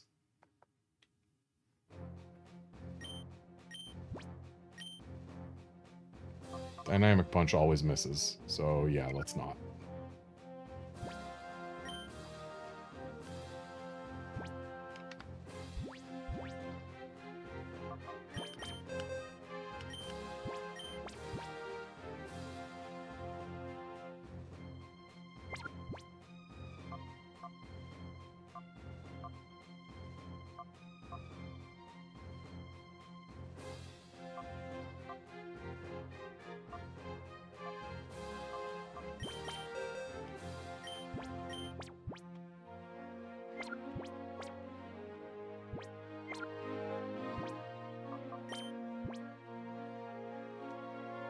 Okay, so let's take that XP share off him. Or off her, rather.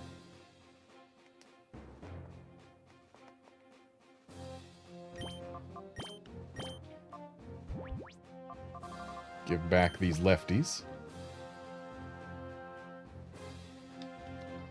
And do I want to make any more team changes? We're up against that Gorebis. So if we put Ursaring in front, I think we'll be in a pretty good spot. Because Ursaring can do some real damage to Ampharos.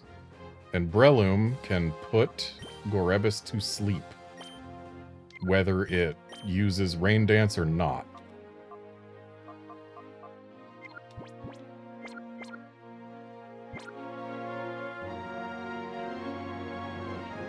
Oh, but wait, first we gotta deal with Flower Man.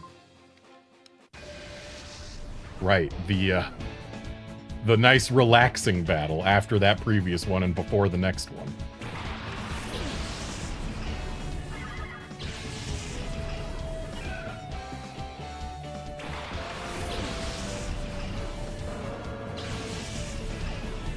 Sure would be nice if I had Sky Uppercut on this Breloom, but oh well.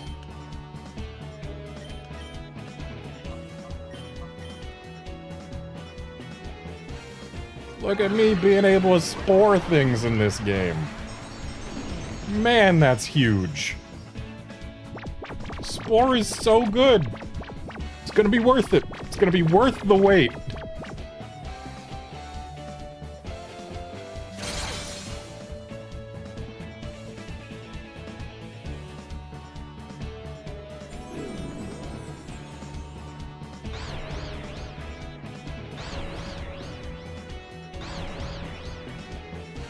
Wow, confused someone who was too asleep to even watch the Teeter Dance.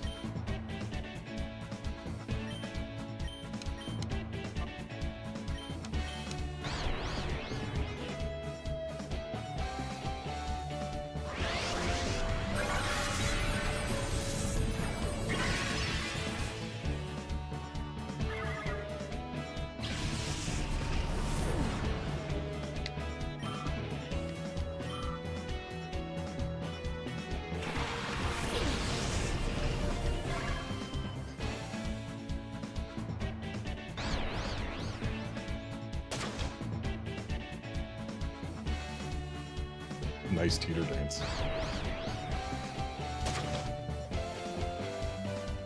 Outlander, if I can get a Brick Break TM, it probably comes from one of the Colosseums. Though, honestly, I would love to have Brick Break. Because Light Screen right now shuts down most of my team.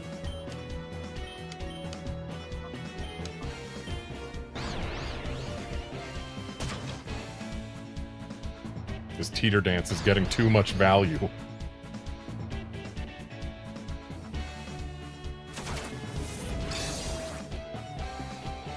Round 1 of Pyrite Coliseum. I need to get over there, like, immediately.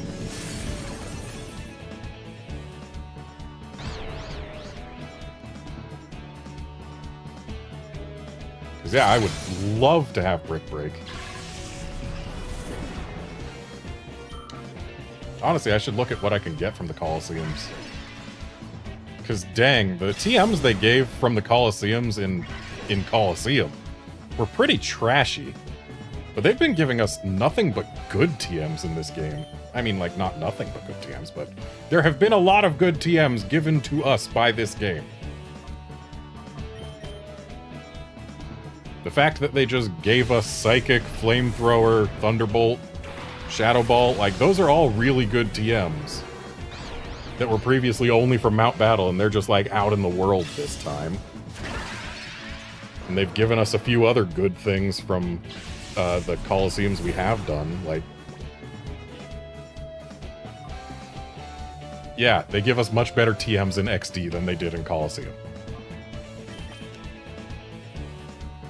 I should have sent out Espeon. I was thinking, oh yeah, Walrein, ice is good against grass. If it can go first.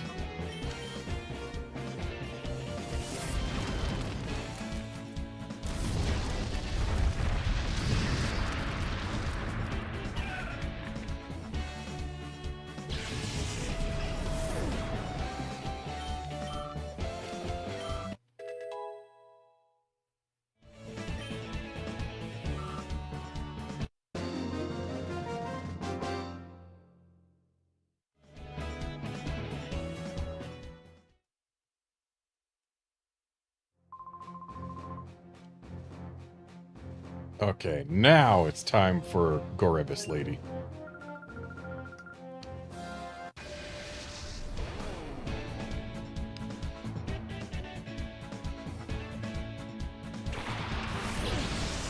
Okay, we got Golduck instead of Ampharos this time. That is... I'm not sure that's better.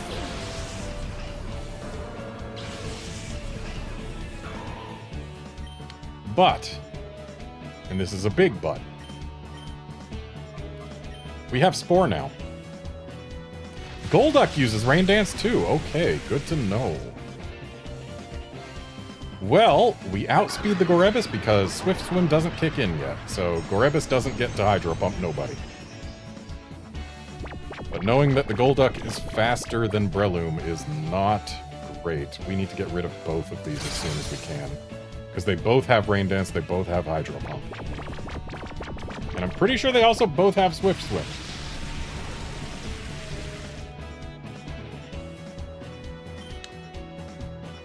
We know for a fact the Golduck does not have Cloud 9. So, another return will get rid of the Gorebis. Breloom is going to Spore that Golduck. She didn't even sleep for... Well, I'm sorry, he didn't even sleep for more than a turn. That's going to be Ursaring gone. That sucks. That sucks real bad. Also, the Gorebis went before the Golduck, so I guess Golduck does not have Swift Swim. Good to know. Let's put Walrein in, because at least it won't get one-shot by a Hydro Pump.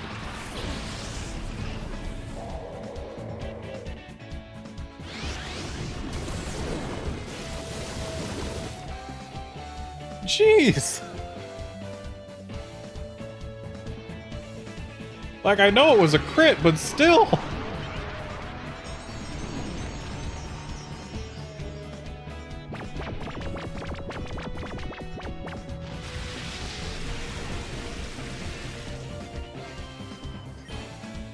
Okay, so Walrein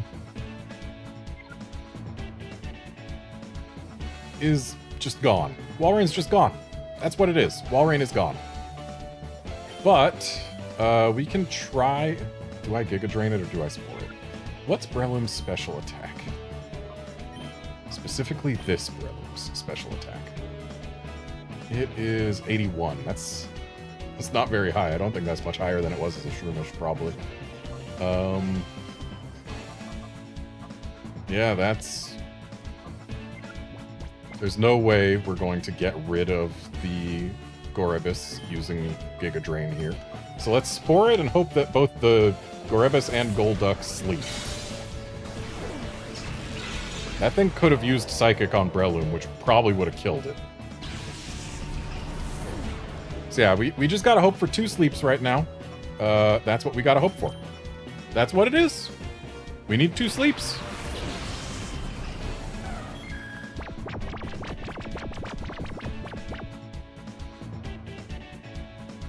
So, Golduck at least stayed asleep. That's good. But I think this was the guaranteed sleep turn. Yeah, just give us more sleep. Stay in bed.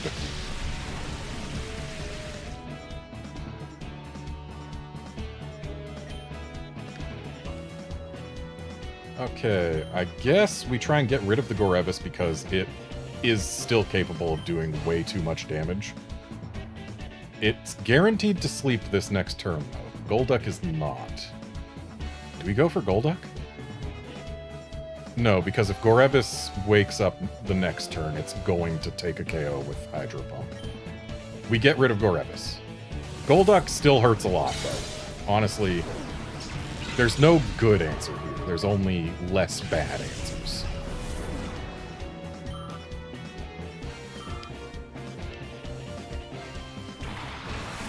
And now Magneton's going to be throwing thunders everywhere, isn't it?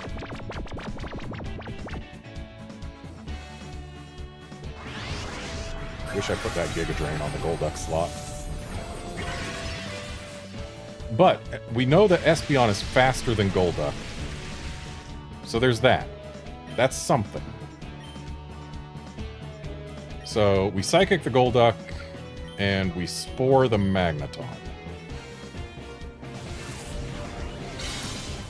This won't get rid of the Golduck, but it will hurt it. Show us a special defense drop. Nope, and it wakes up. Not good. And no miss on the Hydro Pump either. Nice survival there. The fact that Espeon survived that is fantastic. And we outspeed Magneton, so we can keep it asleep for now, at least. That's our one guaranteed sleep turn right there. But the rain is done. But Golduck's gonna bring it right back unless we get, like, a crit with Espeon here.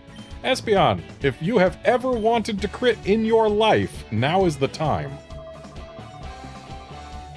I am out of Hyper Potions. Let's use a Max Potion. Because I need to keep Espeon alive. Espeon is our answer to Golduck.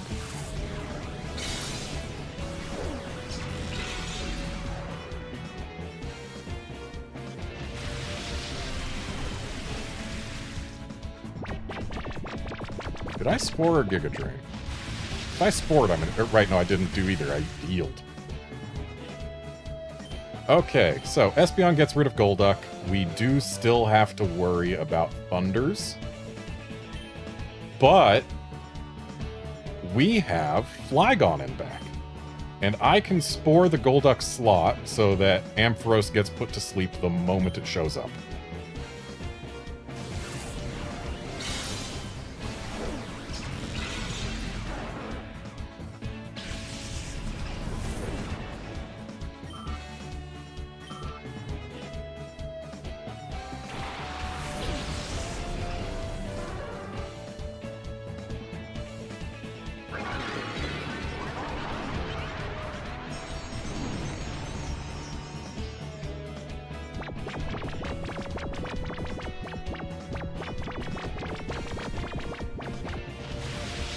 Nice extra turn of sleep out of the Magneton. Love to see it.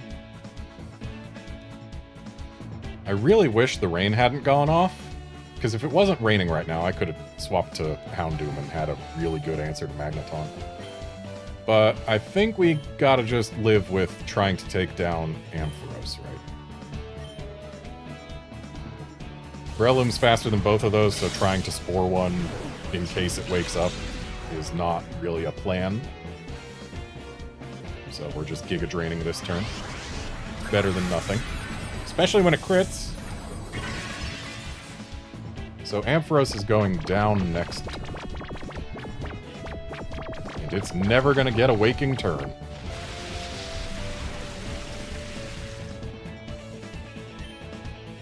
And yeah, it would be great if Breloom had Mach Punch, but I don't think Mach Punch was a thing in Gen 3. So yeah, Breloom is going down. Or not Breloom. Ampharos is going down. And now we've just got Magneton left. And we've got both Flygon and Houndoom, I think. Do we still have Houndoom? I think we still have Houndoom. Though the rain doesn't help. And yes, Spore good. It was worth keeping a Shroomish for that long. And there's the Thunder, surprising nobody. Umbrelloon, interesting.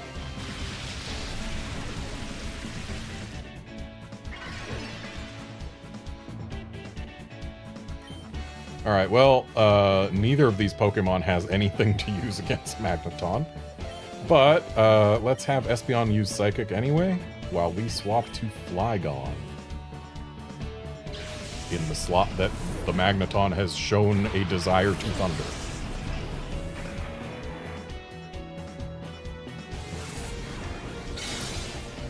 Oh.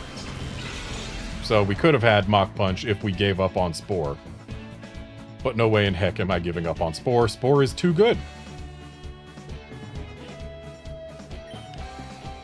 Speaking of which, I should have Spored Magneton instead of swapping out for Flygon in that slot. Oh well.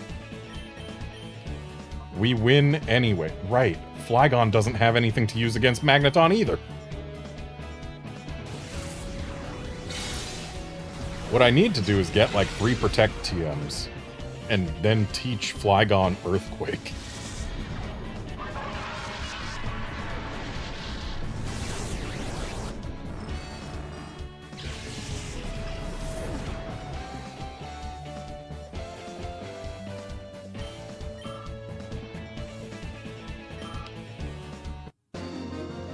Yeah, no, Outlander, Spore is 100% worth it every time.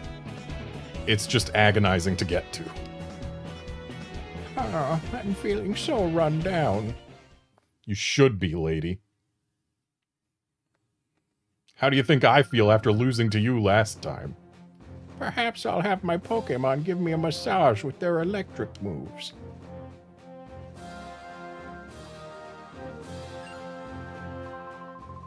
For 80 years, I've dedicated myself solely to grass Pokemon. Let me see what you can do. Solely to grass Pokemon. Hello, Okor.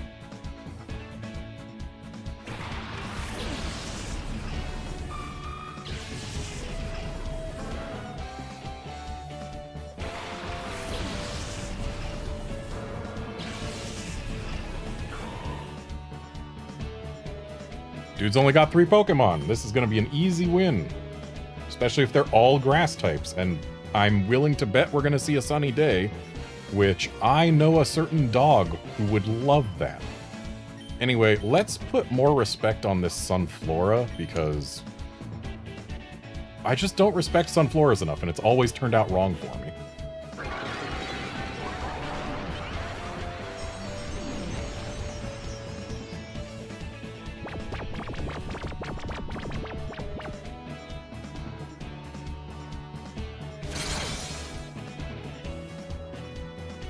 So we're faster than both of these Pokemon. There's the sunny day. So if any of our Pokemon gets knocked out, we swap over to Houndoom, which is faster than both of these, and can just burn them to a crisp. But Sunflora is now down. Gloom is now not asleep because it's got Chlorophyll. Okay. Of course it stuns Port Ursaring.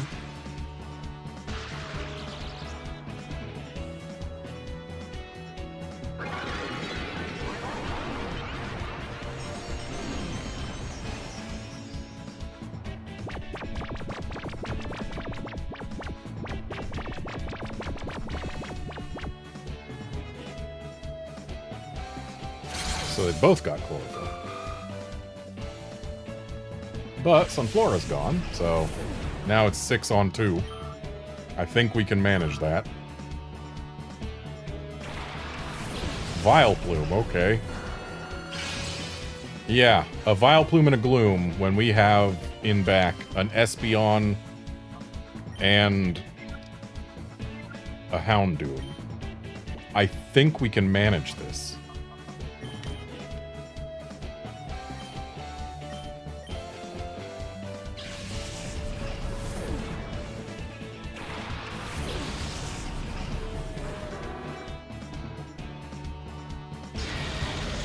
So that'll be on the Ursaring slot. Yeah.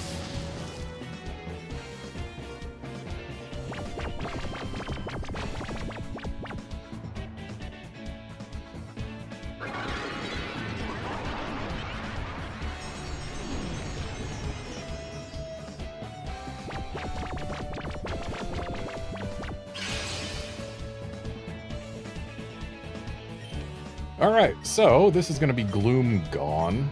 And, yeah.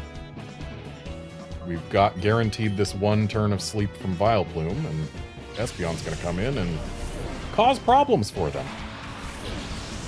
Though Gloom might get to have a turn before it dies. Depends on whether it wakes up here. Oh, even with Chlorophyll, Houndoom is faster. Good to know.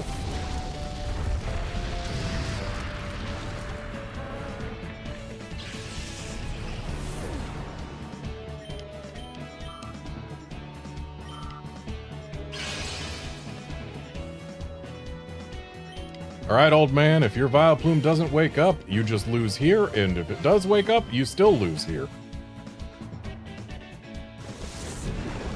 It's just a matter of whether you take anything with you. And you don't even do that.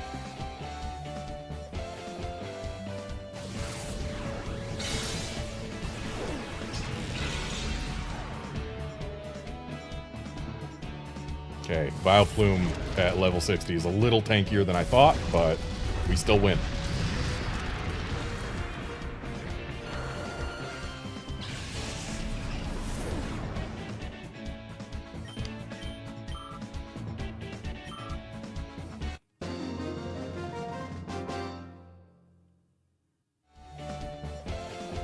Like a delicate flower, my talent blew away.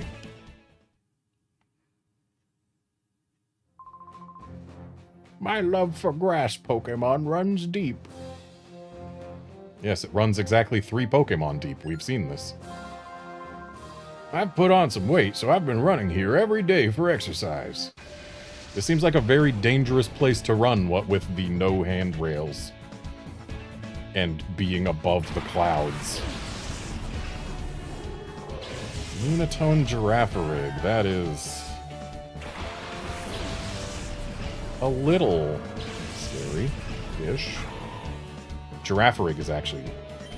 Ooh, actually, they're both threats to my poor Breloom. But, let's try and get rid of the giraffe. I know not treating Lunatone as a threat has caused me problems before, but...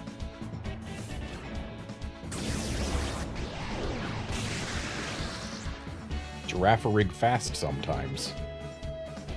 So, the giraffe is asleep. We've got that going for us. We're probably losing Breloom here, which is bad. Because that means we can't spore anyone else.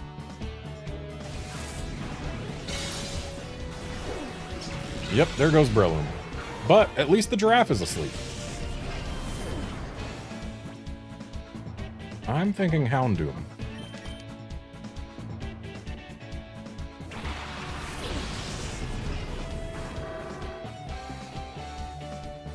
Let's see what this does to the Girafarig. Okay, Girafarig is no longer a threat. It's going down. So, goodbye Girafarig. Let's bite this Lunatone. Maybe we'll get a flinch. That would be lovely.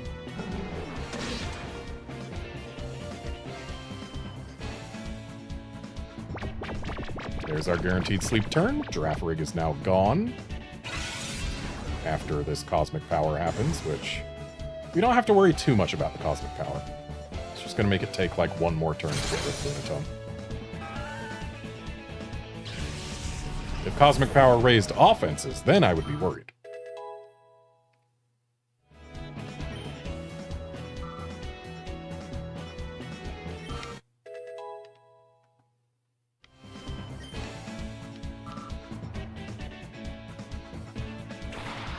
Earlier. Okay, I think I have to put some respect on that. Let's double into it.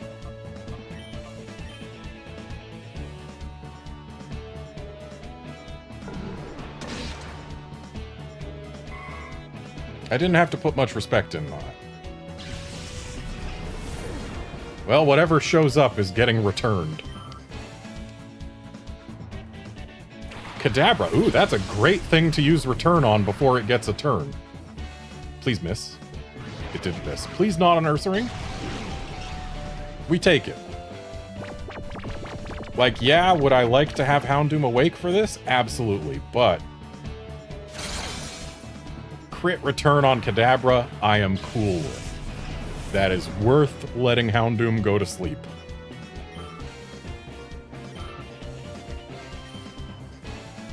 Alright, so now let's just work on this Lunatone.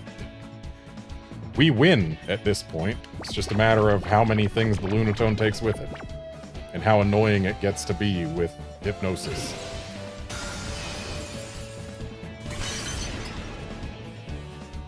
You're using Ice Beam on a sleeping Houndoom. What are you hoping to accomplish?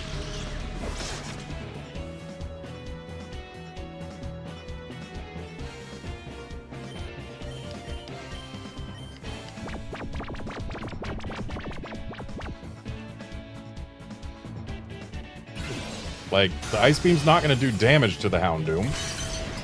And you're not going to freeze it because it's asleep. What are you hoping to accomplish?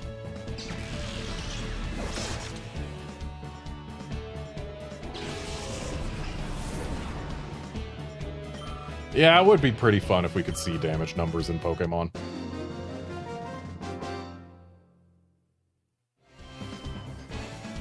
Yeah, I'll drown my sorrows with some comfort food. Alright, we're moving on to the last battle of Area 7. I wonder if there's a Pokemon out there that can reduce a trainer's weight. Drifloon? Of course, that didn't exist yet.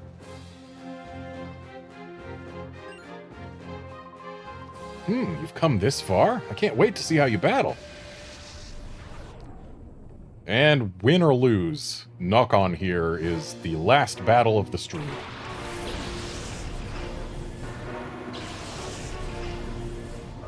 Okay, that Typhlosion. I don't like seeing that in front of Breloom. Do I have a good switch? Oh no, we gave Gardevoir Guts. I think we're just going to use Return on the Gardevoir, though.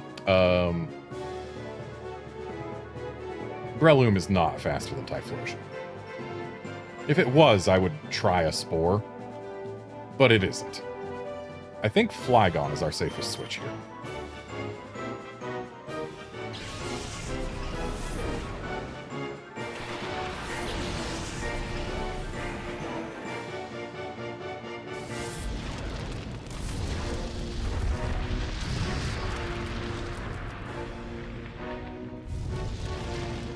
And of course he got the burn, but thankfully Flygon's not using any physical attacks. Ouch.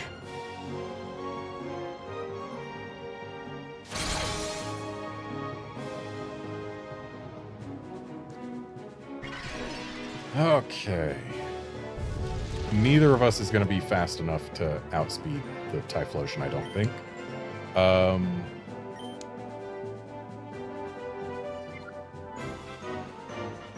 I think Ursaring's just gone. And we crunch the Gardevoir and try and get rid of her.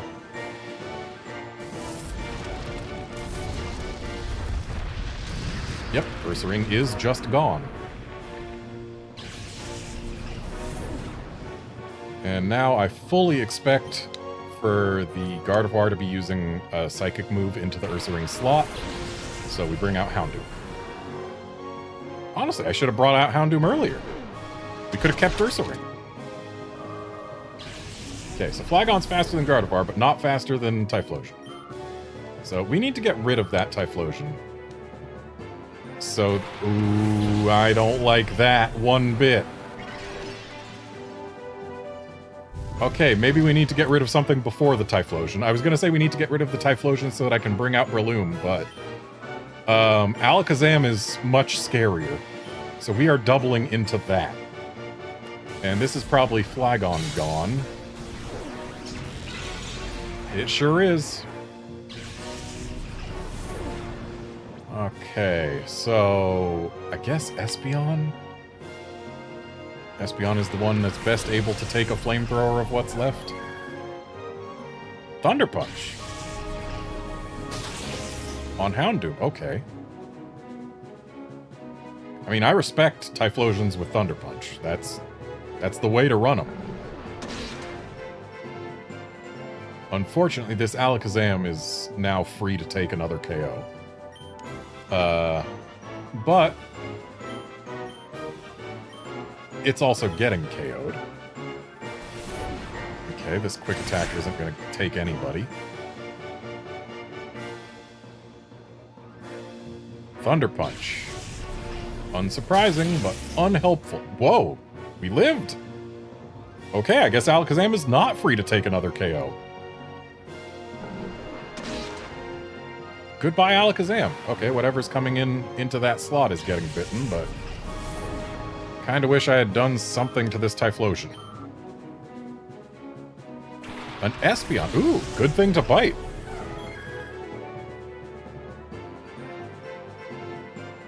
Show me that stab bite. That was way less than I was hoping for. Okay, I think our answer right now is... wait. We need to take a look at some stats. Because they matter. Special attack on Houndoom, 122, 138 on Espeon. So a Houndoom bite will do more than an Espeon bite, thanks to stab. And thanks to the stats being relatively close. So Houndoom is going to bite the Espeon, and Espeon is going to heal the Houndoom. Because we have been given this opportunity, and I am not going to throw it away. Typhlosion flamethrowing the Espeon instead of trying to pick up the KO with a quick attack on Houndoom. And there's a bite, probably on Espeon. On Houndoom for some reason. Okay. Well, I guess that's a reason.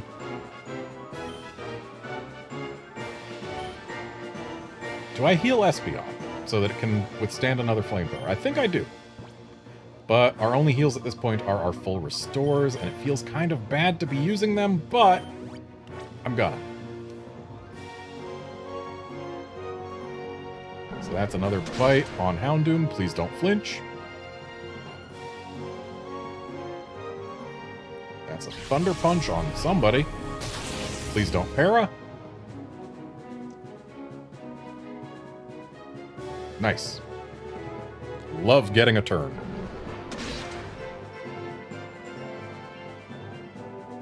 Now, at this point, could a quick attack KO that Espeon?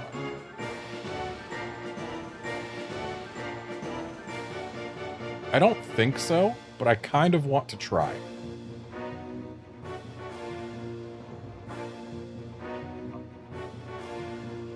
These are both special attackers, so Charm won't do anything for us. Unless whatever comes in after Espeon is a physical attacker, which I can't guarantee. Do I heal Houndoom again? I think I do. But I use Houndoom's turn to do it.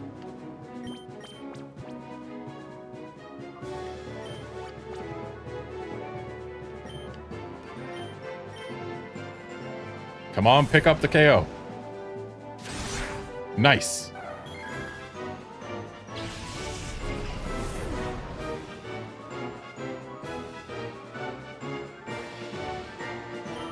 Alright, so we've only got Typhlosion using a move this time. It's probably gonna... Oh, he's got a Houndoom. Okay.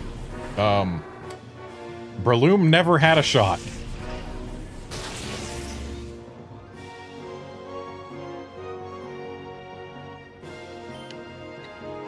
This dude's entire team has been Fire and Psychic types.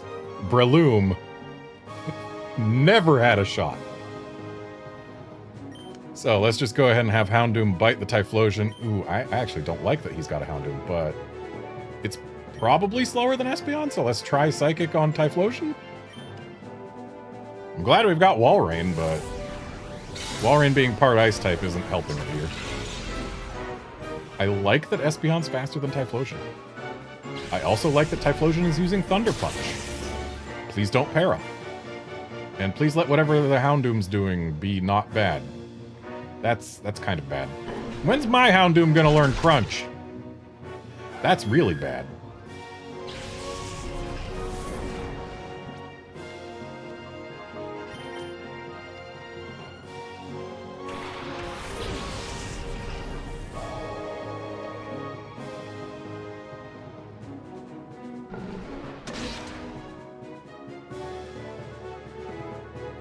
Okay, so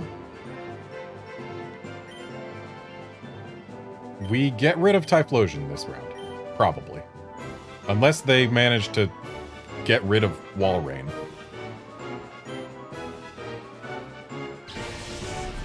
Right, they've got Thunder Punch. Okay, it stings, but it doesn't KO. Why on earth would you do that? That had to be a misclick on the CPU's part, right? Oh, nice crit. Like, seriously, in what world do you click Flamethrower against a Houndoom?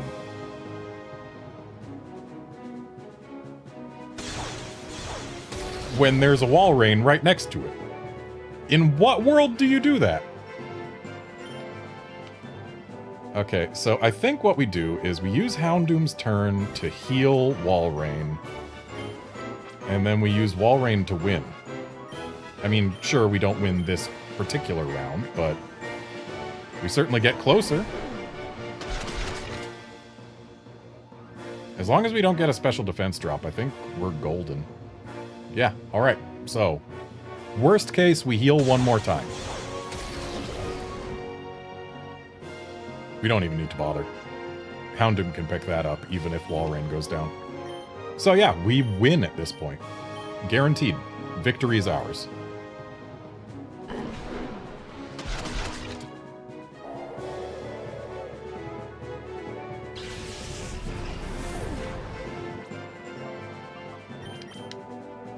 And Breloom does have a shot.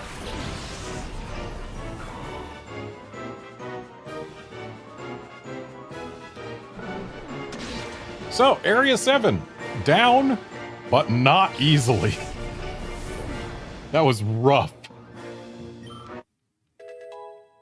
Though, interestingly, the final battle was not the hardest one. And I didn't even get to bring Breloom to it, pretty much. Final battle definitely had some scary bits, but it was not the hardest. The hardest, I would say, is Electrode Lady. But only if she leads with Electrode. Ugh, beaten thoroughly.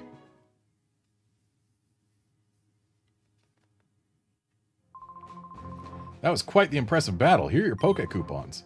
With your talent, I'm sure you'll keep winning. Stay focused.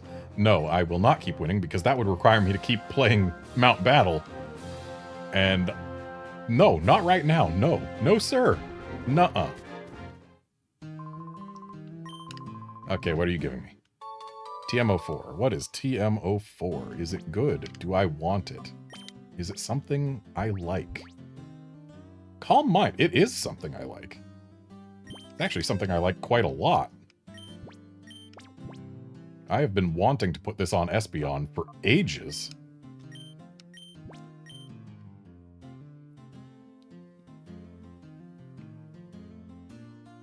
Sand Attack was instrumental in helping me catch Shadow Luigi, but I think we get rid of Sand Attack for Calm Mind now.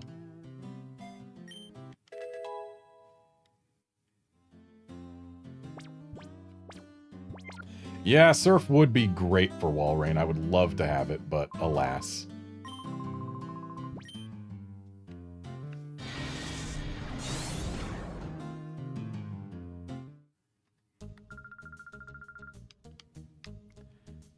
Okay, let's go quickly look and see whether or not... I doubt the Pokemon that was eating at the Pokespot is still going to be there.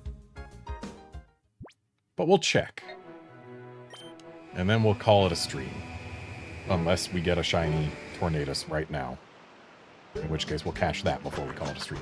It's a Zubat! Oh boy. Who cares? Not me.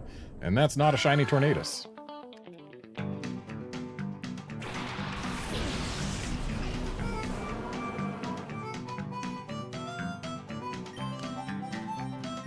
let's just get rid of this here Zubat.